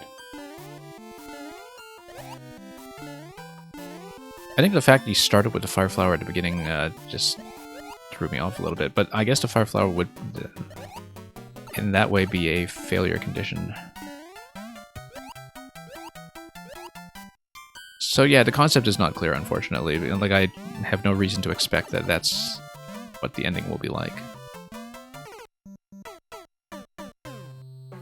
And it also leads to an issue here where activating the bomb without landing might be a bit of a concern. Yeah, okay, so we build up enough P-speed such that maybe we do need to keep it with the flower. Okay, and we lose it. That's okay, we'll start over.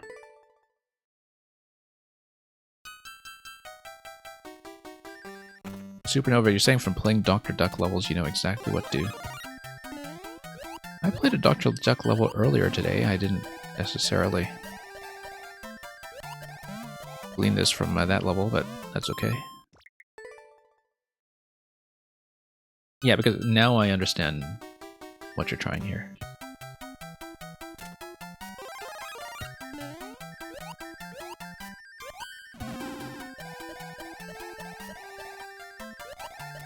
Oops.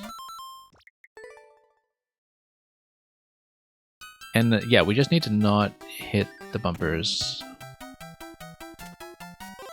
with my head, and we should be okay.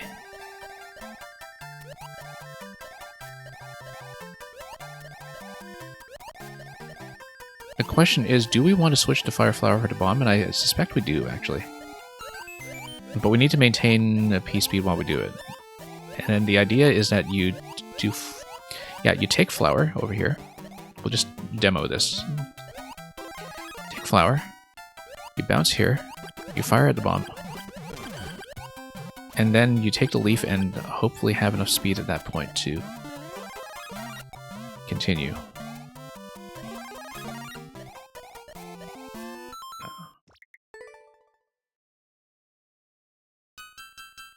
Most of your main account levels involve infinite flight, but this is an alt for your third super world, I see.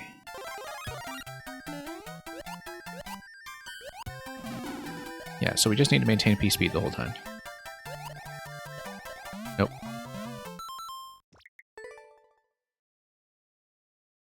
I hadn't thought very hard about P-speed preservation when you switch back to the flower. Like, it's almost certainly something I have seen before, but which I haven't practiced enough to find intuitive. So we'll see, because other than not hitting my head on the ceiling, understanding how to keep P-speed going between power-up swaps is the main concern here.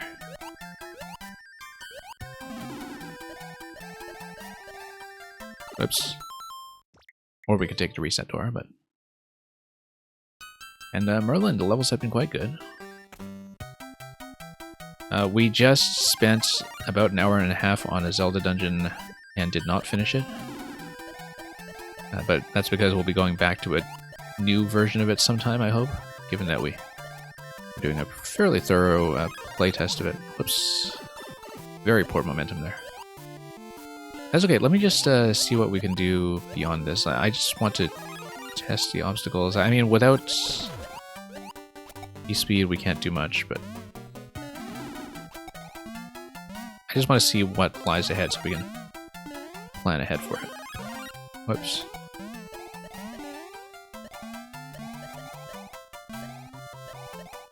Yeah, some of these bumpers are going to be tricky to deal with. But let's just be prepared for what happens after the next flower gate. So yeah, flower, you take it, and then maintain P-speed over here, fire at this guy, and then you would grab that, and then you would need to maintain flight to get all the way over. Okay, this is fairly short, and it's just the 2 fire flower gates to deal with. So. I also noticed that there is that yellow pipe in the top right, which may or may not be indicative of some additional secret, but... Come on. Oh, we don't want to block the pipe. We don't want to stay low. Yeah, I've played a lot of levels that were about infinite flight in both Maker 1 and 2, but not very many that involved the power-up swap that maintains speed. That's something I've seen much less frequently.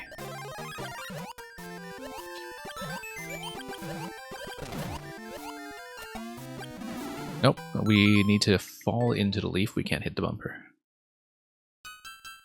The fact that P-speed lasts that long, though, when I maintain the bounce with a flower, that's something that is kind of counterintuitive and surprising. In a very rewarding way, but, you know, not something that you would ordinarily think about, because when is P-speed going to matter with the flower, right? The P-meter, rather. Whoops. Yeah, so we need to wait a little bit for the leaf to come down through the pipe, and we just need to do that twice. And we should be okay.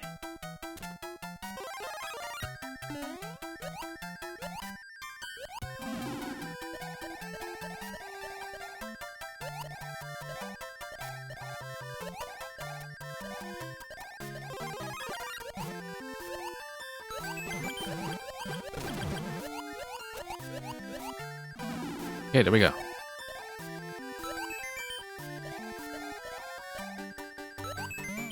Oh no, got bumped. Yeah, the fact that we're kind of bouncing constantly on top of one of the wigglers while doing the flower interaction with the bomb certainly helps. There's a lot of hidden tech with P-speed and infinite flight that you can't detail in the chat because it's too long. Yeah, it looks like there's just a lot of stuff that you don't see very commonly used. War Puppy, you have a Maker 2 level where you store flight speed from the beginning of the CP1 to goal. Okay. Interesting.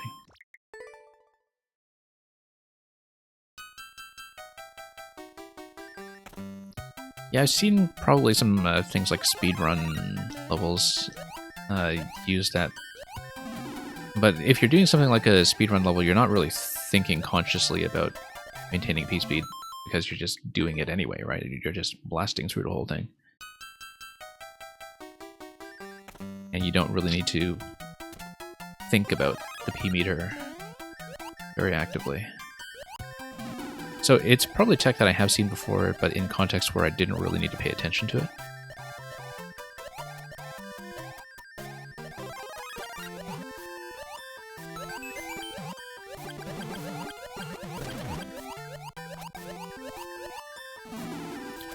Okay, there we go. That was a very near thing. Now this little gate over here. There we go. Nope, that's a bump. Roger Boy, yes, you missed a huge puzzle just now. We spent an hour and a half on a stream on a Zelda dungeon that I didn't finish. There was also a really interesting glitch level puzzle earlier in the stream. So a level that was just temporarily uploaded so I could play it without Nintendo dropping the hammer on everybody and, you know, busting up our illicit glitch hunting speakeasy. But yeah, we had a Chain Chomp glitch puzzle early in the stream that was very unique because it used an interaction that Nintendo would never let stay up. Okay. And yeah, we just had a massive Zelda dungeon, as I was saying, which I did not actually complete. But that's because we were playtesting and things did come up. Whoops. Speedrun levels will generally be designed around a scene to work, even if the player doesn't understand the fundamentals. Exactly. I think War Puppy, that's a pretty good description.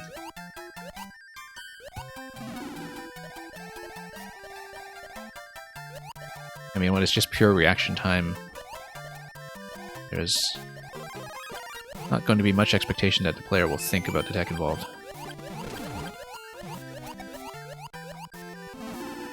Okay, let's do this part of the flight accurately.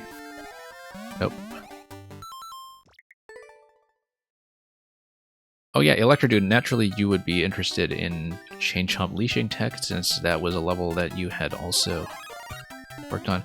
No, Electrodude, it was a puzzle level that we did early in the stream that involved...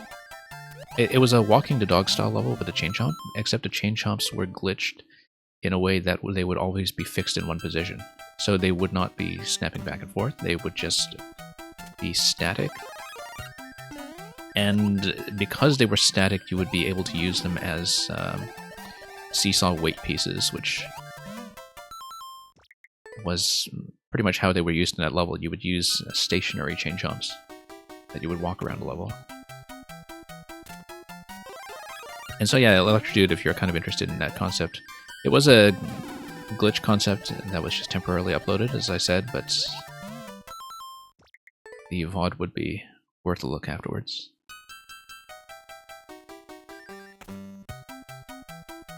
Okay, let's see here. And up we go.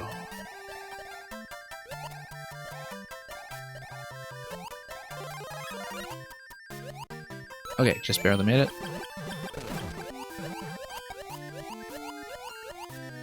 Nope, missed. Yeah, Electrodude, you probably do know the tech given some of the Chain Chomp experiments you've done before.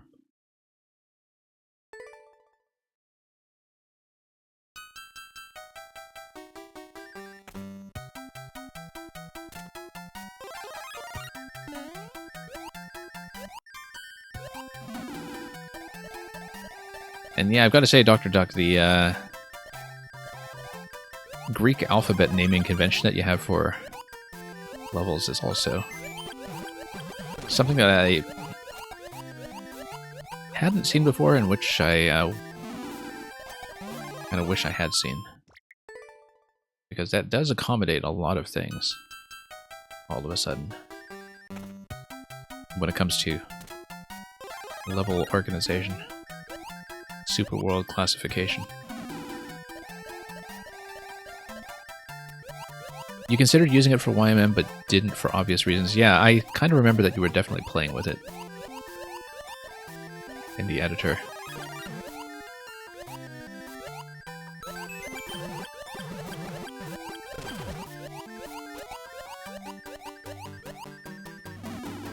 Okay. Here we go. Now let's be extra careful here. Nope. Almost. We're so close. It was just this fire flower bit here, and then that's the ending. That's all there is to it. So, just decided to go with something weird for each level type in a variety world. Yeah.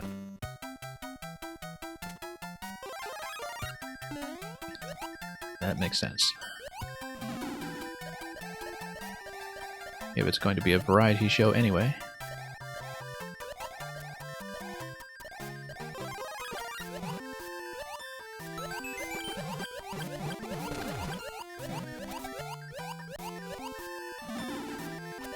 And here we go.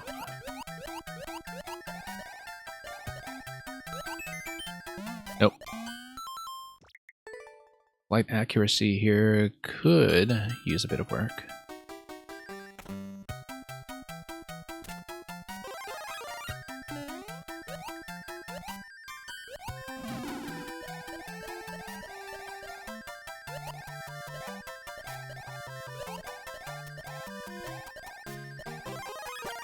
Okay, there we go.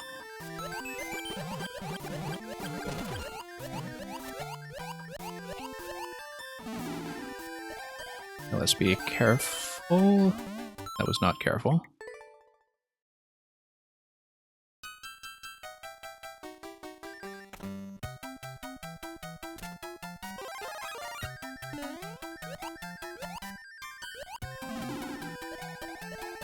Yeah, I'm thinking about how to actually communicate this concept from the start and what solutions there might be.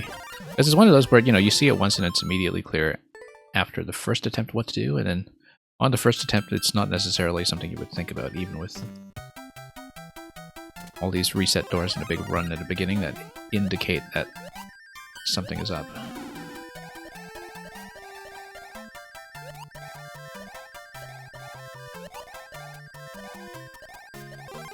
But I haven't really thought of an elegant solution to that yet.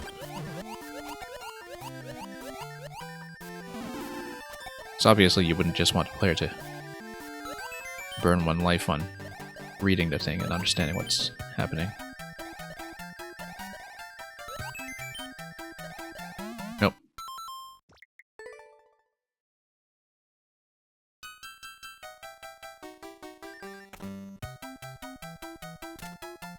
But yeah, outside of like a really short kind of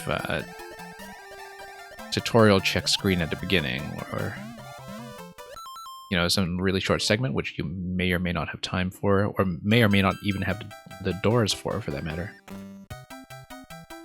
You're actually not using a subworld at all, so maybe there's a way to solve that, but you know, in terms of just having an extra screen that makes the flight requirement very obvious as being the concept of the level. But I don't know if there's a sort of smoother and more organic way to design that.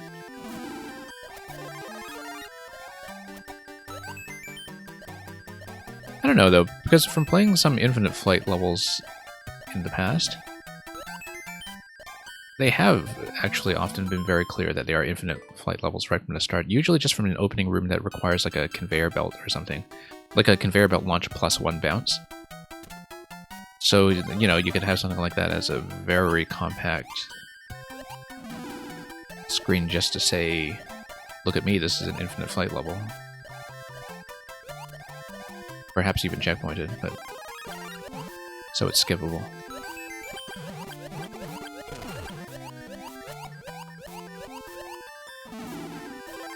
Then, not that we're ever losing to death here, we're just losing to deciding to take the resets. Whoops. I should have bounced a second time on that Wiggler when I knew something was up. Yeah. I mean, at the same time, I know you wouldn't want to pad out the level too much. It's more just making it abundantly obvious on first reading. Like I said, it's still very obvious on second reading what's going on, but it's just the first time you look at it, you wouldn't necessarily assume anything about the ending, though.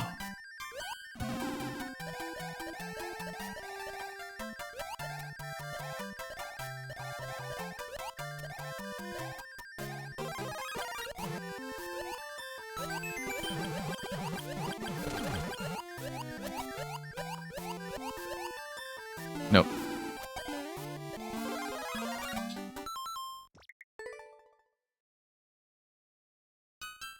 And that's okay, we'll make it through this. We've gotten really close. Just need to fix 1 or 2 spots.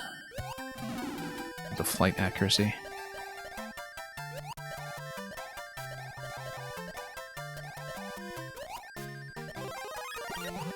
Nope. Losing the bounce there, unfortunately.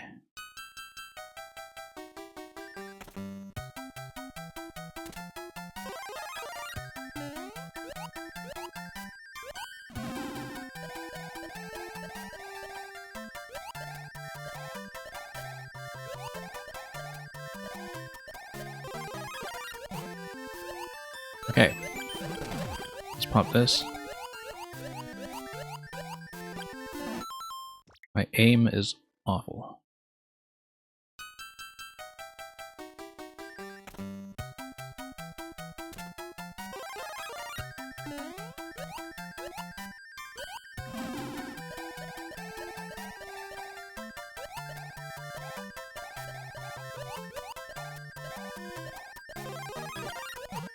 Okay, much cleaner that time.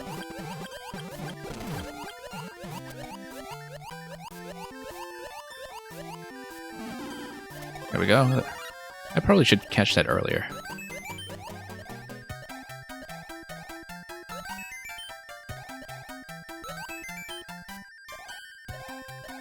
Okay. That was an improvement.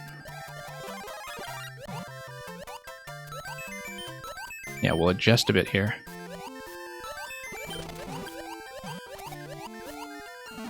There we go. Let's not hang around there too long.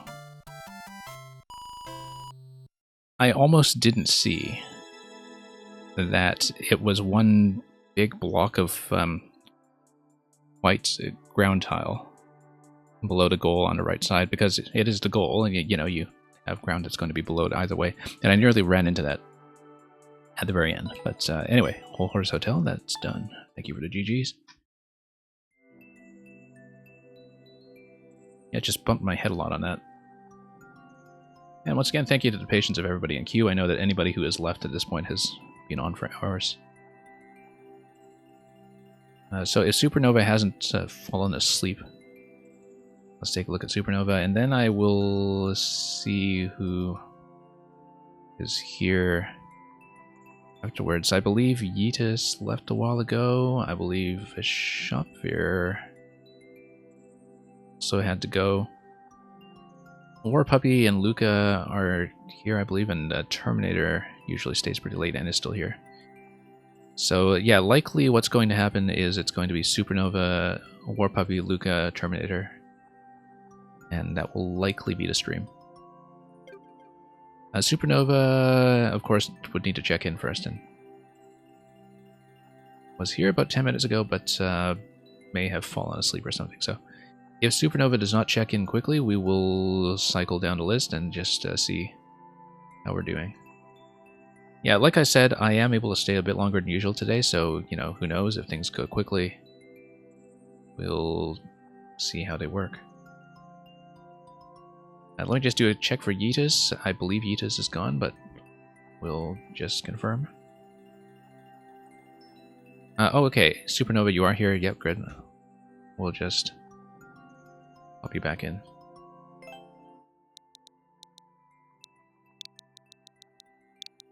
Supernova has actually crashed out of my stream in the past, but that's okay. Some people have.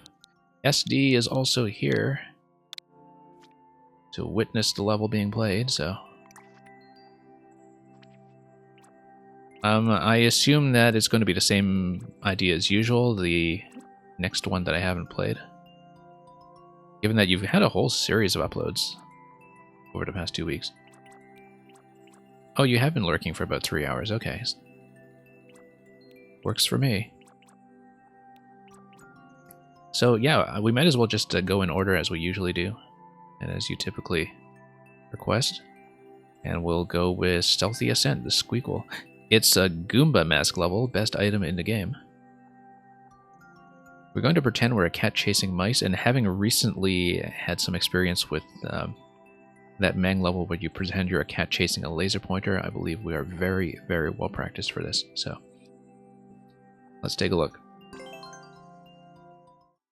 And Dr. Duck, thank you once again for submitting those levels. Enjoy your dip.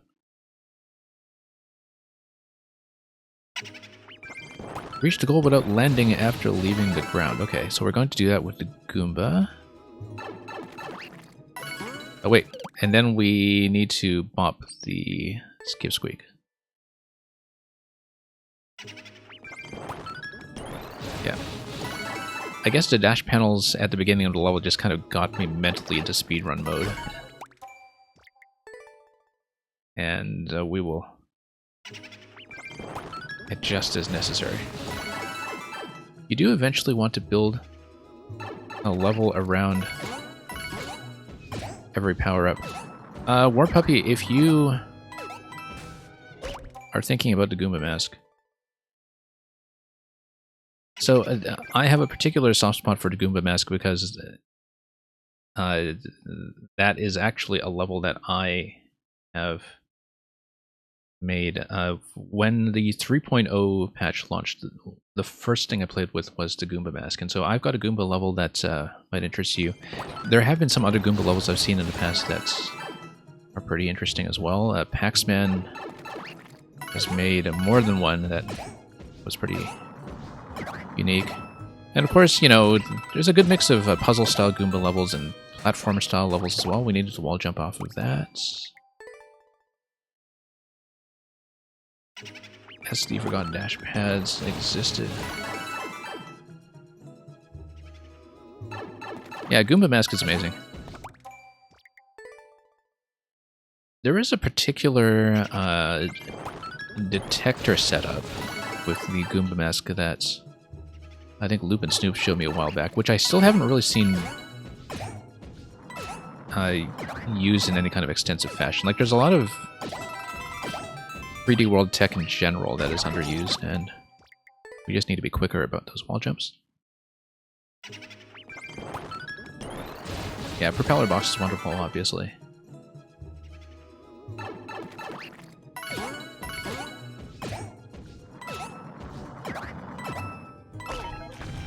In general, I think mechanically this game is much less explored than people give it credit for. I can see where a certain amount of the Maker 2 burnout is coming from a lot of quarters, especially after recently returning to a lot of Maker 1. Whoops, just missed a wall jump. In terms of people feeling like after a while, a lot of levels can kind of look and feel very samey. But I think in terms of the tech and setups that you can do and the mechanics that you can build around, there's a lot of stuff that is not explored. Or at least not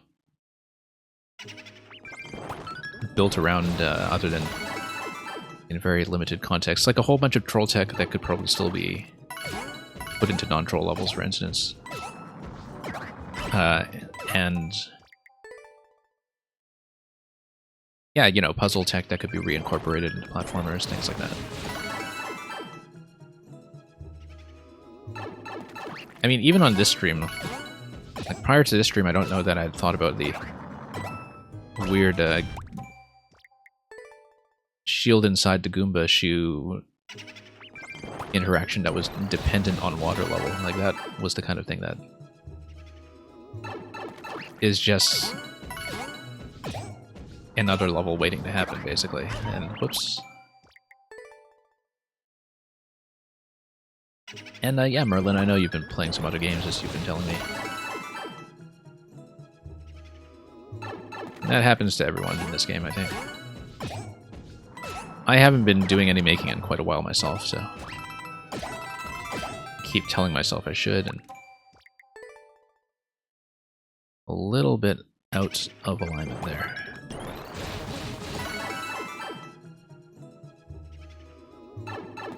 Spending so many enemy stacks in the opening screen tells me that perhaps this is mainly just going to be the vertical ascent in the subworld.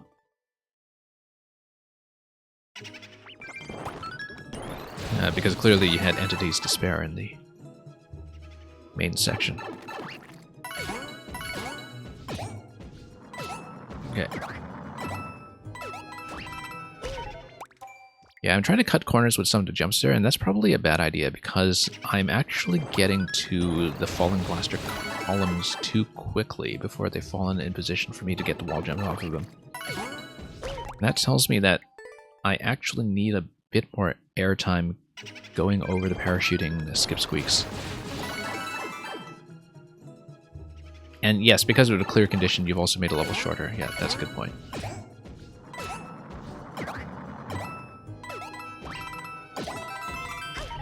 Yeah, because I've been trying to extend some of my jumps here a little bit and hold all the way down. Get some full jumps so we can have a better timing for making contact with the falling bill blasters that are giving me so much trouble. Whoops. But that is affecting my positioning a little bit, so... Yeah, War Puppy, you haven't messed around much with 3D World yet. Yeah, everything in 3D World is still ripe for a lot of experimentation. Oops. The hitboxes on the enemies, though, can be a little misleading. Merlin, you're going to request Toad. 1 second. Totally going to lose momentum on this pipe here, but we will do it. Starting on the next attempt. Yeah, there is an expectation here that you are going to have full momentum coming out of that pipe. Or rather, not full momentum, but that you're going to be holding right coming out of this pipe, and that you'll just kind of continue to level immediately. And yeah, once you lose the Goomba Head, things go south very quickly.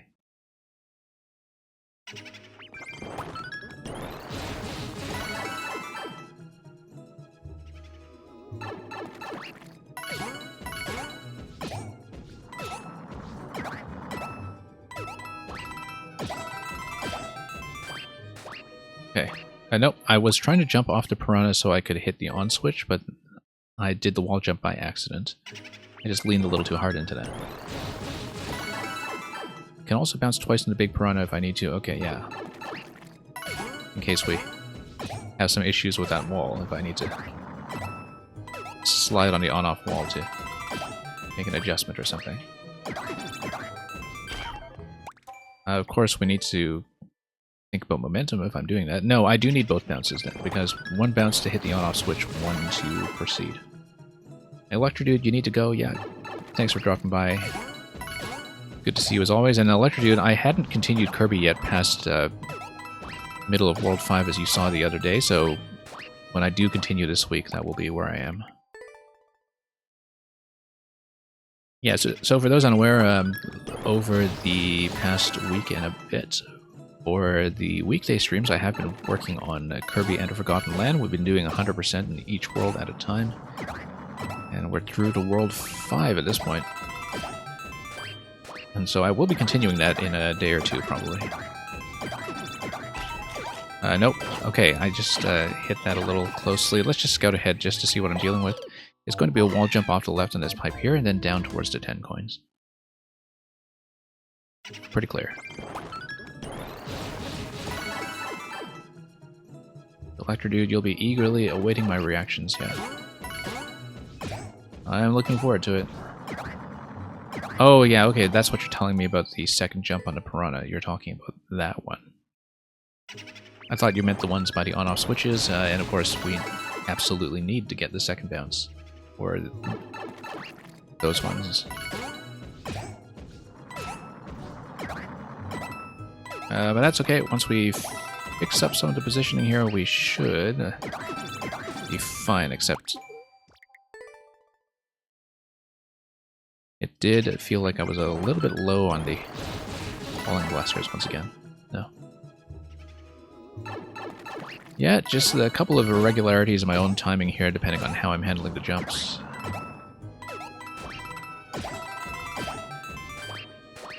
But I think we can get that sorted out pretty quickly. And I'm going to completely fail to enter a vertical pipe, which is very typical. Merlin is inspired to build a bit now, yeah.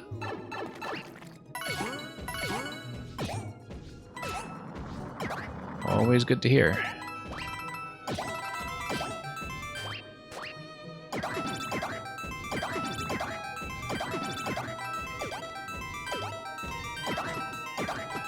Nope. Yeah, that vertical pipe is going to be a challenge, but we'll see. We just need to remember, too, that at the end of the vertical pipe, I will have a wall jump towards the pipe exit. So, can't lose track of that.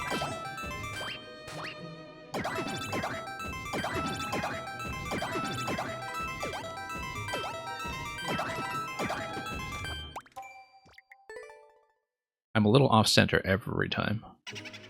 In the clear check, you needed to use both bounces. Well, yeah, that's something I'm rather depending on as well, not that I've succeeded.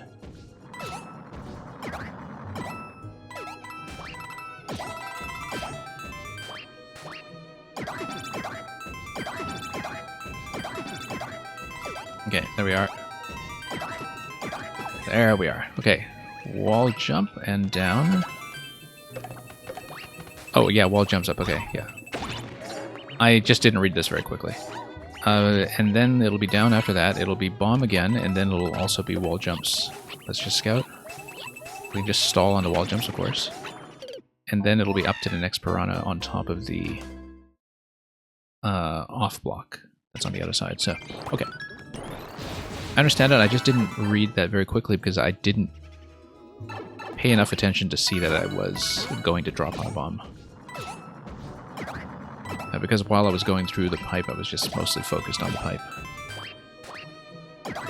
So I don't know if that was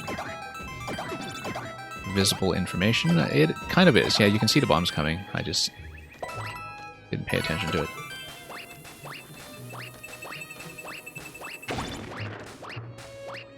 And I can take my time with this area almost. Probably needed to fix up that wall jump a little bit.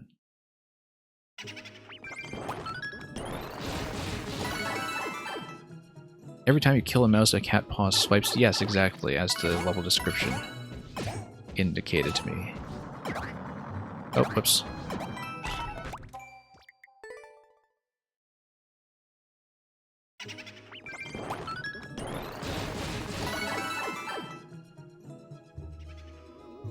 Also, SD, I was going to mention this to you. Earlier today, I was watching that Ragtime Piano stream by that one fellow who has submitted some levels to me in the past.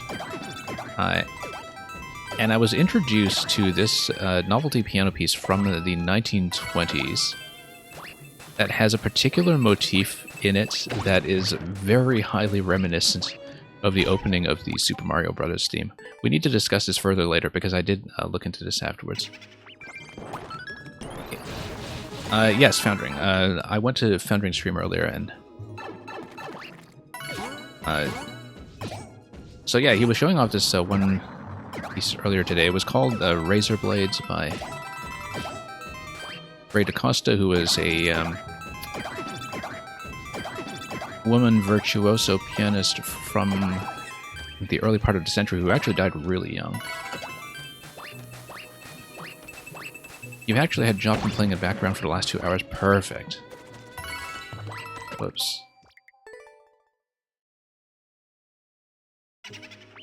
I don't know if you've had any particular Joplin favorites other than the very common ones.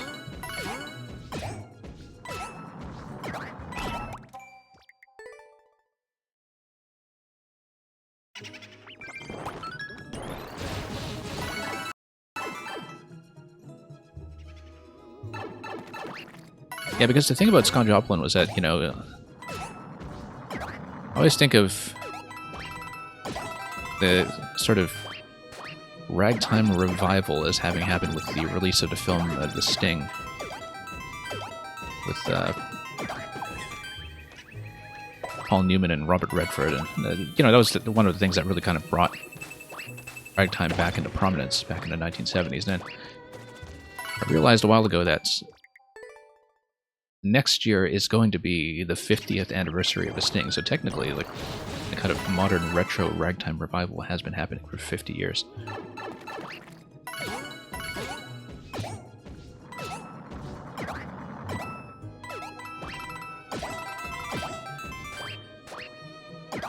But yeah, that was kind of my introduction to a lot of the Joplin material outside of the very well-known stuff like Maple Leaf and Entertainer and so on. So.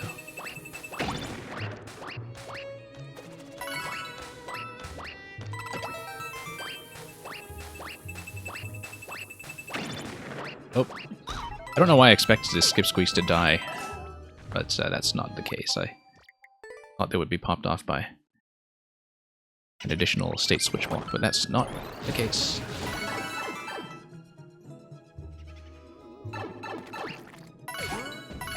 And yeah, Luca, the piece should have been called Grinder as well.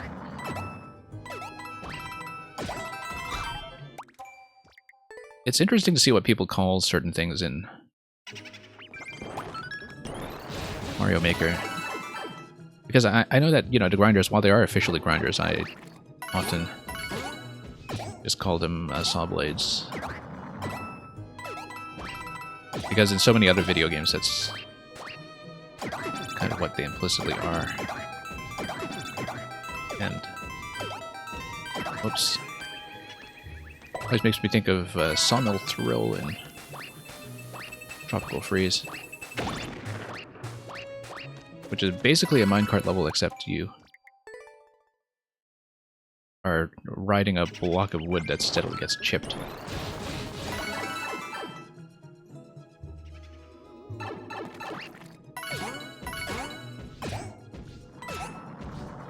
Like a woodworking level.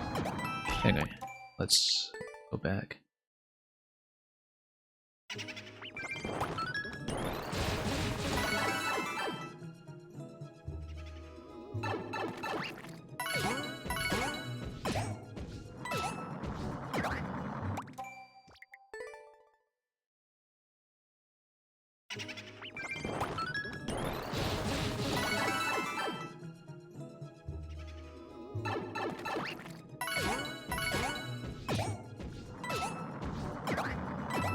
But yeah, SD, I'll send you the piece afterwards, and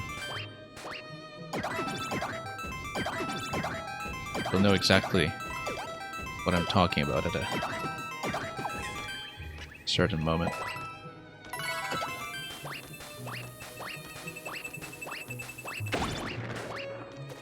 I feel like going up directly is not the right move. It's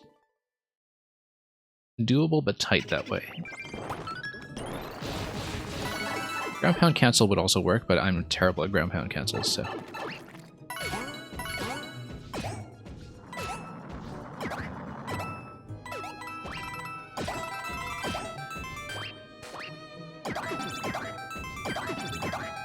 Should highly consider ground pound cancel though at that point. Not here, but on the next one. Yeah, okay, no, I know why I thought the Skip Squeaks would behave the way they do. No, actually, I shouldn't, because the issue is getting over that Skip Squeak. It's not that I'm overshooting it, it's that I'm undershooting it.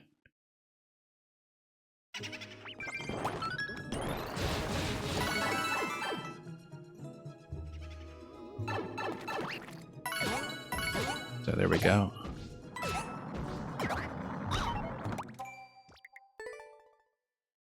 I can also hang out in the middle. Yeah, that's what I was thinking as the next adjustment I would make, is that it would just take an additional wall jump to get over there instead of trying to lunge all the way. Whoops. Trying to do a double bounce that time. You were just scrolling through some level comments and found my rhyme comment on the puzzle adventure with all the rhyme hints. Yeah.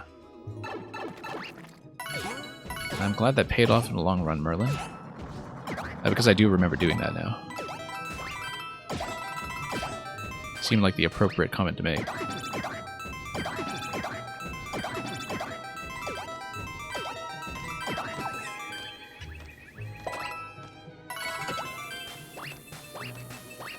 Yeah, I can see why I expected the Skip Squeak interaction to happen with the next state switch. Because this part conditions me to expect that.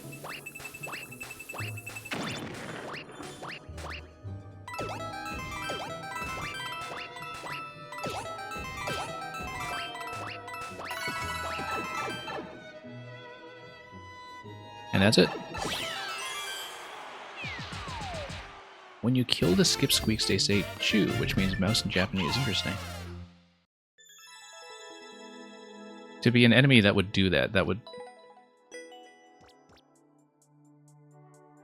be interesting to think about, because it's not like Goombas when they die. They don't say Goomba, right?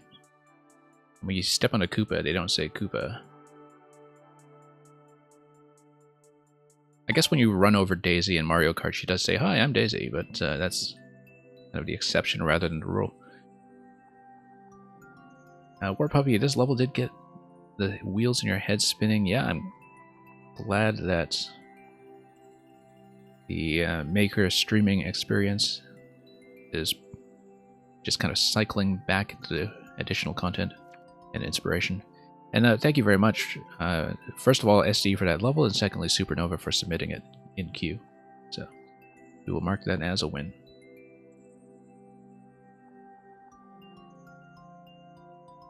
Yeah, Merlin, beat the level just in time now to comment with a rhyme. I do recall that I was very tight on the time limit when I cleared it.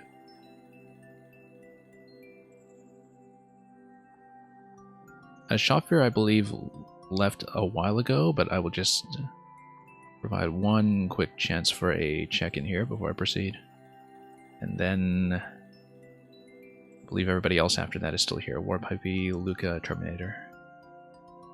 And yeah, we'll see, Terminator. I know that was kind of a second submission you snuck in right before closing. We'll see if we'll get to that. But I hope to be able to. And SD heading back into lurk mode, yeah. Enjoy the lurk. Okay, we'll remove and we'll go to Warpuppy, who is definitely here. Warpuppy. Let's see what we have here.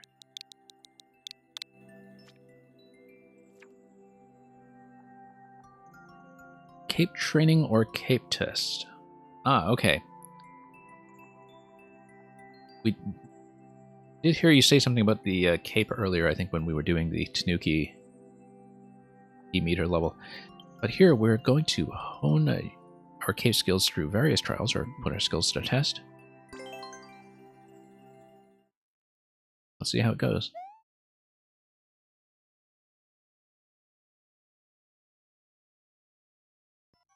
Yeah, the cape is kind of in an interesting position when it comes to Mario Maker, in that it is one of the defining mechanics of Super Mario World.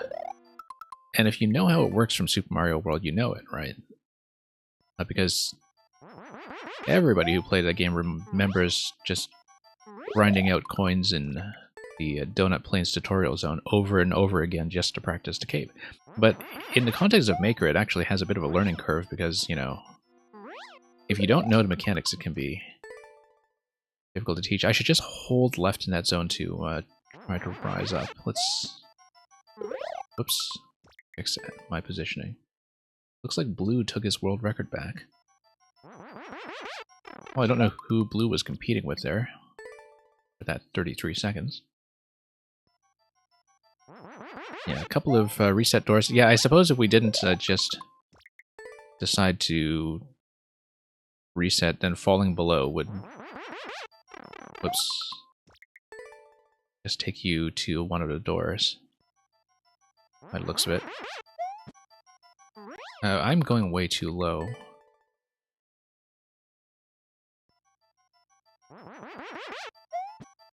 And way too high. That's okay. We just need to find a pattern and find a rhythm for maintaining height. And then...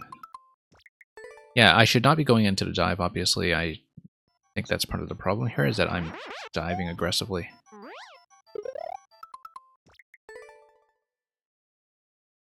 Which I should not be doing.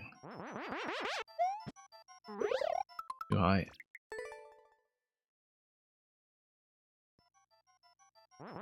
Although the right arrow suggests to me that maybe I should be diving aggressively in that. Yeah, hold left, hold right. There's useful advice if you fly into a boo.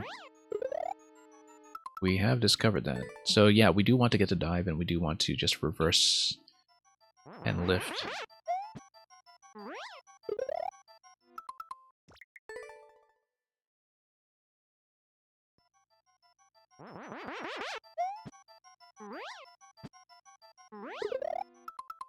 And that's going to be correct, it's just my positioning is a bit off because I don't do things on markers very well, I suppose. Neutral, that's... N is neutral, right? That's gotta be it. Yep, neutral.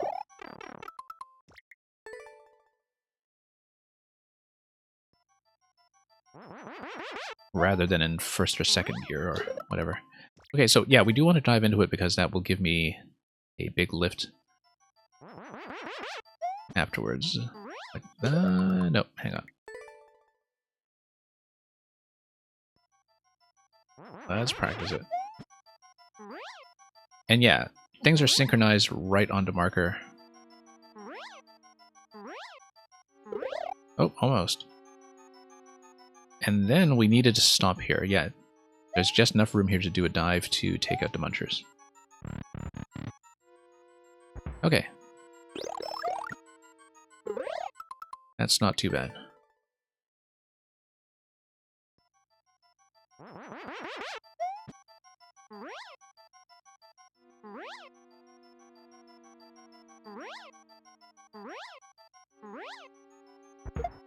Okay. Then we go up, and that's going to be checkpoints. Yeah, with a 30-second record, I assume that was just halfway. Oh, okay. No, never mind, because this is going to be a 5-coin level. And so we'll do every coin. Duck. Nope. Not like that, we don't.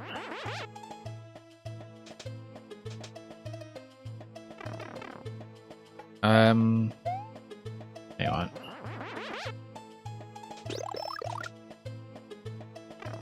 Duck, really?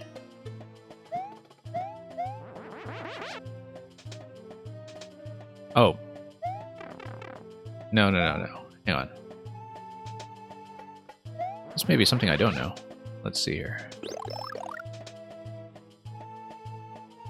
Because I'm going to slide forward here. Almost everyone has an instinct to not hold right. Well, yeah, because, you know, ordinarily you don't necessarily want the dive.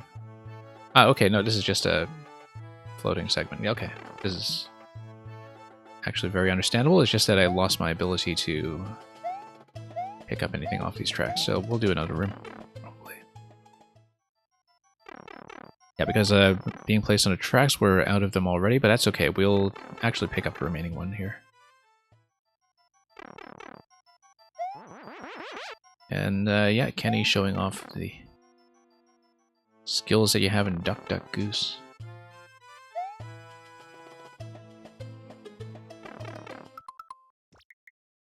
Alright, let's not start over.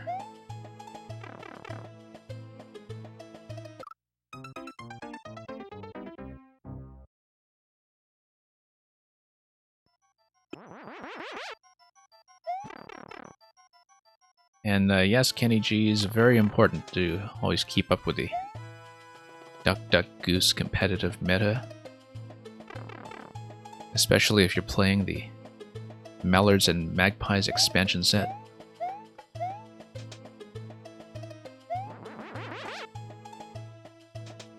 Oh, okay, there is a...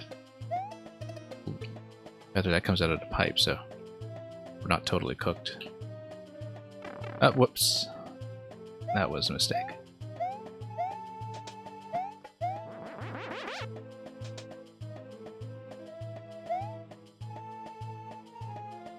And yeah, let's go.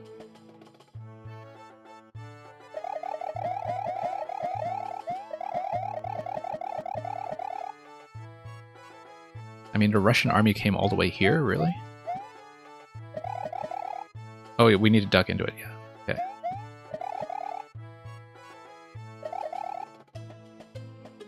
Hang on. Let's start over from the reset.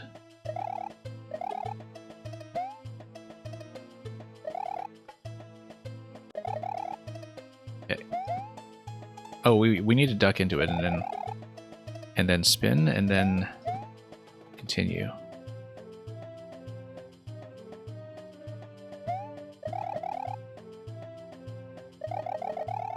Hang on. Duck and spin. Yeah, we'll do that. Much easier. Okay, that's one coin. And then we'll grab checkpoint.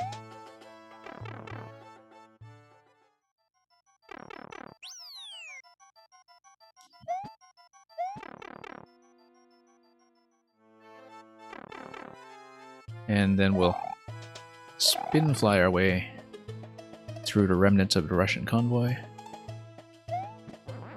And here we go. Oh, okay, I actually made it. I didn't expect that. But I do need to maintain momentum here. Always amusing to watch people struggle with that. Yeah. It's a troll-level anti-soft lock waiting to happen. Or which has almost certainly already happened.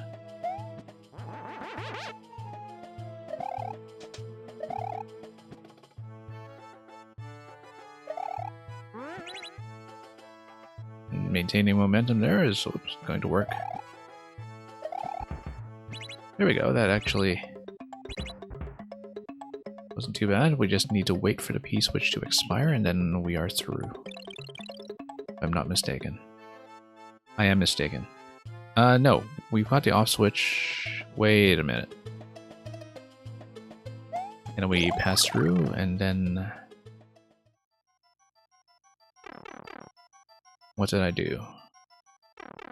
Yeah, okay, no, we missed something with the P-switch. I didn't see... Oh yeah, no, I need to go through the P-switch gate on the left, of course, yeah. And I had plenty of opportunity to see that early. Because it shows you where the P-switch exit is going to be. In advance. Nope. Yeah, let's not get impatient with that because the camera position is going to matter there.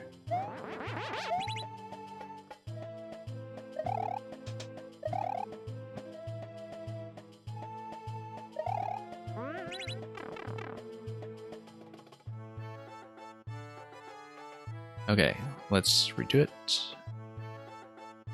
It's okay, I understand the principle of it now, it's just a matter of navigating a way back.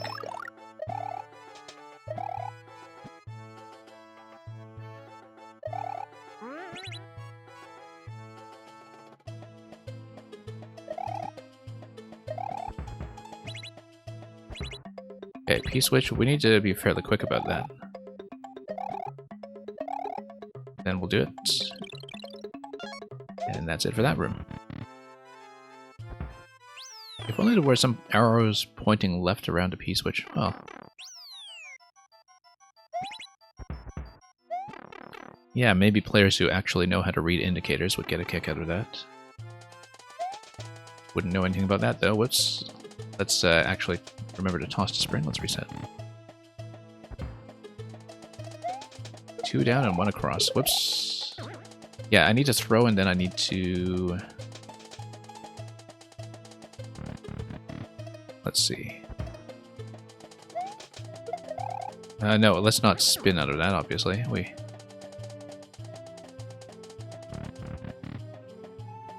need to...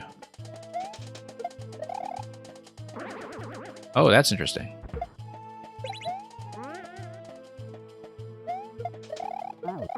Nope, I need to toss it through. I don't know why I have a tendency to spin out of that. I think it's just the way I'm releasing. Oh no, it's because I'm repressing. Yeah, because I'm letting go of the object and I'm repressing Y into that, hence to spin. That's a very fun interaction.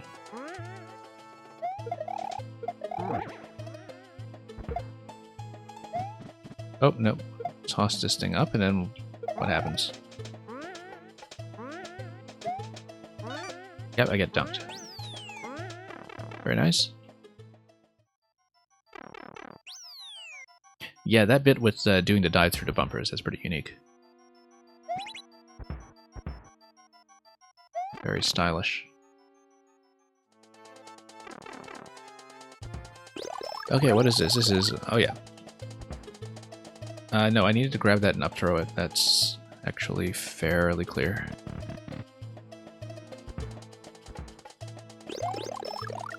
Hang on. Whoops. Didn't seem like I was going to get enough height to grab the Goomba, but... And there's a bit of a held item check as well on... Oh no, because you need to whip it and you grab it, yeah. And yeah, a lot of the recommended jumping locations are marked. But the fact that I'm floating is throwing me off slightly, so... We'll try to fix it. Oops. Next cycle. No, I need to whip into it, obviously.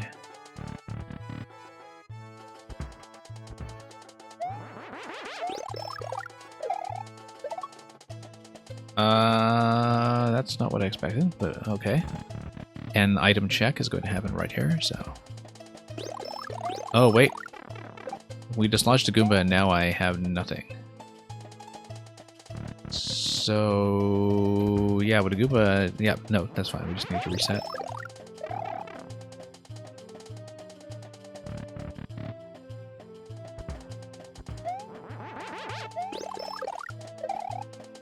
I think I just need a better track time on the Goomba such that it is in a low position when I go for it. But we need to reset again. Just to be clear.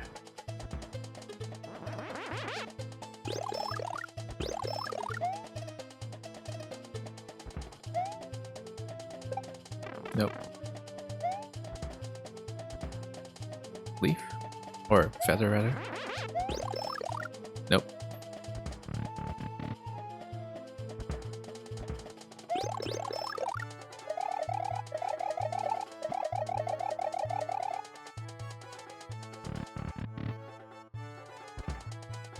We're likely to take time out on this one, I think, but... oh, nope.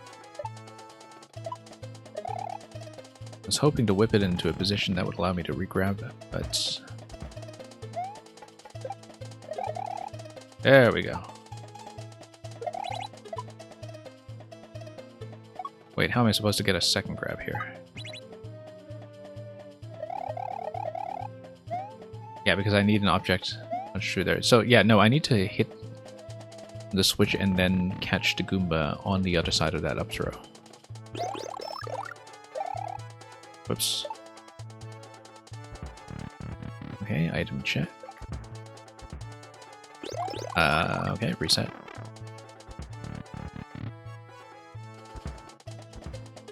Yeah, that particular reset property always throws me off. Nope. 13 seconds, we are going to time out of this one, but may as well practice it.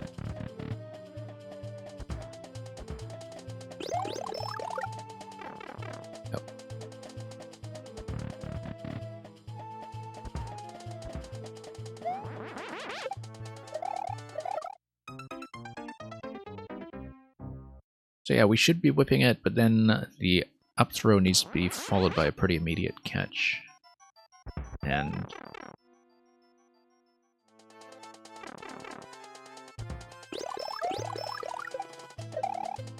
there we go. Nope. I need to catch it afterwards instead of grabbing. Yeah, no, I'm actually hitting the dash button a second time too quickly. And whipping the Goomba before I've had an opportunity to grab it.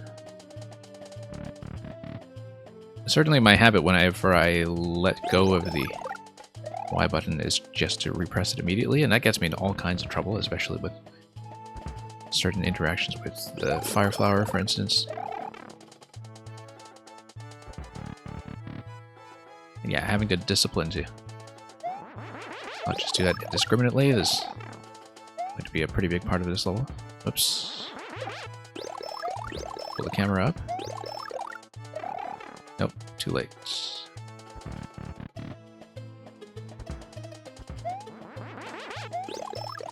Nope. Big miss.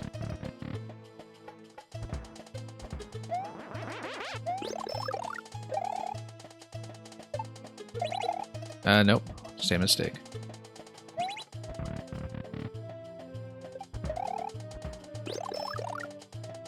Yeah, some of the item handling muscle memory throws me off quite a bit, especially, you know, when to hold jump versus when to hold dash.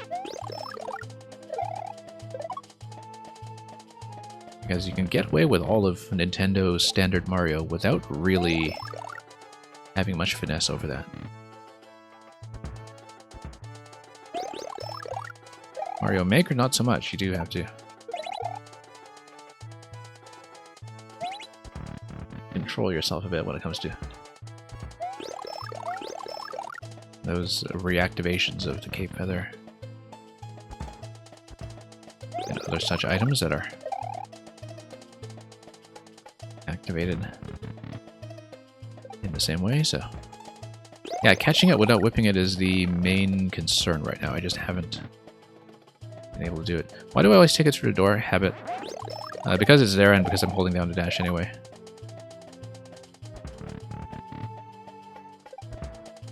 Like, I've basically got the Y button held down continuously. That's probably part of the problem here.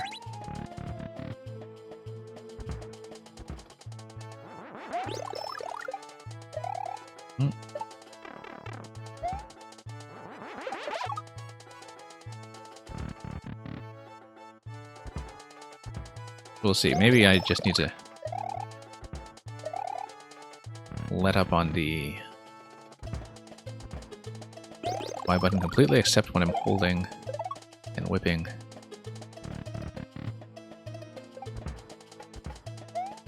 And yeah, it's when I'm taking it through the door that I don't get it respawned on the track, which is why I'm doing the extra cycle here. So that should be avoided if possible. Nope. Yeah, trying to consciously up throw without repressing immediately. That did not go as planned. Nope. Yeah, because I do need to hold the Y button again to catch this. It's just that I'm doing it too soon, I think, where because it's too high up, I'm whipping it rather than grabbing it. Whoops. And yeah, same habit here.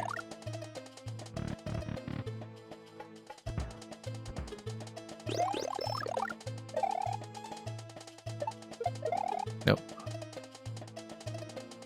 So I just need to wait a little bit longer to recatch it. Whoops. Same mistake.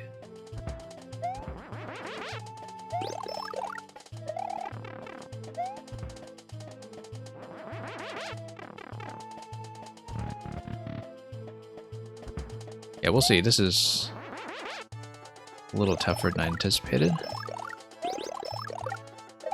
It looks like such a simple thing. And then, up.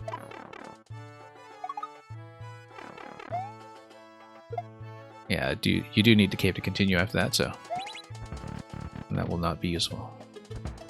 The repress is too late, okay. Interesting. Really? Really? That's interesting. I would not have guessed that. Given how it seems like the Goomba is completely above me when I am repressing into it. It may be that I'm throwing too high up above the marker, too close to the switch. Whereas I'm making contact with it and not letting it fall into me. If I am throwing it from a lower position, then the Goomba has more room to fall back into my hands when I get the cape ready. Yeah, because right now I'm just throwing too close then. I think that's probably the fix.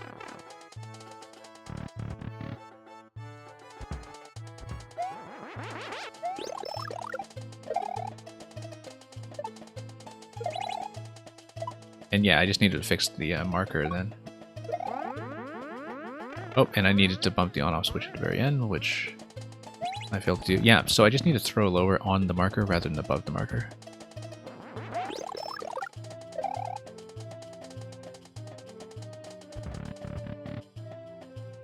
Repress it immediately to cancel the twirl animation. Yeah, I think throwing it lower is the right idea. Because I was definitely throwing it way too high. That's what happens when I take things like the markers as suggestions rather than as accurate depictions of what is about to happen. Okay, let's get dunked.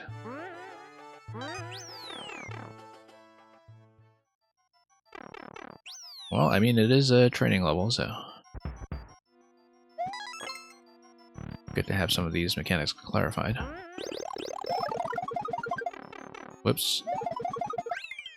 We'll pretend I kept the cape there. Wasn't quite right, but close enough. Thank you for that, War Puppy.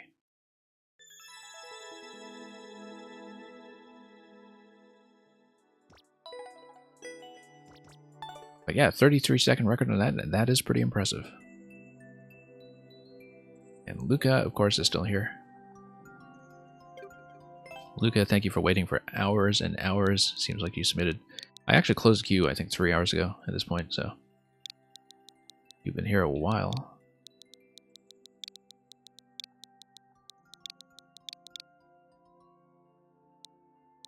I did get run speed. I might have let up at some point instead of holding it down completely.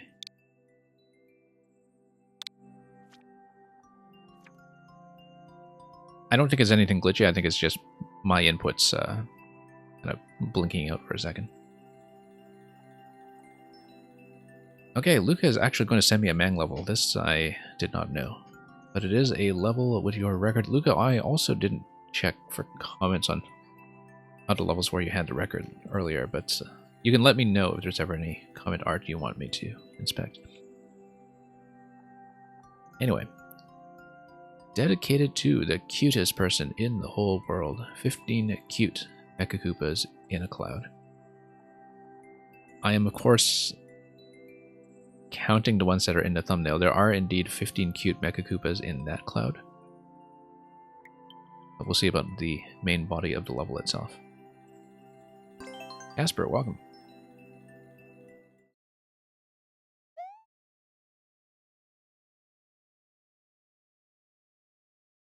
Okay, so we will get a Mang level today after all, indirectly. Oh wow, totally is cute Mecha Koopas in a cloud.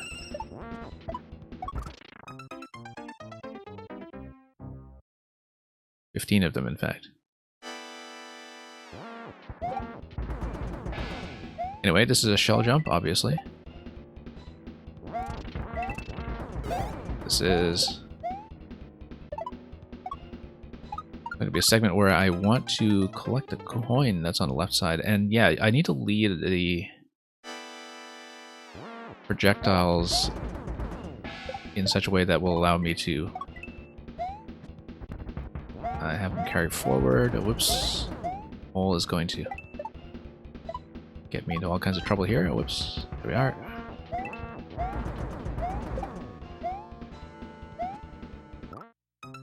I really should have done something about that mole. That was certainly one way to go.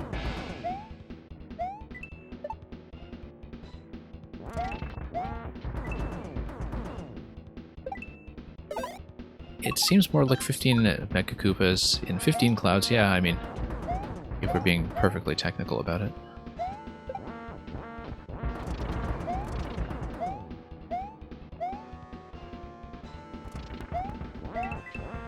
Okay, so looks like we want missiles.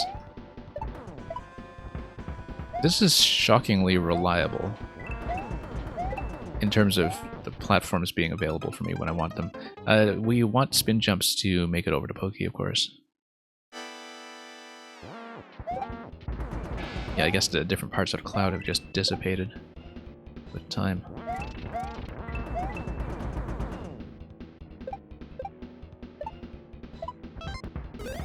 Nope. That strategy certainly blew up in my face. Okay, let's kill them all. I mean, it got me into trouble immediately afterwards, but I think killing the Molder was still the correct thing to do. Amazing, Luca, by the way, that you managed to get a speed record on this. It seems like there's just so much potential variability in the positioning here. It's from leading the missiles everywhere. Seems like the skill cap for a standing speed record would be quite high. Okay, good.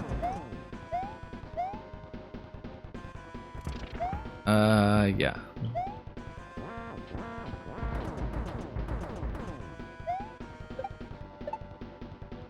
And we are going to fall.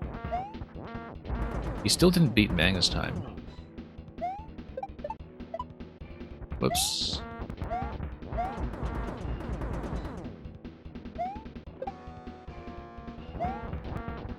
And yeah, everybody gave Kenny G's a special prize for getting the joke.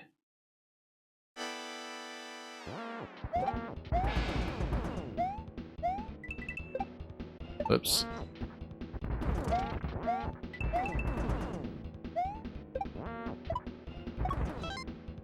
Alright, back down we go. Whoa, that was close. That mole is like it's getting revenge for all of its brethren who were killed in earlier Mang levels. Because we had been killing a number of moles in them lately. This is also a bit of a weird position, but we got it.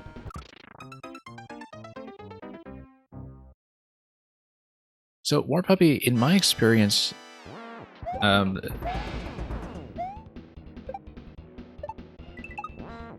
most of Mang's levels are designed to permit every obstacle being cleared on the first possible cycle. Like, they tend to have a very efficient route. I don't tend to find the most efficient route, but when you play the levels, they are clearly there. This level is interesting in that the mechanic is so positionally dependent that whatever optimal route there is very difficult to see and discover, I think. And so that fact of it is unusual, but hey, we actually kept a Shelmet for once. Over here. I probably wanted to give myself a little more room by spawning missiles over here first. So we would have a bit more room to move. There we go. I know. I wanted to spin. I also wanted the Pokey to partly be destroyed, I think.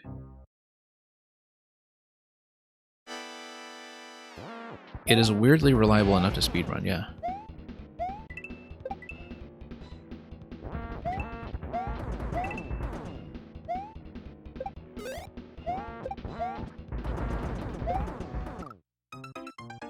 It's been interesting to see more and more people send me cloud-based concepts recently.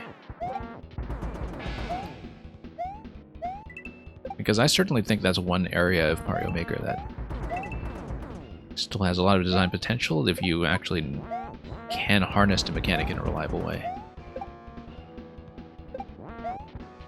And of course I have my own bias here when it comes to cloud levels, but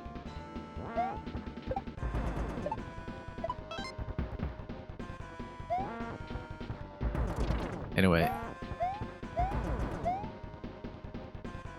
let's go down.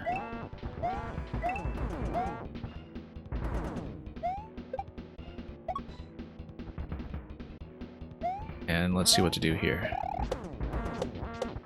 Yeah, I actually do need to bust this down first. And in fact, if the block blows up after that, I can just go through directly. Interesting that there are so many alternate paths here if you look at it. You don't always need to go up top the way I've been doing. It's possible to kind of clear things with this far more aggressive forward motion.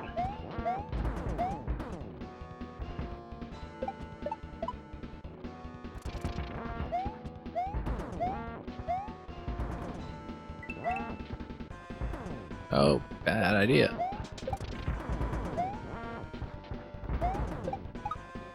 Okay, didn't see that projectile coming in from the right. We actually could have saved this one here. Nope. It's okay, they're all going in the correct direction, but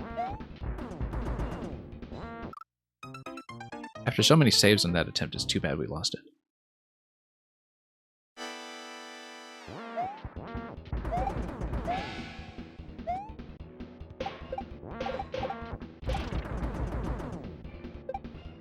Well, that was fancy in its own way. Surviving the aerial bombardment.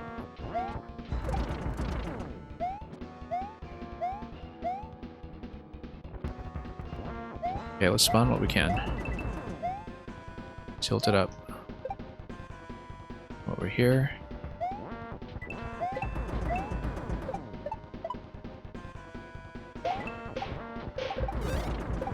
Okay, that didn't quite work the way I wanted. Yeah, I'm stuffed.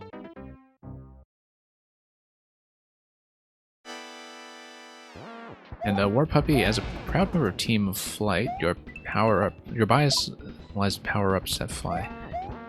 I didn't know there was an organized Team Flight, actually, but I haven't really been up on a lot of the Unity dynamics recently, and yeah, it's really been interesting to see various maker groups and projects just come and go. I missed the coin. Let's go back to...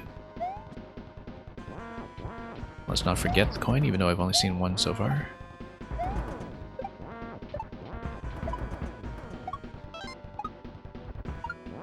Yeah.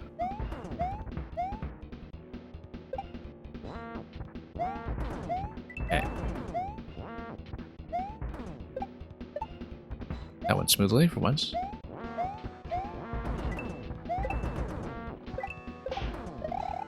Okay, well, you want to start with a spin jump here, because then you can get on top of the bogey.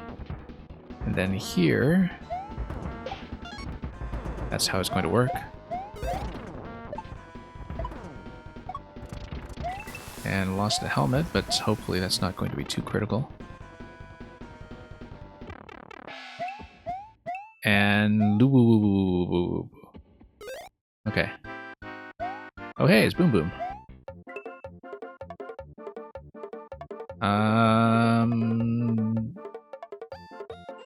Do we need to do anything but Boom Boom here? I don't know if I want to try. We can try to dunk this one.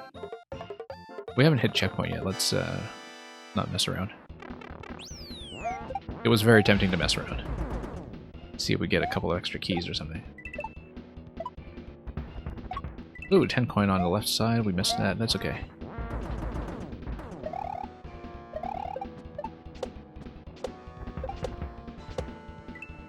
Okay. Now what do we do with this one? We just need more missiles.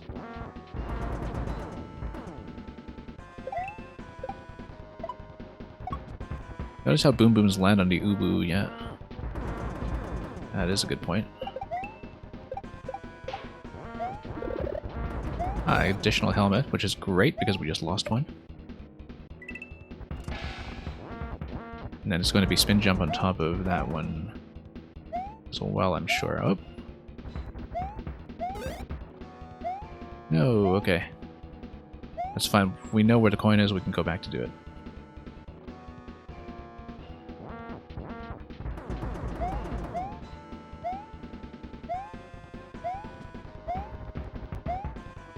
Nope. We'll need to sustain that a bit better. Where is everything? Okay.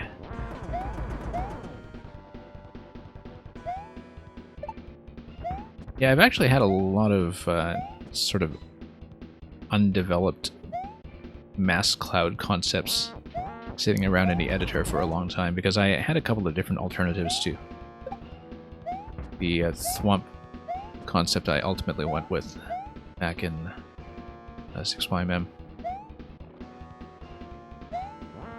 And so I never did Mecha Koopas like this, but there was a similar kind of Cloud Train level that I was trying to make work, and I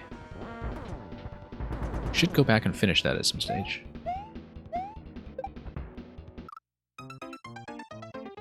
Okay, we're at checkpoint, we're fine.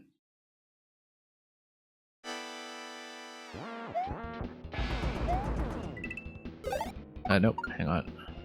Lost the helmet already. Not good news.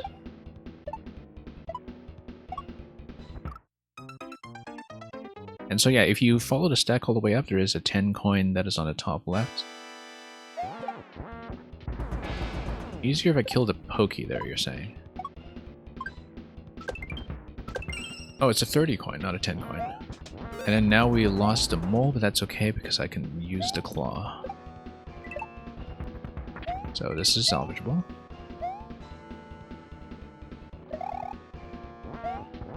This will be spin jumps. Oh, you know, I can just kill the Pokies. Yeah, that's right. But why would I do that when I can just spin jump?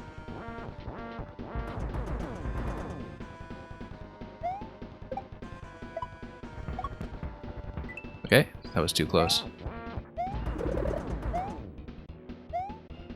Oh, whoops. I was trying to kill that Pokey.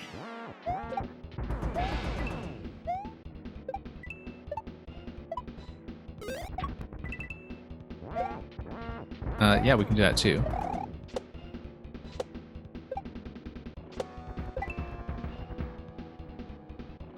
Yeah, it's very flexible actually, the strategies that you can pursue here.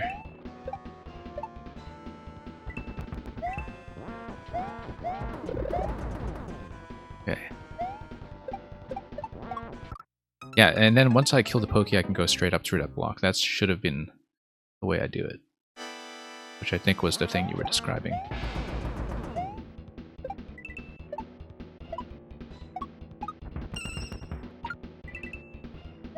Okay. And sure, let's do it this way again, because we're just going to be foolish that way. I'm down far enough to get the next series of spawns.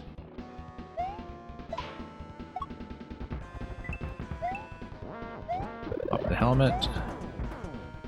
We're going to go straight through this guy. Great. Here's something I can do. I can potentially do an up throw and... I mean, we were never going to shell jump this necessarily, but I actually could have done an up throw on the shell to grab the coin. In fact, I believe that's probably the way to do it. Unless we're very precise about this positioning here. I bet that is the way you're supposed to do it with an up throw instead. Because otherwise these just don't last long enough. Oh yes they do, okay.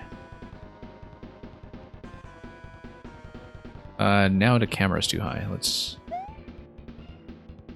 spin jump. Actually I should have just remembered that there's a platform below me. Never mind. We were talking about the Pokeball little red coin, I see.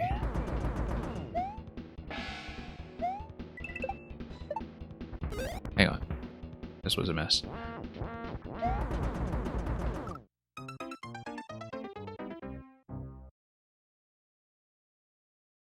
Kill the Pokey there and go straight up. Huh. Hadn't really considered that.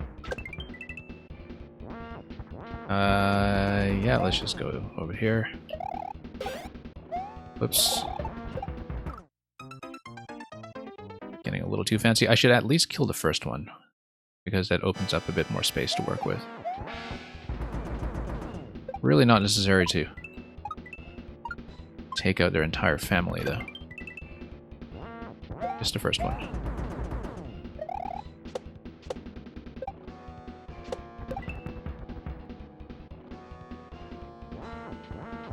Alright. More of this everywhere. And so knowing that I don't need the up throw on the helmet is useful, because then I can use the helmet as a helmet. And yeah, Luca, I know what you mean with the bullet positioning, that you just get them to go straight up. I just didn't think about using the Pokey's positioning as the place to do it. But in retrospect, that is the obvious thing to do. So let's let everything drag.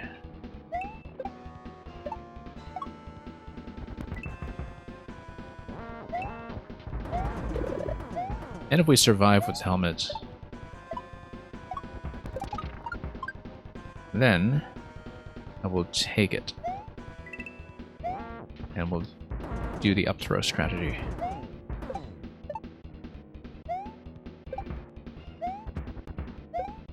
Nope, never mind, we will not do the up throw strategy. Ah, yeah, okay, poke this guy.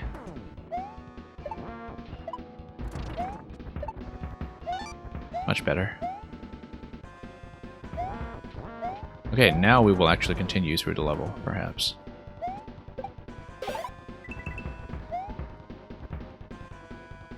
One coin under the Pokey. Whoop.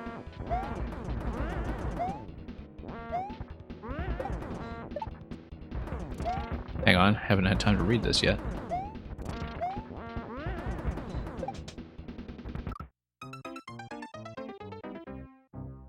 Yeah, so I need to lead the bullets into the Pokey. Either that or I take a damage boost if I still have a helmet at that stage. Nope.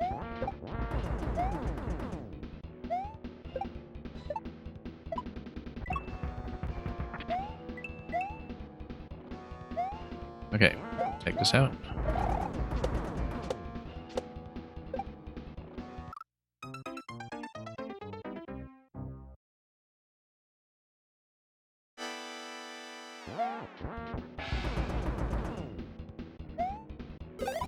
Nope. Got a little bit stuffed here. But we got the 30 coins, so that's at least a partial success. Okay, up we go. Nope. That's okay, we didn't take a hit or anything, so...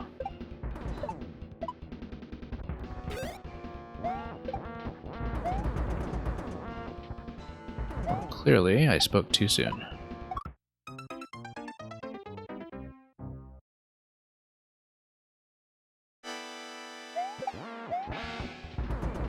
Okay, everything's going to go up.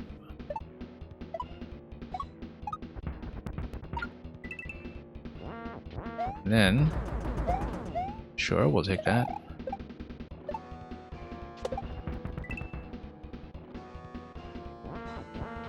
And straight up over here if we can.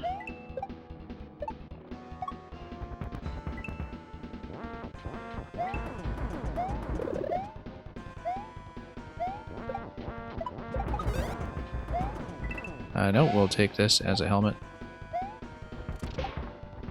Take this guy out. And yeah, all 4 of the main coins are accounted for at this stage, so... not too worried about that, although now we have to account for the fact that I can no longer take that additional point of damage.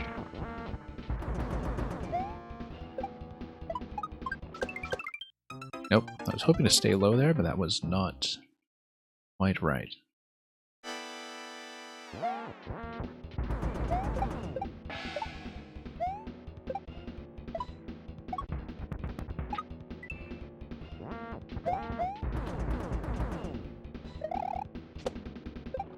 Okay. Down we go. And back up.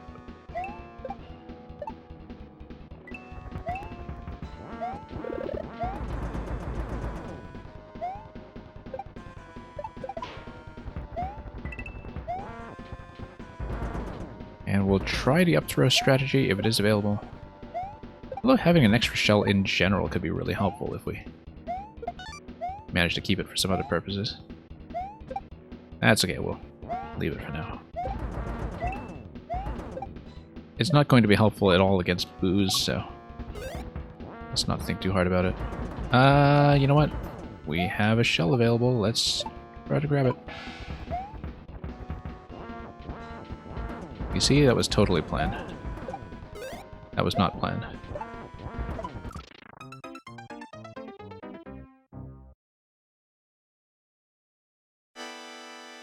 Well, it looked fancy for a moment. And then suddenly, it was not. Whoops.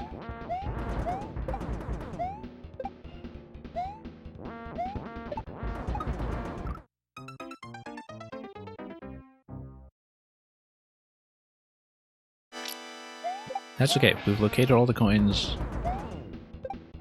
We've seen most of what we need to see. I think we're going to be fine.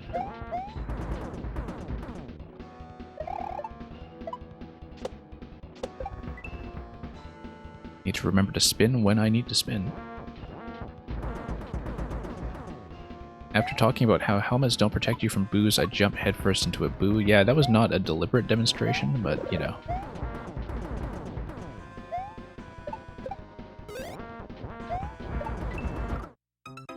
Safety demonstrations do happen, even the accidental ones.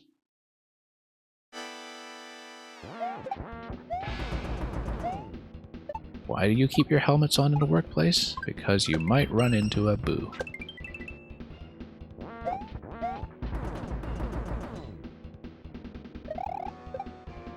The dead may come and get you. And we do not have insurance for that.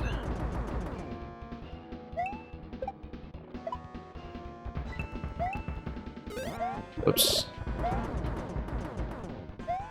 Okay, this bit is going to be potentially a bit tricky now, but that's okay, we got it. Let's not forget to grab coin 3.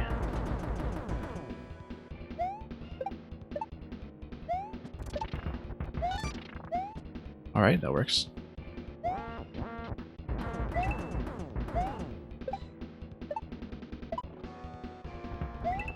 Yeah, taking advantage of demolishing these shortcut passages would be interesting, I think, but for now I just want to make sure we can get anything done here with these boos being what they are. Yeah, like I was saying earlier, it is possible for me to just take damage at the pokey if I'm really quite desperate, but we are no longer able to do so, so never mind. We can also use this spot here to blow up the pokey that way. Great. That works. And then I will run into the boos. Also notice that if we do blow up the block under the pokey, that creates a spot for me to go up directly from the donut blocks. And so that seems to be the best path after all.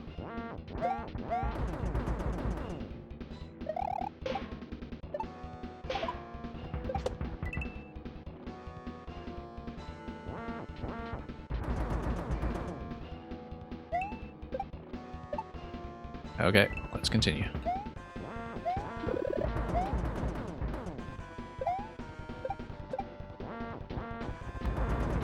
And, yeah, we'll dodge a bunch of that. Grab this.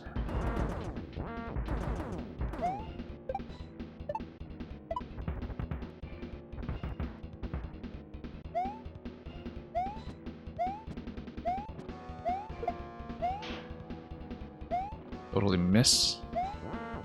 That's okay, we'll just try it again.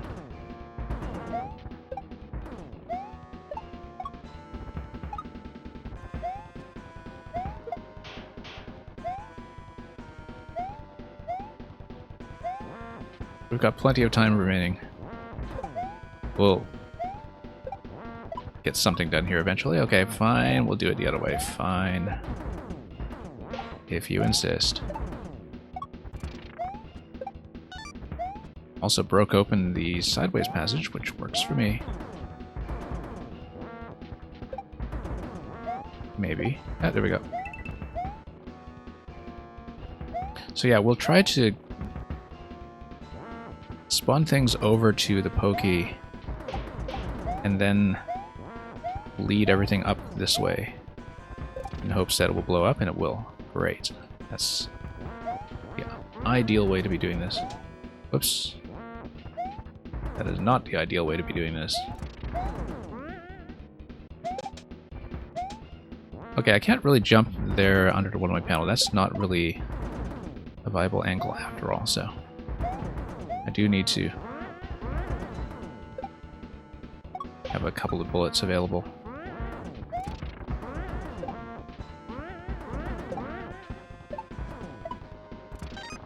There we go. Now what do we do? Oh, okay, we can kill those, or we can take the door.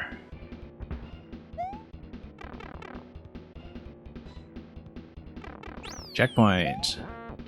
Okay, now we are below the clouds. Oh, okay, that's not good. That's okay, we got the checkpoint. Or hard mode. Ah, great. Very good. Now we can practice the duck and cover maneuver, which is perfect for atomic incidents. And even these minor tactical projectiles that we see here.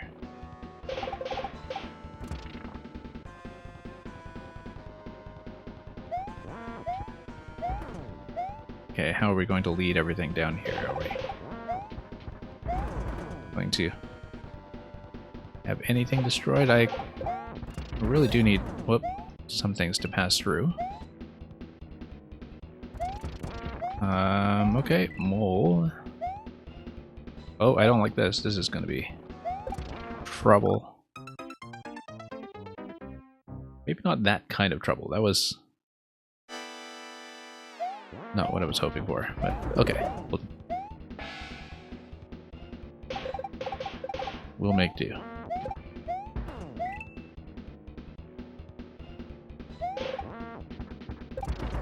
Okay. Yeah, just need to watch the ground from time to time because it is not necessarily safe.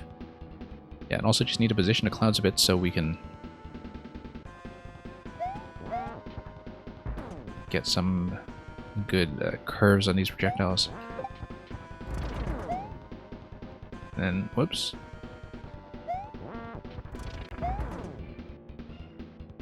Then nope. Oh, this is trouble.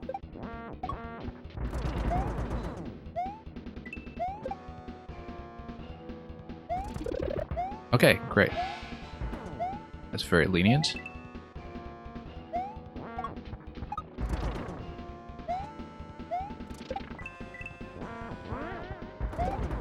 I like how even though hard mode is obviously not what you would do if you wanted to speed record, it is still designed in such a way that it is kind of speed friendly if you wanted to take a fast path through it. It clearly exists.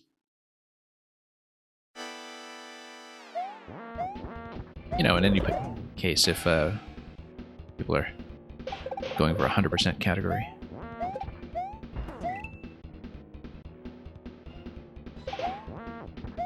When it comes to their speedrun leaderboards, that was a spectacular blow up. Oop. Nope. Okay, that's fine. That was not fine. That's okay. If we make it to the next helmet, we're in good shape.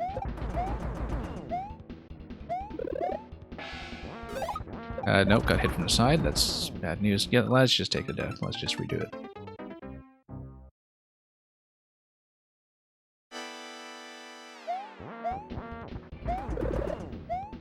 Talking about 100%, you think no one will get it? Oh, because there's going to be some deeply hidden secret here.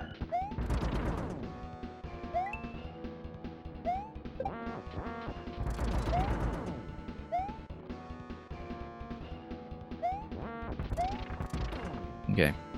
Speaking of which, so we have one level remaining in queue, and that's Terminators.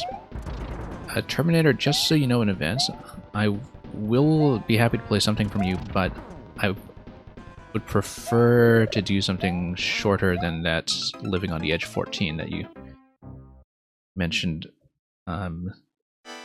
during the last submission, because, you know, I don't think I'll be pushing through something like a 0.3 level at this stage in the stream. So I'm happy to play something of yours, but I would prefer that it's something on the shorter side. That's okay.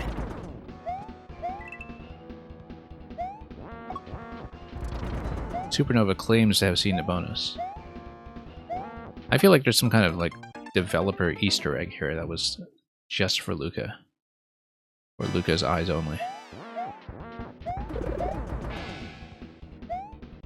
I just have that feeling.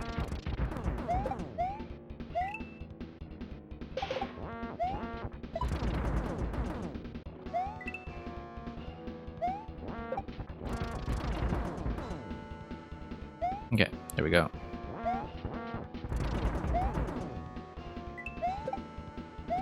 We'll even take this to be fancy. Whoops. Too fancy.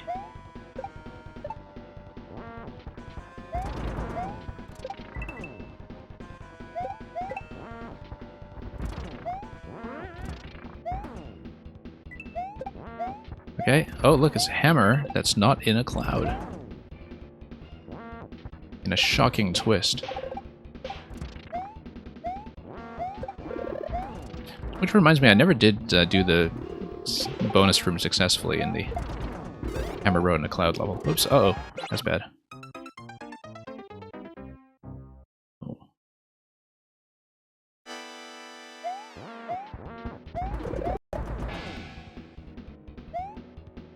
Maybe got a little bit overconfident there at the end. Whoops.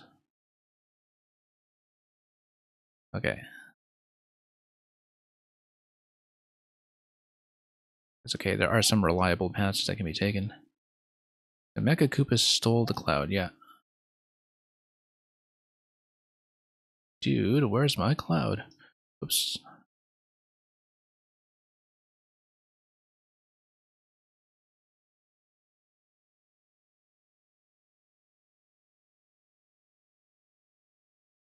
Whoops, let's not do that.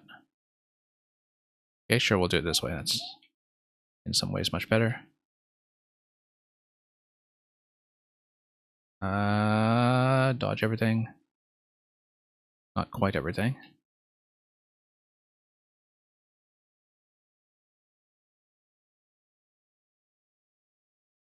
Well, now we have a problem.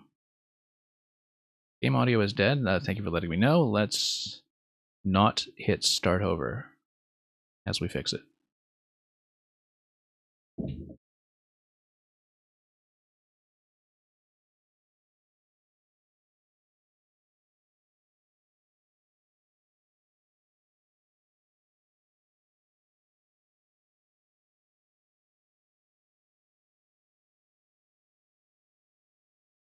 Okay, let's try it now. Should be fine.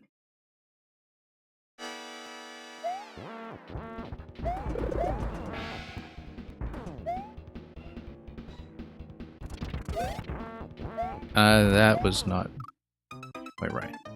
Notice too that the exit door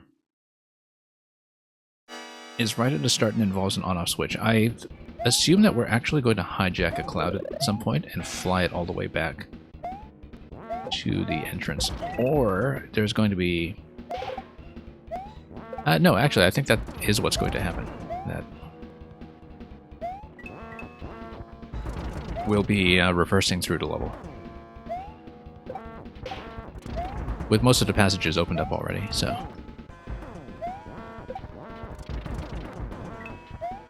which means that I shouldn't just take every shell. If I already have a shell, I should not pop a shell, because I might need it on the way back, unless the blocks spawning them get destroyed. Because, yeah, I hadn't really thought much about the property of how we're going to exit this level, given the door that's placed right there, so... That's something we should consider. Is it the true 100% to kill 4 Boom Booms? You know, you might be right about that.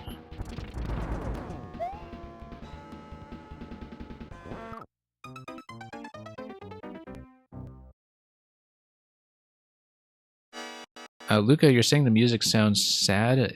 Is it because my audio is off, or is it something else? Yeah, actually it's still dying again, so let me fix it again. We lasted so long without audio issues too, so let's make sure this gets a proper presentation.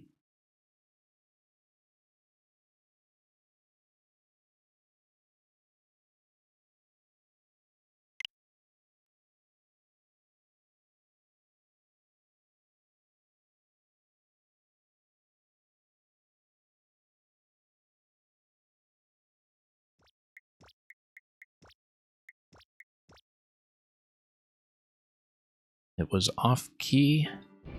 Yeah, that's what happens when it's glitching out and on the way to collapsing completely.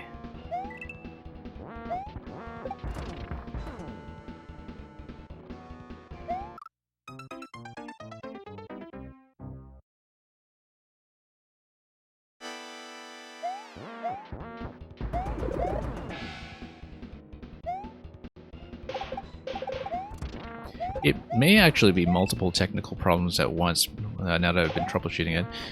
So usually I don't get the audio problem when I'm streaming at 30 frames a second, because the it's much less processor intensive, right? So I tend to stream Mario Maker at 60, but I've been streaming Kirby at 30 because Kirby only goes up to 30 in terms of FPS. But I've been running into audio issues in Kirby as well, and I think that it's actually something to do with my USB hub now. Like, it was partly the audio problem I had diagnosed before, but on top of that, I have some kind of issues with the hub to which both my capture card and microphone are connected.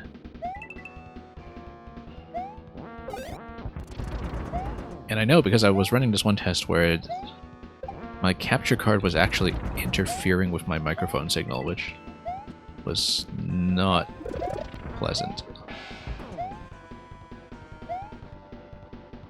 But we'll hopefully get some of this stuff sorted out permanently. Ah, whoops. Very friendly mole there. Too friendly.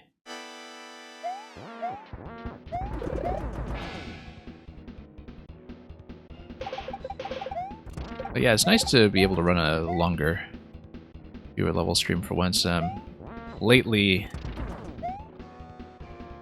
it's been a little difficult for me to run until this hour. So yeah, we should just slice through some of the projectiles with the helmet whenever I can, because we can simplify the problem. Okay, let's not grab the extra helmet in case we need to come back later. Oh. And by coming back later, I mean coming back right now, except it's going to blow up and I wouldn't get the helmet anyway.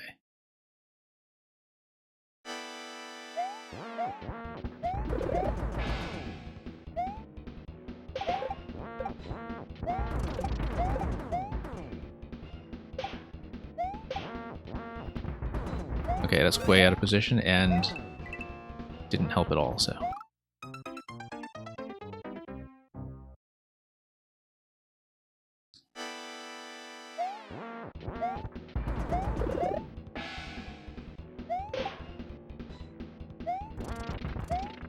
Yeah, it's kind of neat that this level has so many destructible elements to it. And, you know, not just to add a little bit of pressure as you try to proceed forward, but also to just make your path through it very flexible. Practically, well, not random, but, you know, like non-deterministic. Oops, shouldn't have squandered that shell.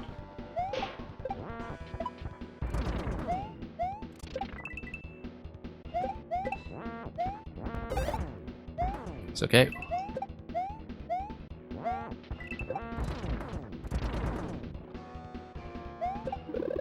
Okay. I do want that. I did not want that. Terminator, this is a Mang level. Luca submitted it, but it is Mang's level.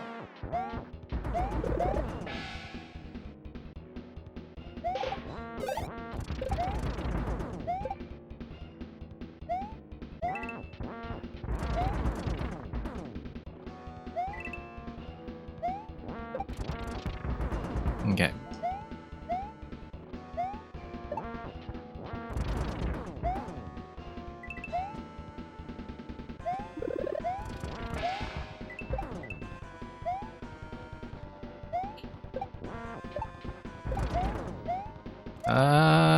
Surprise.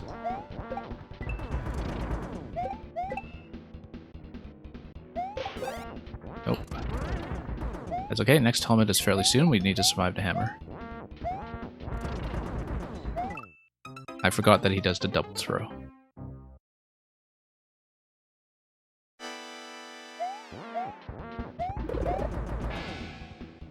It's alright, we'll get it. Slowly.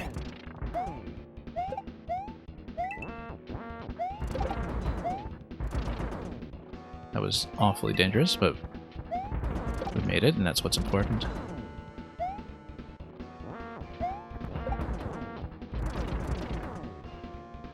Okay.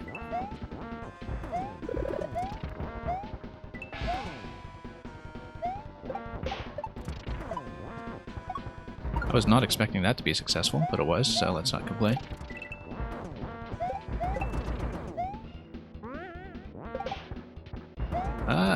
Yeah, we got chased back.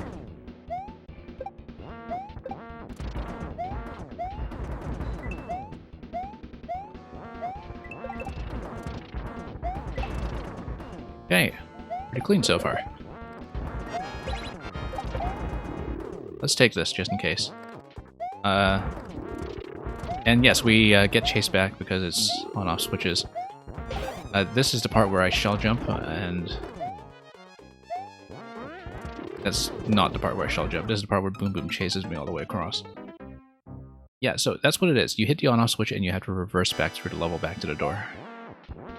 Unless, of course, there's a secret that's buried on the right side, but we're not going to check for that. We're going to try to actually beat this thing for once. I didn't realize that Flying Boom Boom was going to partake in a chase, but...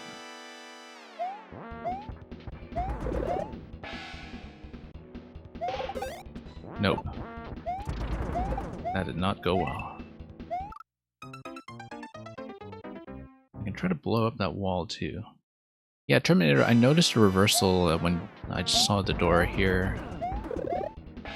Like Luca was suggesting, there are some apparently undiscovered secrets as well, so maybe there is something beyond mechas. But we'll not think too hard about that until we get a little further.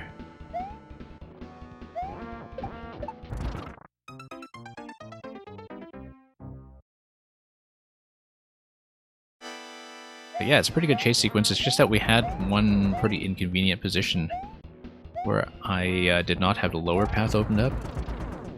I also forgot the helmet.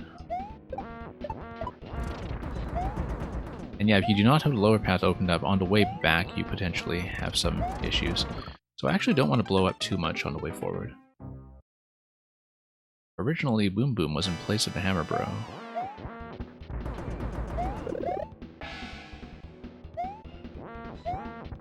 Whoops.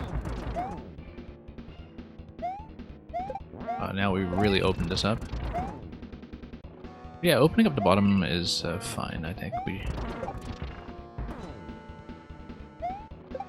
Bad idea, bad idea.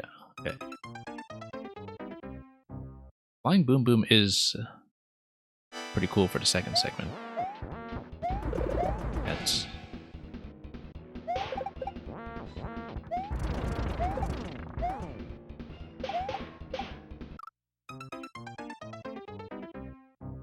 But yeah, too much destruction at once. We need to really think of a better pattern for this. Yeah, we'll eliminate all of that, and then we'll come over here. Boost the helmet. Not even blowing up enough of what we need. Then...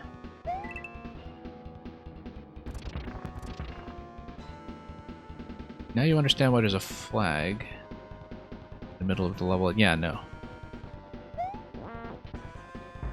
No, this is the optional hard mode. This is after the key coins. So... yeah, this is not part of the required clear.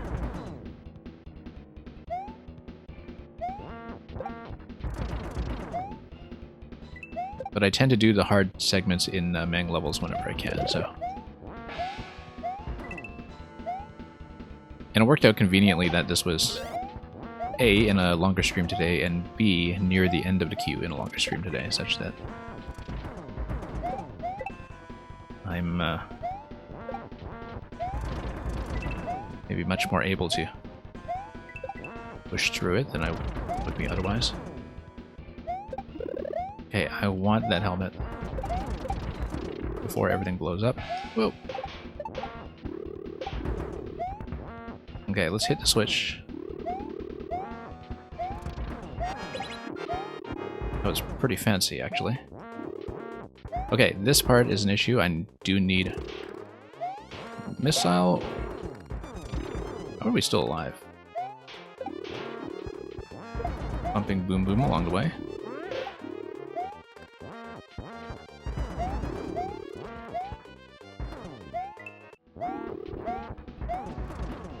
Okay. Let's focus here. I'm very surprised that I managed to survive that with the helmet intact. And we captured Boom Boom, apparently. Oh, and here's a missile on the left. Magic Koopa with a big missile. We can actually release Boom Boom and go for that door on the left. It is possible. But the positioning is going to be tricky.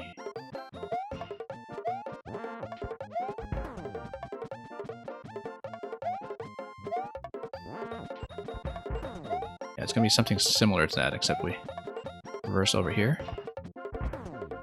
No, we can do it.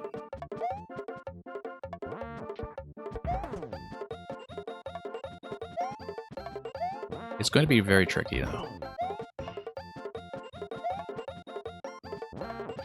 We have 300 seconds to figure this out. Go to the left of the line, really.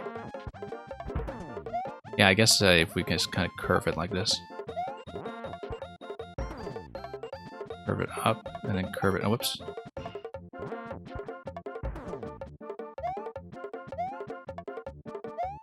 Oh.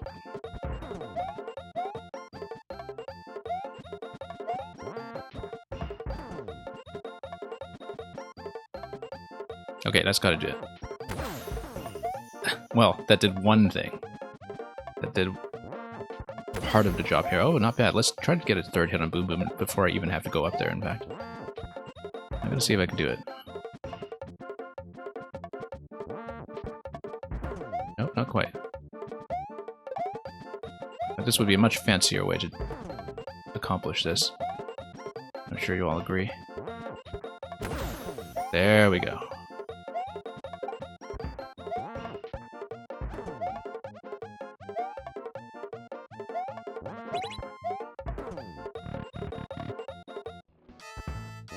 And this is the title screen. Hang on. Is there something else I can do here? I mean, everything's going to blow up, right? I don't like this. No, let's go. I'm going to die. I'm absolutely going to die. I'm absolutely going to die. Oops.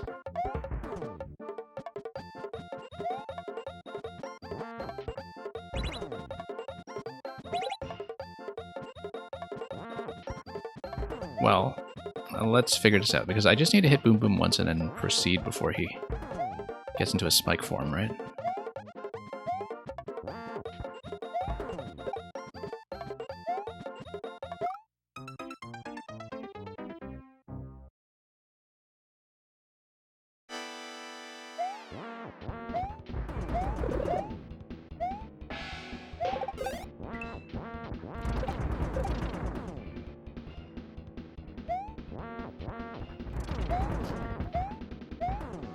Look, we saw the secret room.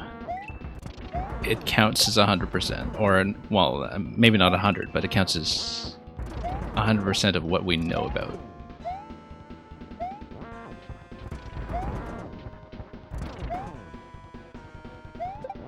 So, still worth it.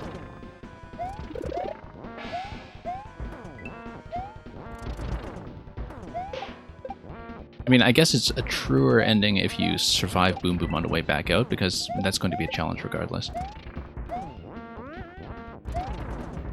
It's funny, because if I had backed directly out of the thumbnail art door, that would have worked just fine. Okay. Oh boy. That's fine. Boom Boom. Nope. We had such an amazing run in the chase sequence too earlier. It was so full of narrow escapes and things blowing up just slightly out of the way, and you know,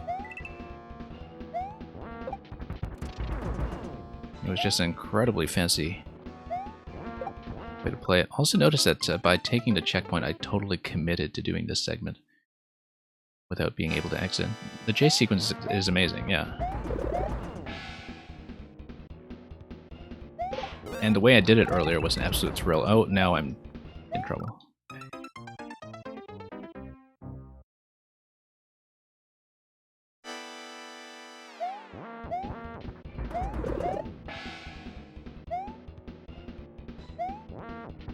But yeah, we just had an incredible chase sequence earlier, and now all is lost. Whoops. That was not going to go well. Anyway, this was also not going to go well.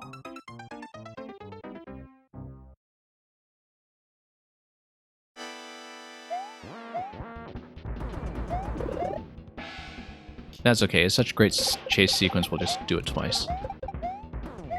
Accomplish it twice.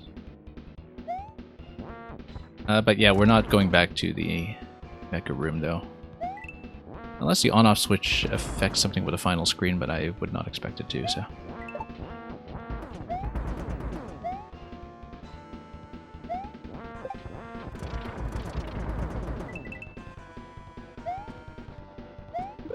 Are you required to bring the Shelmet? Oh, I don't know about that. Because you just need to get through... I don't think I actively used the Shelmet. I only used it to get through...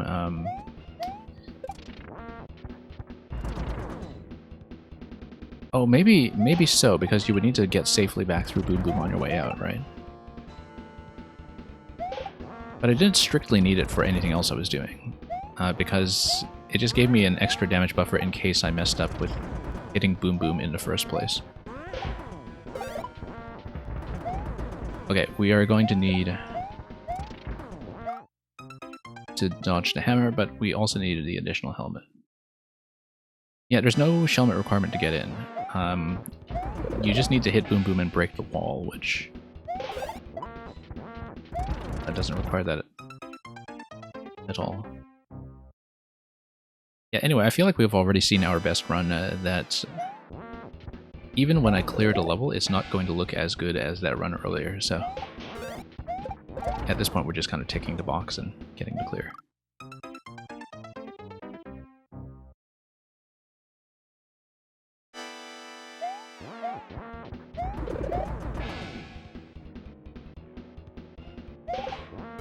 Nope.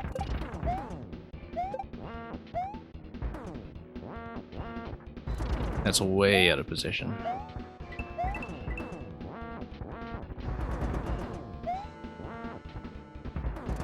Okay, there we go.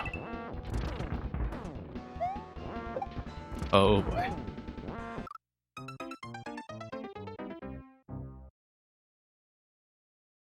Yeah, after I'm finished with the stream, I'm going to go back and watch that escape sequence again because it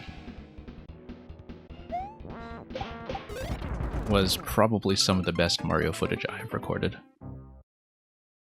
It certainly felt like that at the time anyway. That,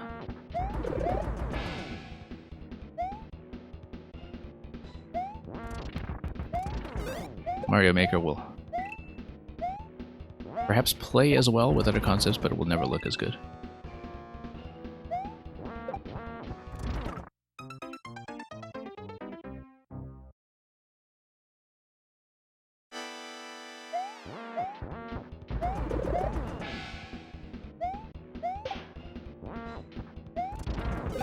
Whoa.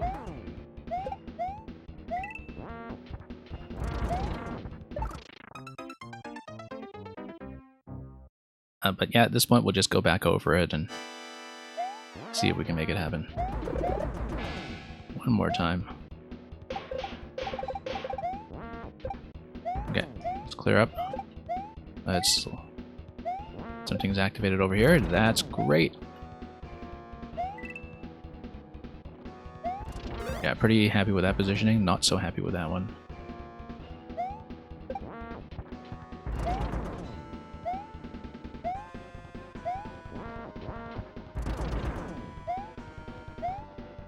It was the die hard of Mario levels, and now we are dying harder with a vengeance.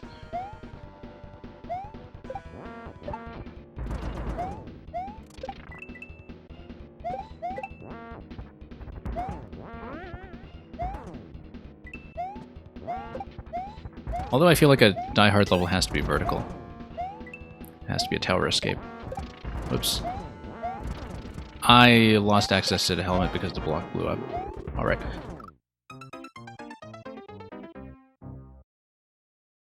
And then I blew it anyway, so... never mind.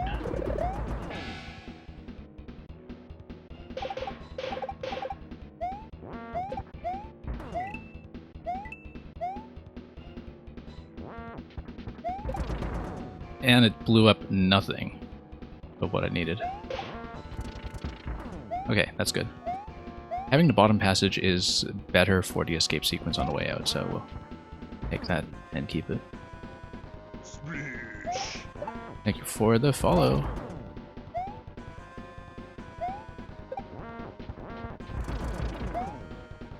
And okay, let's pop this. Let's leave the block and hopefully that doesn't blow up. Nope, that's going to be a problem. Let's make it to the next helmet.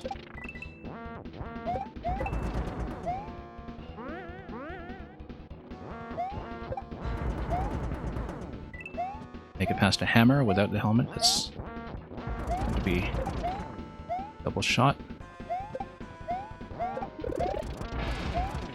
Okay, this has actually looked pretty fancy too, given the way we took out the hammer. Once again, I have to wait for this bit, which is always a little bit tricky, and we're not going to do it quite so cleanly this time. Whoa, that boo. Oh, I've got a helmet under that boo. This was a bad idea. Or a neutral idea.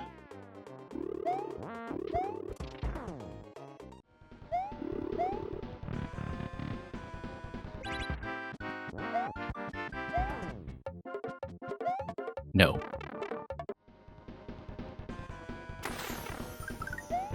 And hey, we got Yoshi.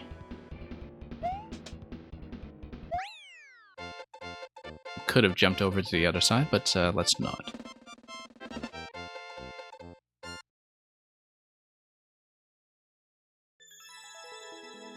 Thank you for the GGs. For the level submission, Luca, we'll look at the comments, and for the level itself, all credit to MangMang69. 15 amazing Mecha Koopas in the cloud. You see, here's how I knew we were going to get into some trouble with this level. It's saying dedicated to the cutest person in the whole world. Mang doesn't get to get away with saying something like that without Boom Boom getting a little bit jealous. And unfortunately, I was just in the wrong place at the wrong time when Boom Boom decided to exact his revenge. Let's take a look.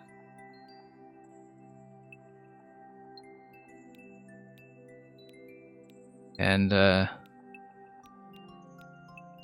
enemy spam, not really. Projectile spam, perhaps. Supernova with a heart.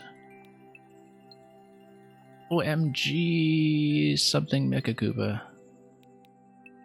And, oh, look, friendship. It's like in Mortal Kombat, right, where instead of the fatality ending, you have the friendship ending. That's what this is. No, you.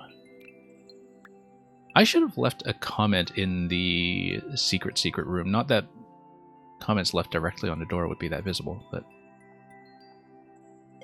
Anyway, we did find the cover art in the end. We're not even close to the end, so that works. Terminator, since you are still here, Terminator, I will be willing to play something by you, but I, once again, prefer something short. So let's take a look. But I'll punch in this code first and see what we're picking up. And we will definitely be closing on this. Yeah, if it's something super hard... Oh, it's the Pooh Bear Shell Jump training level.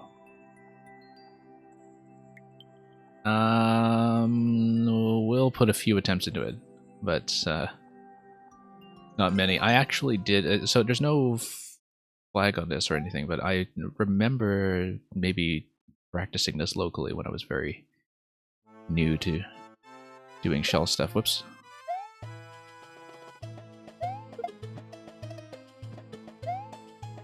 Yeah, we'll see. It's been a while since we've done much shelling.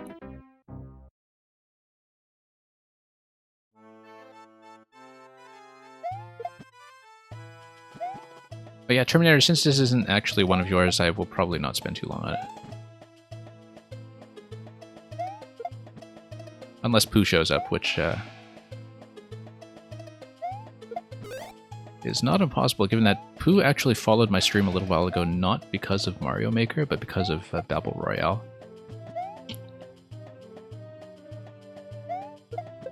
There we go. Then... Nope, that's a pig. And yeah, let's be sure to actually put on the helmet from time to time. Oh, nope, that's wrong direction.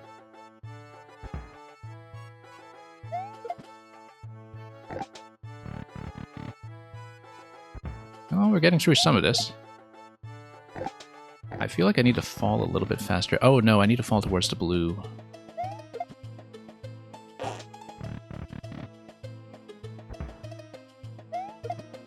And then I'm releasing a little too early to do that, so we'll try it. No, that actually could have been correct. I was just a little too far to the right. Nope.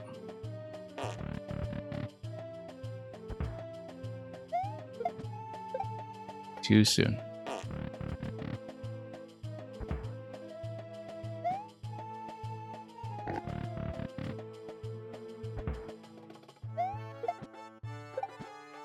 Yeah, what a better way to end after the Mang level just now than to cool down with a couple of shell jumps. Nice, easy, relaxing training level shell jumps, fortunately. Nope. As you can see, I do not read markers well. But we'll try to make this work. Also, this was a day 1 2019 creation. I remember that a lot of Pooh's codes early on were actually nuked by Nintendo because being a very popular streamer and maker, he did, you know, occasionally get mass reported by people who were unkind.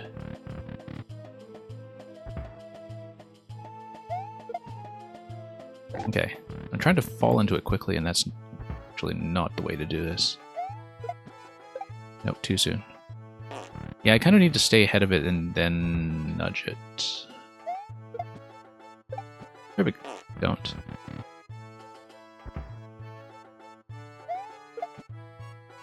Nope.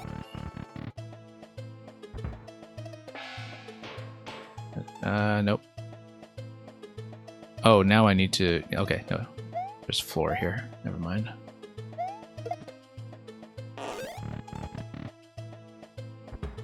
Still staying ahead of it a bit.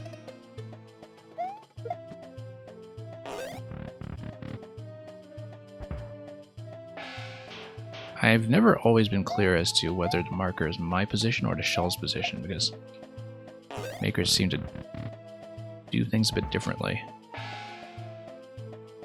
depending on their setups. So,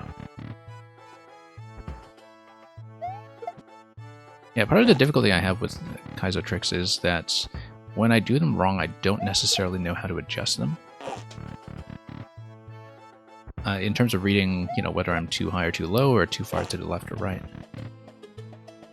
And being able to make those adjustments quickly is kind of the bread and butter of succeeding at platforming. You know, being able to see what you're doing wrong and make the correction on the next attempt. And so that's really something that's not part of my skill set to do that with Kaizo. Oh, no.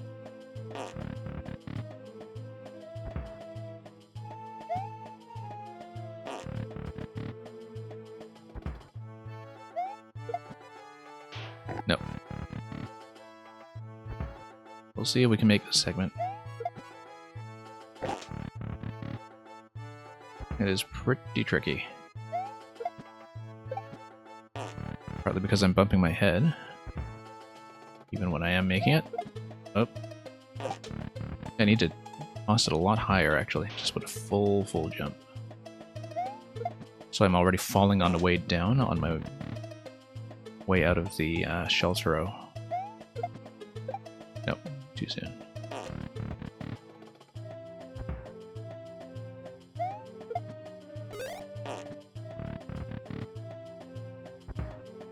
But yeah, so I think Terminator, I will not continue this past timeout unless we hit checkpoint first. We'll try this up to timeout, but I will probably not stay with it past that. I mean, I could use to practice. I don't mind you sending me this, and I do appreciate it. But oops.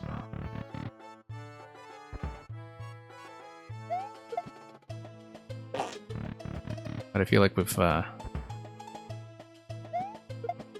a bit of a wall here, so I've gotten a few that were close, but nope. The angle's all wrong.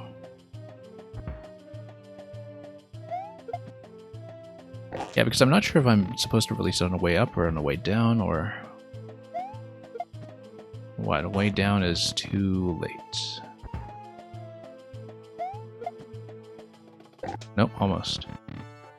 Just a little too high.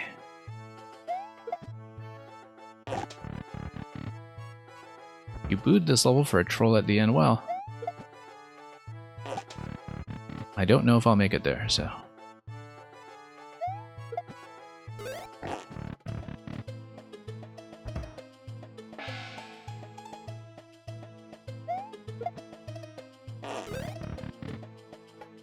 Nova doesn't have patience for trolls, apparently not.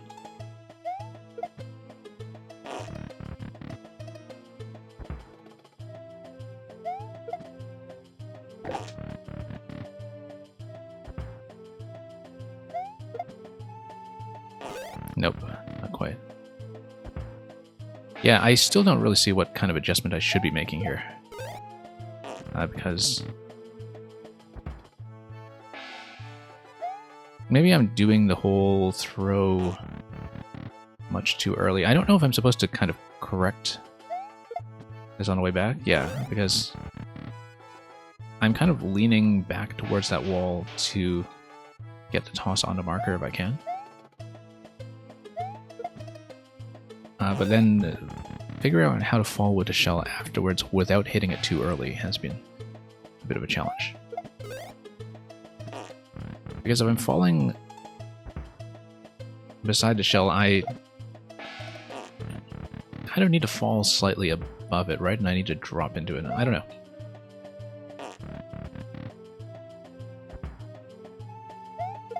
Or at least my angle needs to meet its angle. Nope. Okay. Not quite.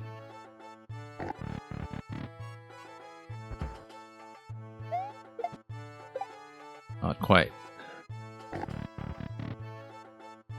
So yeah, maybe we'll get it, maybe we won't.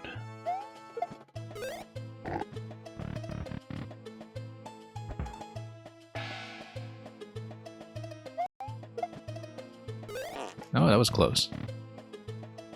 Still getting whacked on the side by that, though.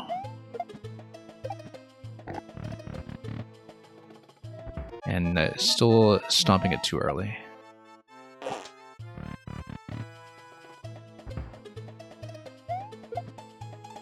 I'm often amazed that people who do specialize in Kaizo can get this stuff done as reliably as they can. Because I certainly don't see it. Nope.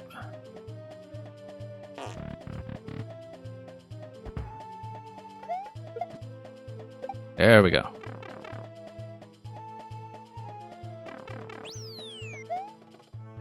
Whoops. Yeah, a little too quick on a regrab.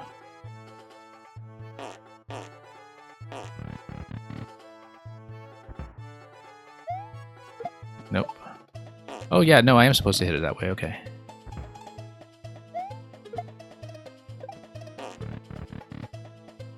I think so, anyhow. Alright, we'll try to continue with past checkpoint, since we earned the right to do so. Whoops.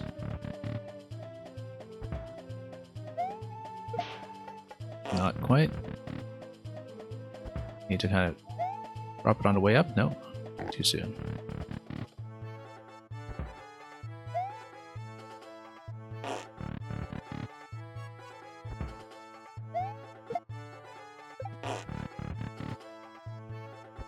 We'll see. I think it's supposed to deflect back, but I can't really tell.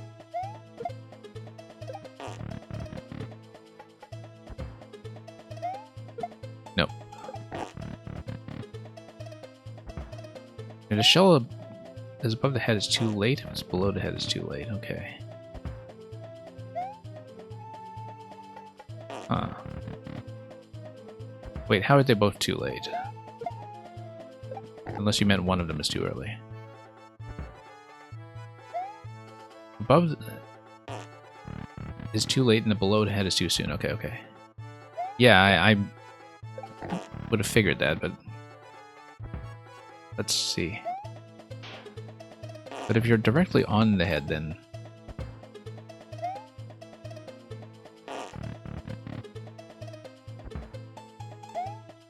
nope. Yeah, we'll try it a few times, but yeah, let's grab a helmet.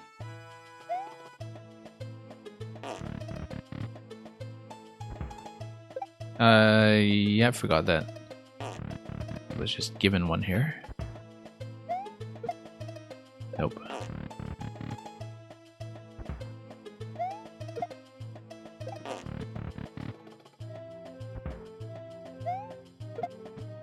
Oh yeah, that's actually correct. I just didn't react to that correctly. I believe that's the way to do it anyway. Oops.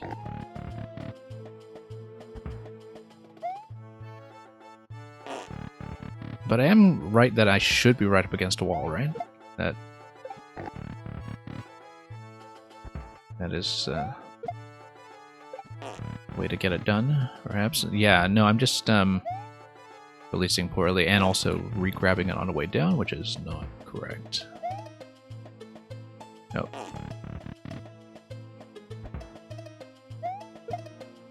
Okay.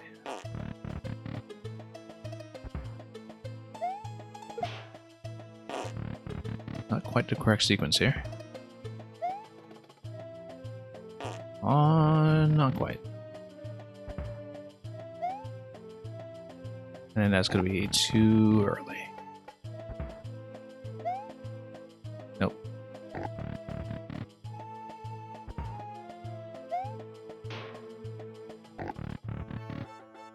And that's going to be too late.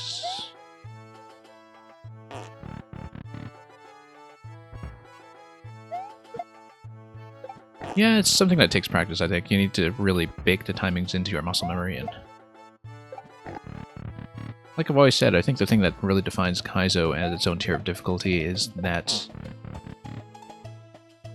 the hardest levels that are not Kaizo don't do anything to prepare you for Kaizo, if that makes sense. You can play really hard platforming levels that use the existing skill set that you develop by playing normal Mario. And that's the stuff that I think is kind of commonly referred to as light Kaizo. But then you get into the really complicated tricks. And the thing is, there's no way to learn that except by just playing more Kaizo, right? Like, you're not going to learn those tricks playing levels that are below that tier. And so it is a big and very sudden, abrupt jump in terms of the technical requirement. Which I suppose is why trainer levels like this exist.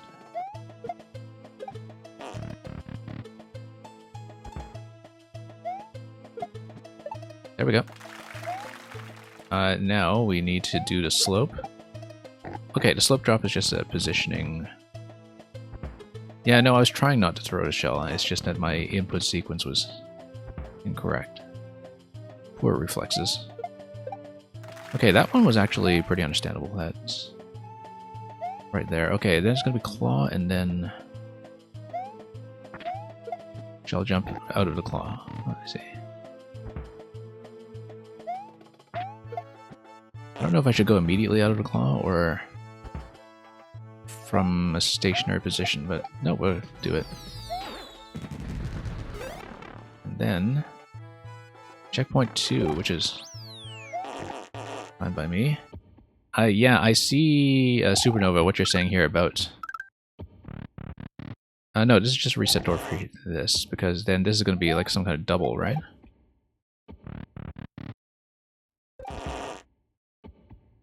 How do I do a double? Is it like spinning into the other one and then releasing? Like, no, you can't do that.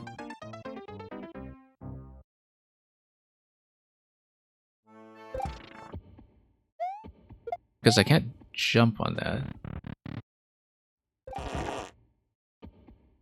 Oh, and I shouldn't take it with me either. I need to throw this up, right? And then I shell jump with the other one and catch. Kaizo block at the edge of jump to the flag.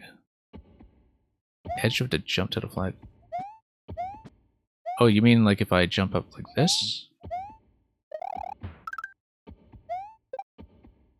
Oh, you mean the flag as in the final flagpole, okay, or the goal pole.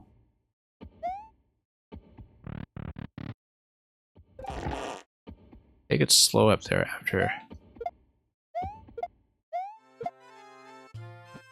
Yeah, because let me practice the single first, just so I know what my positioning is like for a single. Whoops. Unfortunately, I do not have helmet access here to vision to blow.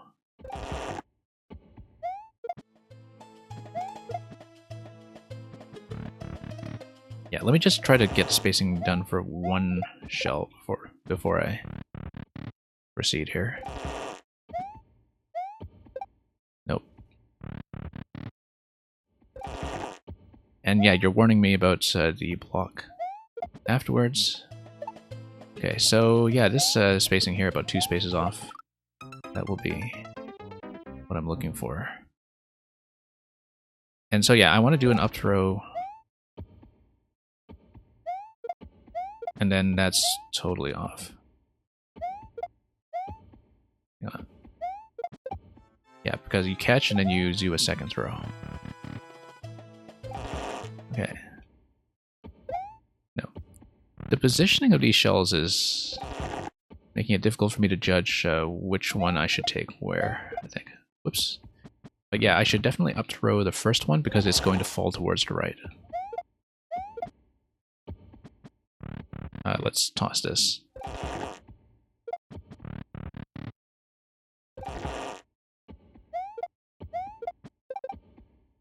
But that's approximately the right idea, just wrong spacing.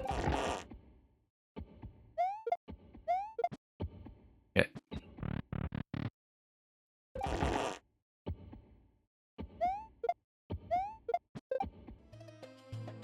And I need to be fairly quick between the two. This is a pretty sudden jump in difficulty from the previous tricks we were taught. I guess there aren't really any tricks that would kind of fill in the difficulty curve in between. Yeah, no, I know how it's supposed to look. But I don't have the spacing done for it because I'm taking too long to get from one shell to the other one, I think. And so I have a tendency to go a bit low on the second jump. Because I don't trust myself to actually get to the upward shell in time. That was almost correct, actually. Almost right.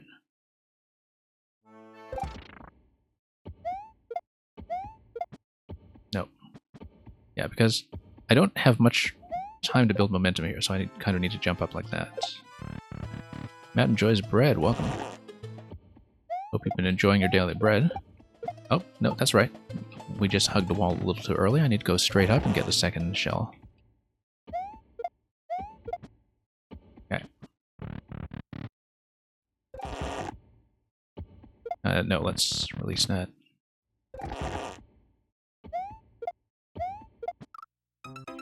Too far. Yeah, 2 spaces away from the wall, or rather 1 space and then myself. Like, if I'm on this column here, that should be correct. Whoops. Let's do this again.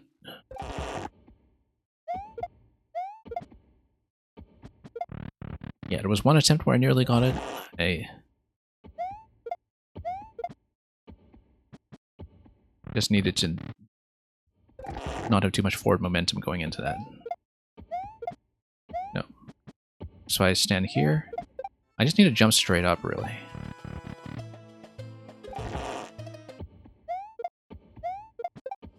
Yeah, no, too much forward momentum once again. If I can straighten out, that'll be fine. Almost.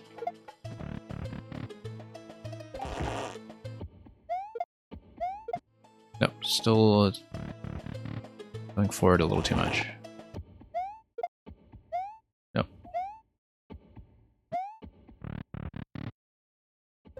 And we'll see. He's gonna get it. I appreciate the faith of Supernova. Of course, that's what I was saying to myself about that Yoshi at the Gallows last week. And you did get it, to be fair, and in the fanciest possible way.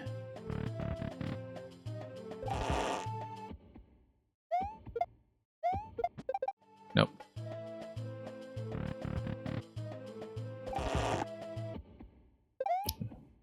That's also a no.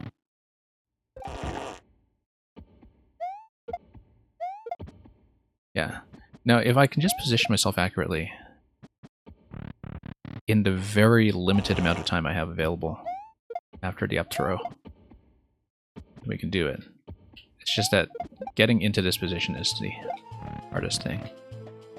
Because it's very easy to overshoot or just have too much lingering momentum after that. Just stand in the wrong spot. I need to stand directly on this bit of background artwork.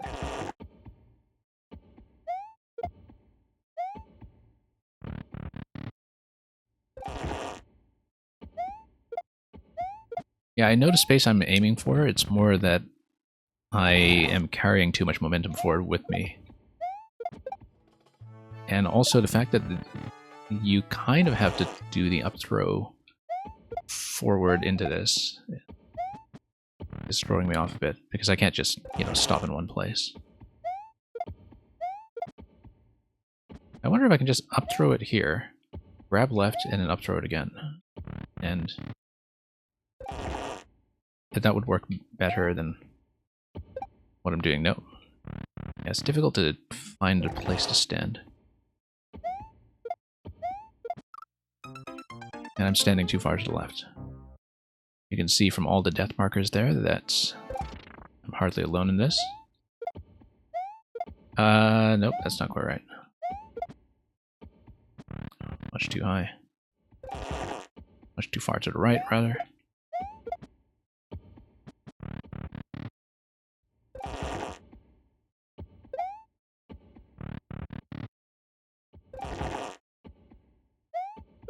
And yeah, trial and error, pretty much. Trying to converge on something that works here. Whoops.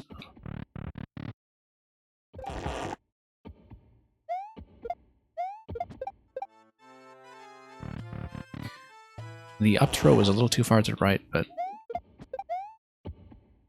other than that, that was close. Yeah, so we just need to find the up throw position.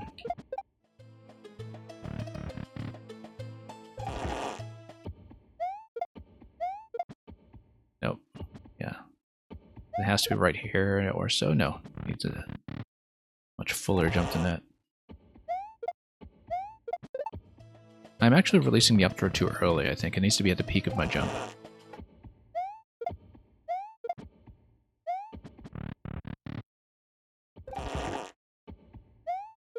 Nope.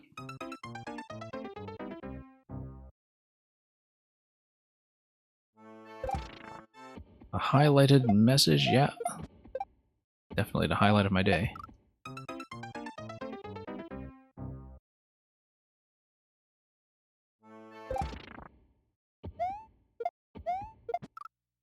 Too far.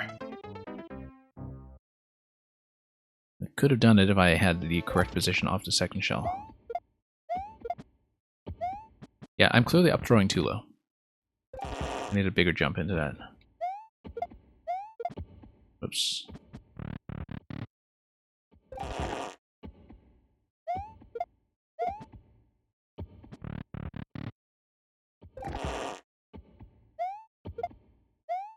Nope. Too far.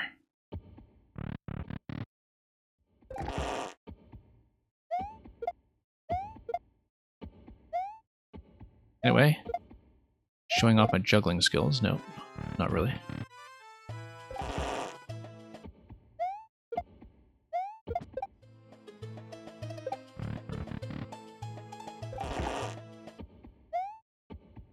Okay.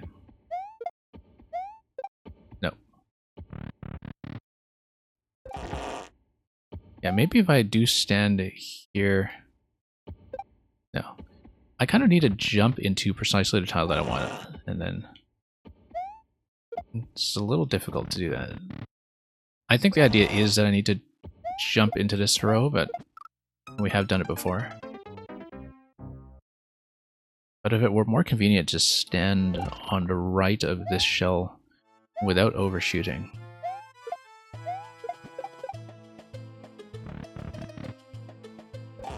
You just do everything in quick succession.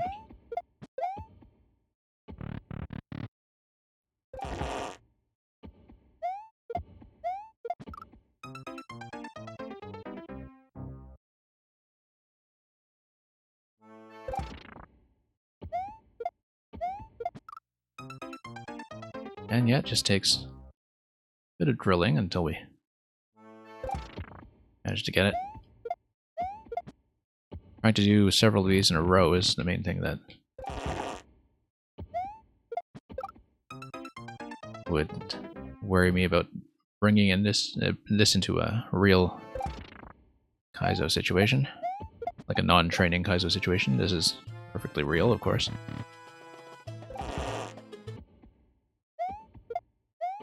No, too far. Way too far. But if I had moved over about a tile and a half, that would have done it. Still so much forward motion going into this.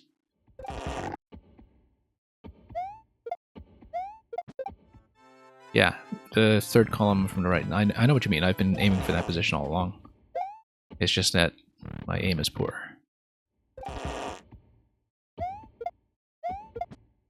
No.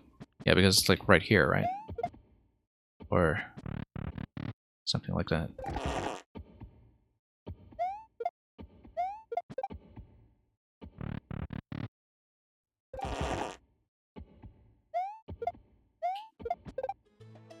Not quite. The up throw was a bit off.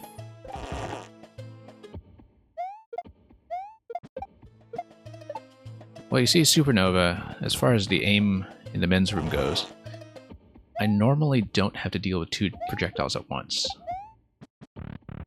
Normally.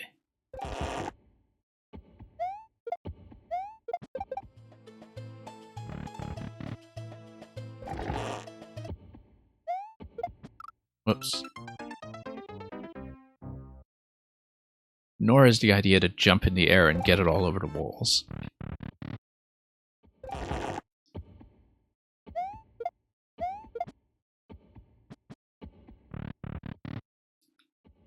If it were, the results might be quite competitive.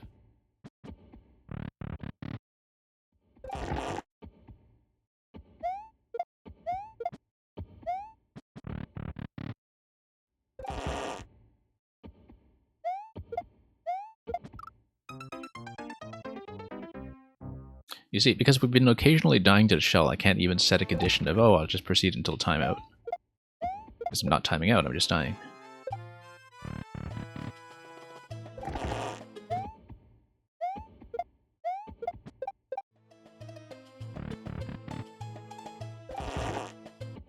Okay.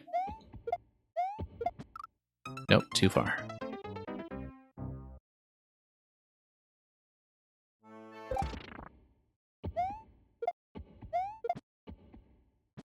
Yeah. Let's try to find that target position again, just to practice it. Or not.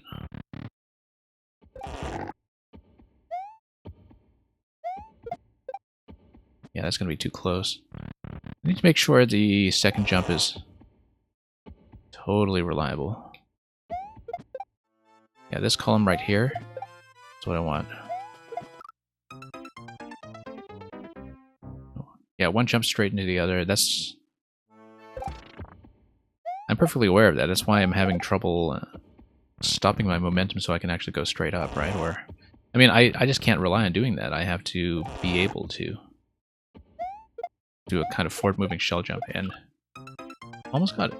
Almost got it. The second release was wrong, but...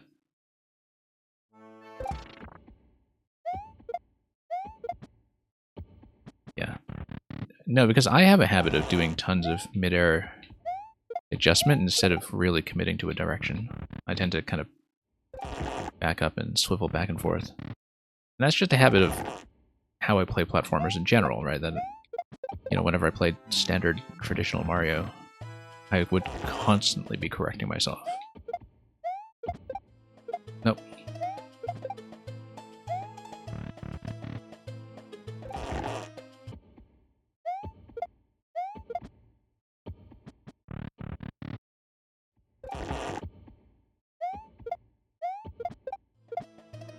Almost. We're almost there. You use one of the Koopas and just one shell to get up there. No. No, you can't cover that much height with a single shell jump.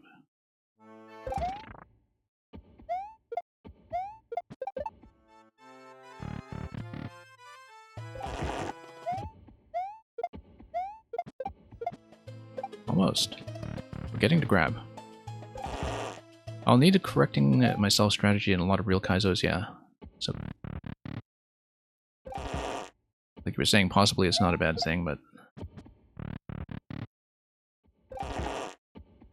whoops.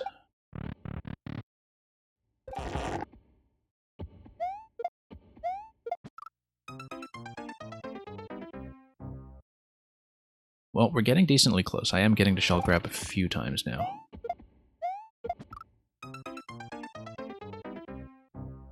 So yeah, we can't really assume that the second shell jump is going to happen from a dead stop. I do need to expect that I'll have a little bit of forward motion going into it. Whoops. That was a spectacular miss.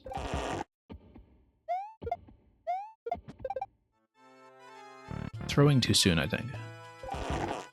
Up throw. Needs to go much higher relative to where I am standing. Whoops.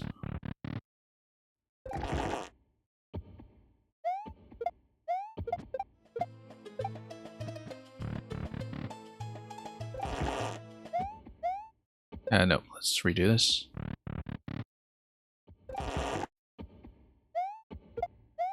No. Yeah, I'm going to have all this momentum coming towards the first shell. Maybe I should use that to my advantage. I don't think it looks deceptively easy. I think this trick looks exactly like what it is, and you know, there are plenty of streamers who are quite good at this stuff, and they can make it look easy, but it's not really civilian material. Although it has, of course, been vastly popularized as a skill set by Kaizo streamers like Pooh. So certainly I think the general public's awareness of how to do things like shell jumps is substantially higher than it used to be just a few years ago. You have a lot more people in the player pool for this kind of content now, ever since Maker 1, so... yeah, it's definitely a vastly expanded skill set, but still pretty far into the expert zone. Nope. Juggled that by mistake. We still got shells wiggling here. Let's restart.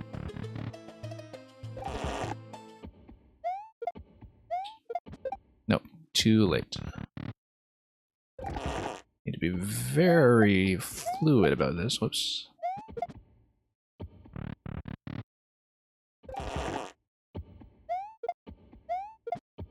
Nope.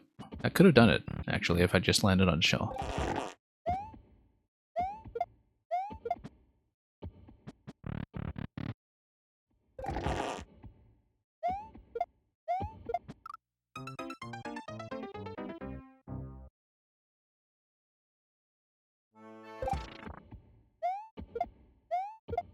Nope.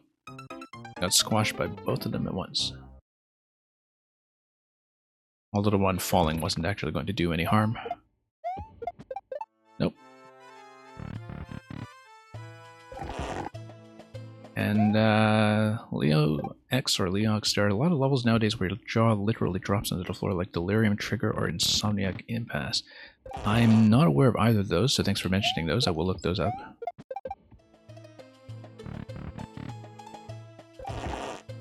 Yeah, I haven't kept up with a lot of Kaizo streamers recently.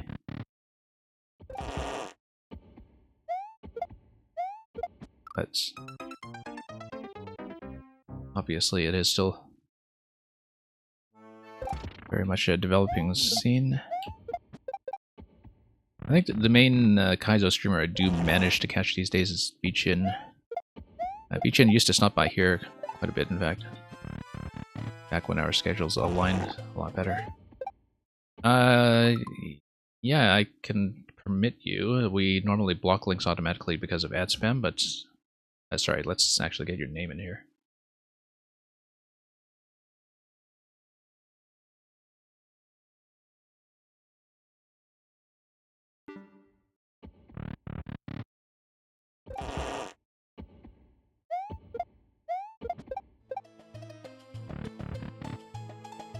Strange Crab? Yeah, I've come across Strange Crab before. Once again, you know, my stream times and my Twitch watching times don't tend to line up that well with people these days. But Yeah, so thank you for linking that. I'm not going to watch it right now on stream, obviously, but I will take a look at that afterwards. Thanks for recommending it.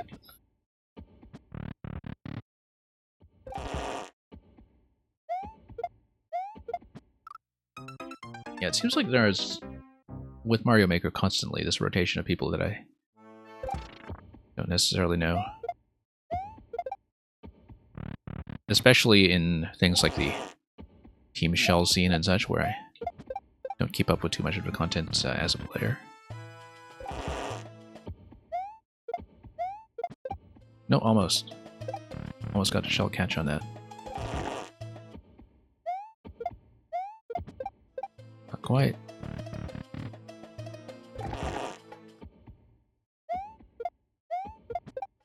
Nope. Yeah, too far forward on the throw. That's still too far forward on throw, but I do need to kind of jump into the throw immediately, I think.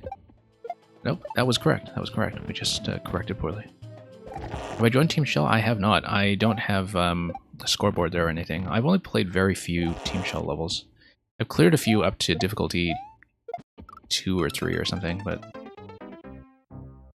I'm not really much of a Shells player. I enjoy what I've played of it, it's just that it's not really my technical skill set. And I haven't practiced it much in the past year. And because mostly on the stream we've been playing things like puzzles and various gimmick levels. Whoops, got the catch again. And yeah, we do have people send me shell levels from time to time that I do practice on a bit, whether I clear them or not.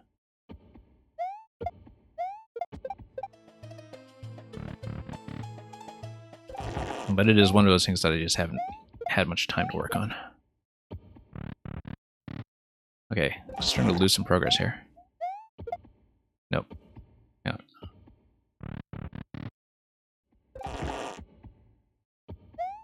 You're telling me Doom Bongo is a great Kaizo creator? Yeah. Kaizo-like creator. I feel like I have come across their levels before.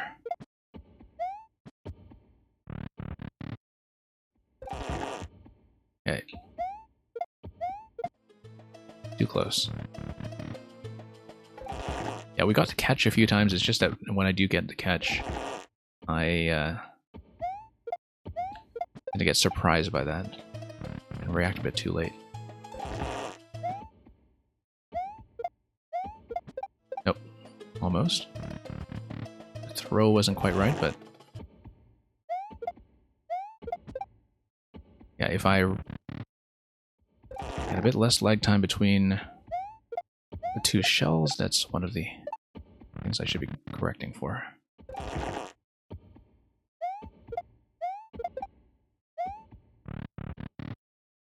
Yeah, people in the hard Kaizo scene only play with clear videos. I can see why that's the case.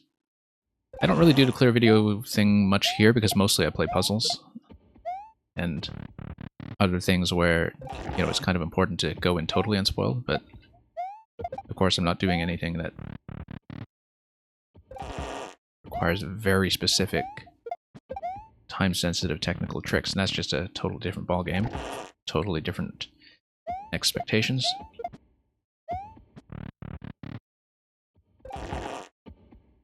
Oops. Let's keep entering the door. Yeah, it tells you how far off the diagonal on my D-pad I really am. Whoops. And I'm starting to get some accidental throws here. Hang on.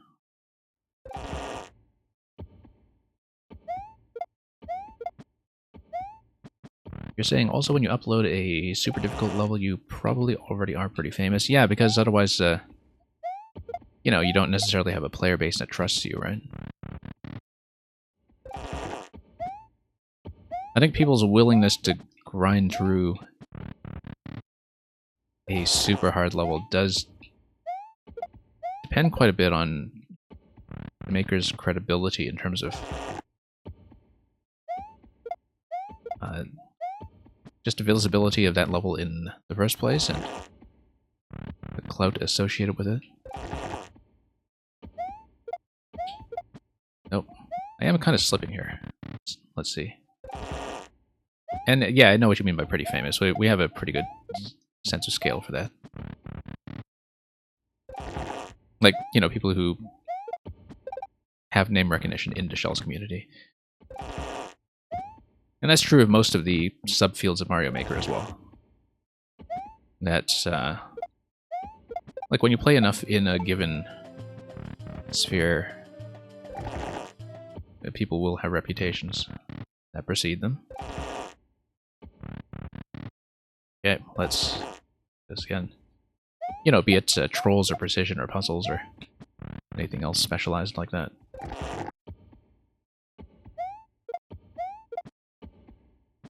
Or music levels, for instance. Okay, yeah, I've caught shells so many times at this point, it's just that often I'm out of position when I do actually manage to obtain it.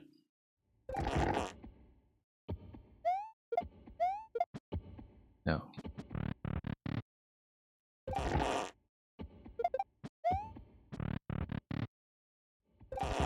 Yeah.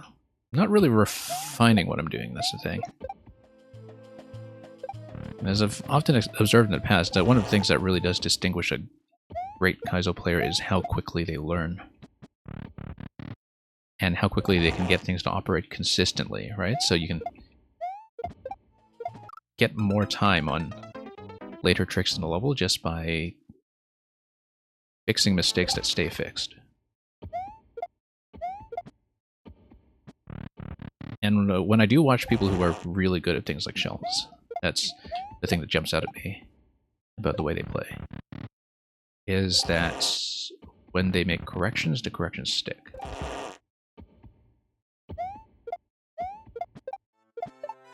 Okay, let's check for that block. Let's check for that block.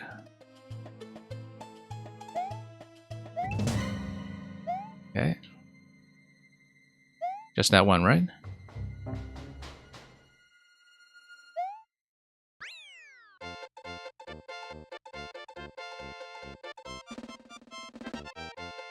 Anyway, thank you for all the Kaizo insights to keep me company while we just banged against that repeatedly. And speaking of banging against things repeatedly, thank you as well to both Supernova and Terminator for advising me of that block, because yes, I totally would have gunned it there if I had not been warned of that. But hey, we got it. Got it. And we learned a few things in the process, so yeah, glad I finally managed to get that done and join the club of the 36,000 clears that are already registered on this and have been since the game first came out, nearly 3 years ago. Wow, it really has been that long when it comes to the lifespan of Maker 2. Anyway, this has been a very productive stream. Quite a big one today. And thank you everybody for coming by, including the big crew that came in with the Zero Planes raid much earlier. Thank you for anybody who stayed in and lurked. And yeah, we have some kind of Shell Jump Club card. I don't know if it entitles me to any particular discount. Anyway, thank you so much for all the levels today, whether you made them or whether you suggested them. We had a lot of suggested levels, in fact. And this went quite well. So we will be going back to Kirby and the Forgotten Land during all the weekday streams in the coming week. And I don't know how much of 100% I'll be doing on the stream, but we have been doing 100% of all of the worlds I've seen so far, so we'll try to make that happen as best as I can. And then Mario Maker will still be returning on a fairly regular basis, including on this viewer level stream most weekends. Hopefully every weekend, but sometimes things happen. With that said, I will be scanning around for a raid to send you all off to at this hour, which is much closer to what my ending times used to be like last year. And thank you so much for watching. Thank you everyone for coming by. And until we see you next time, fare thee well.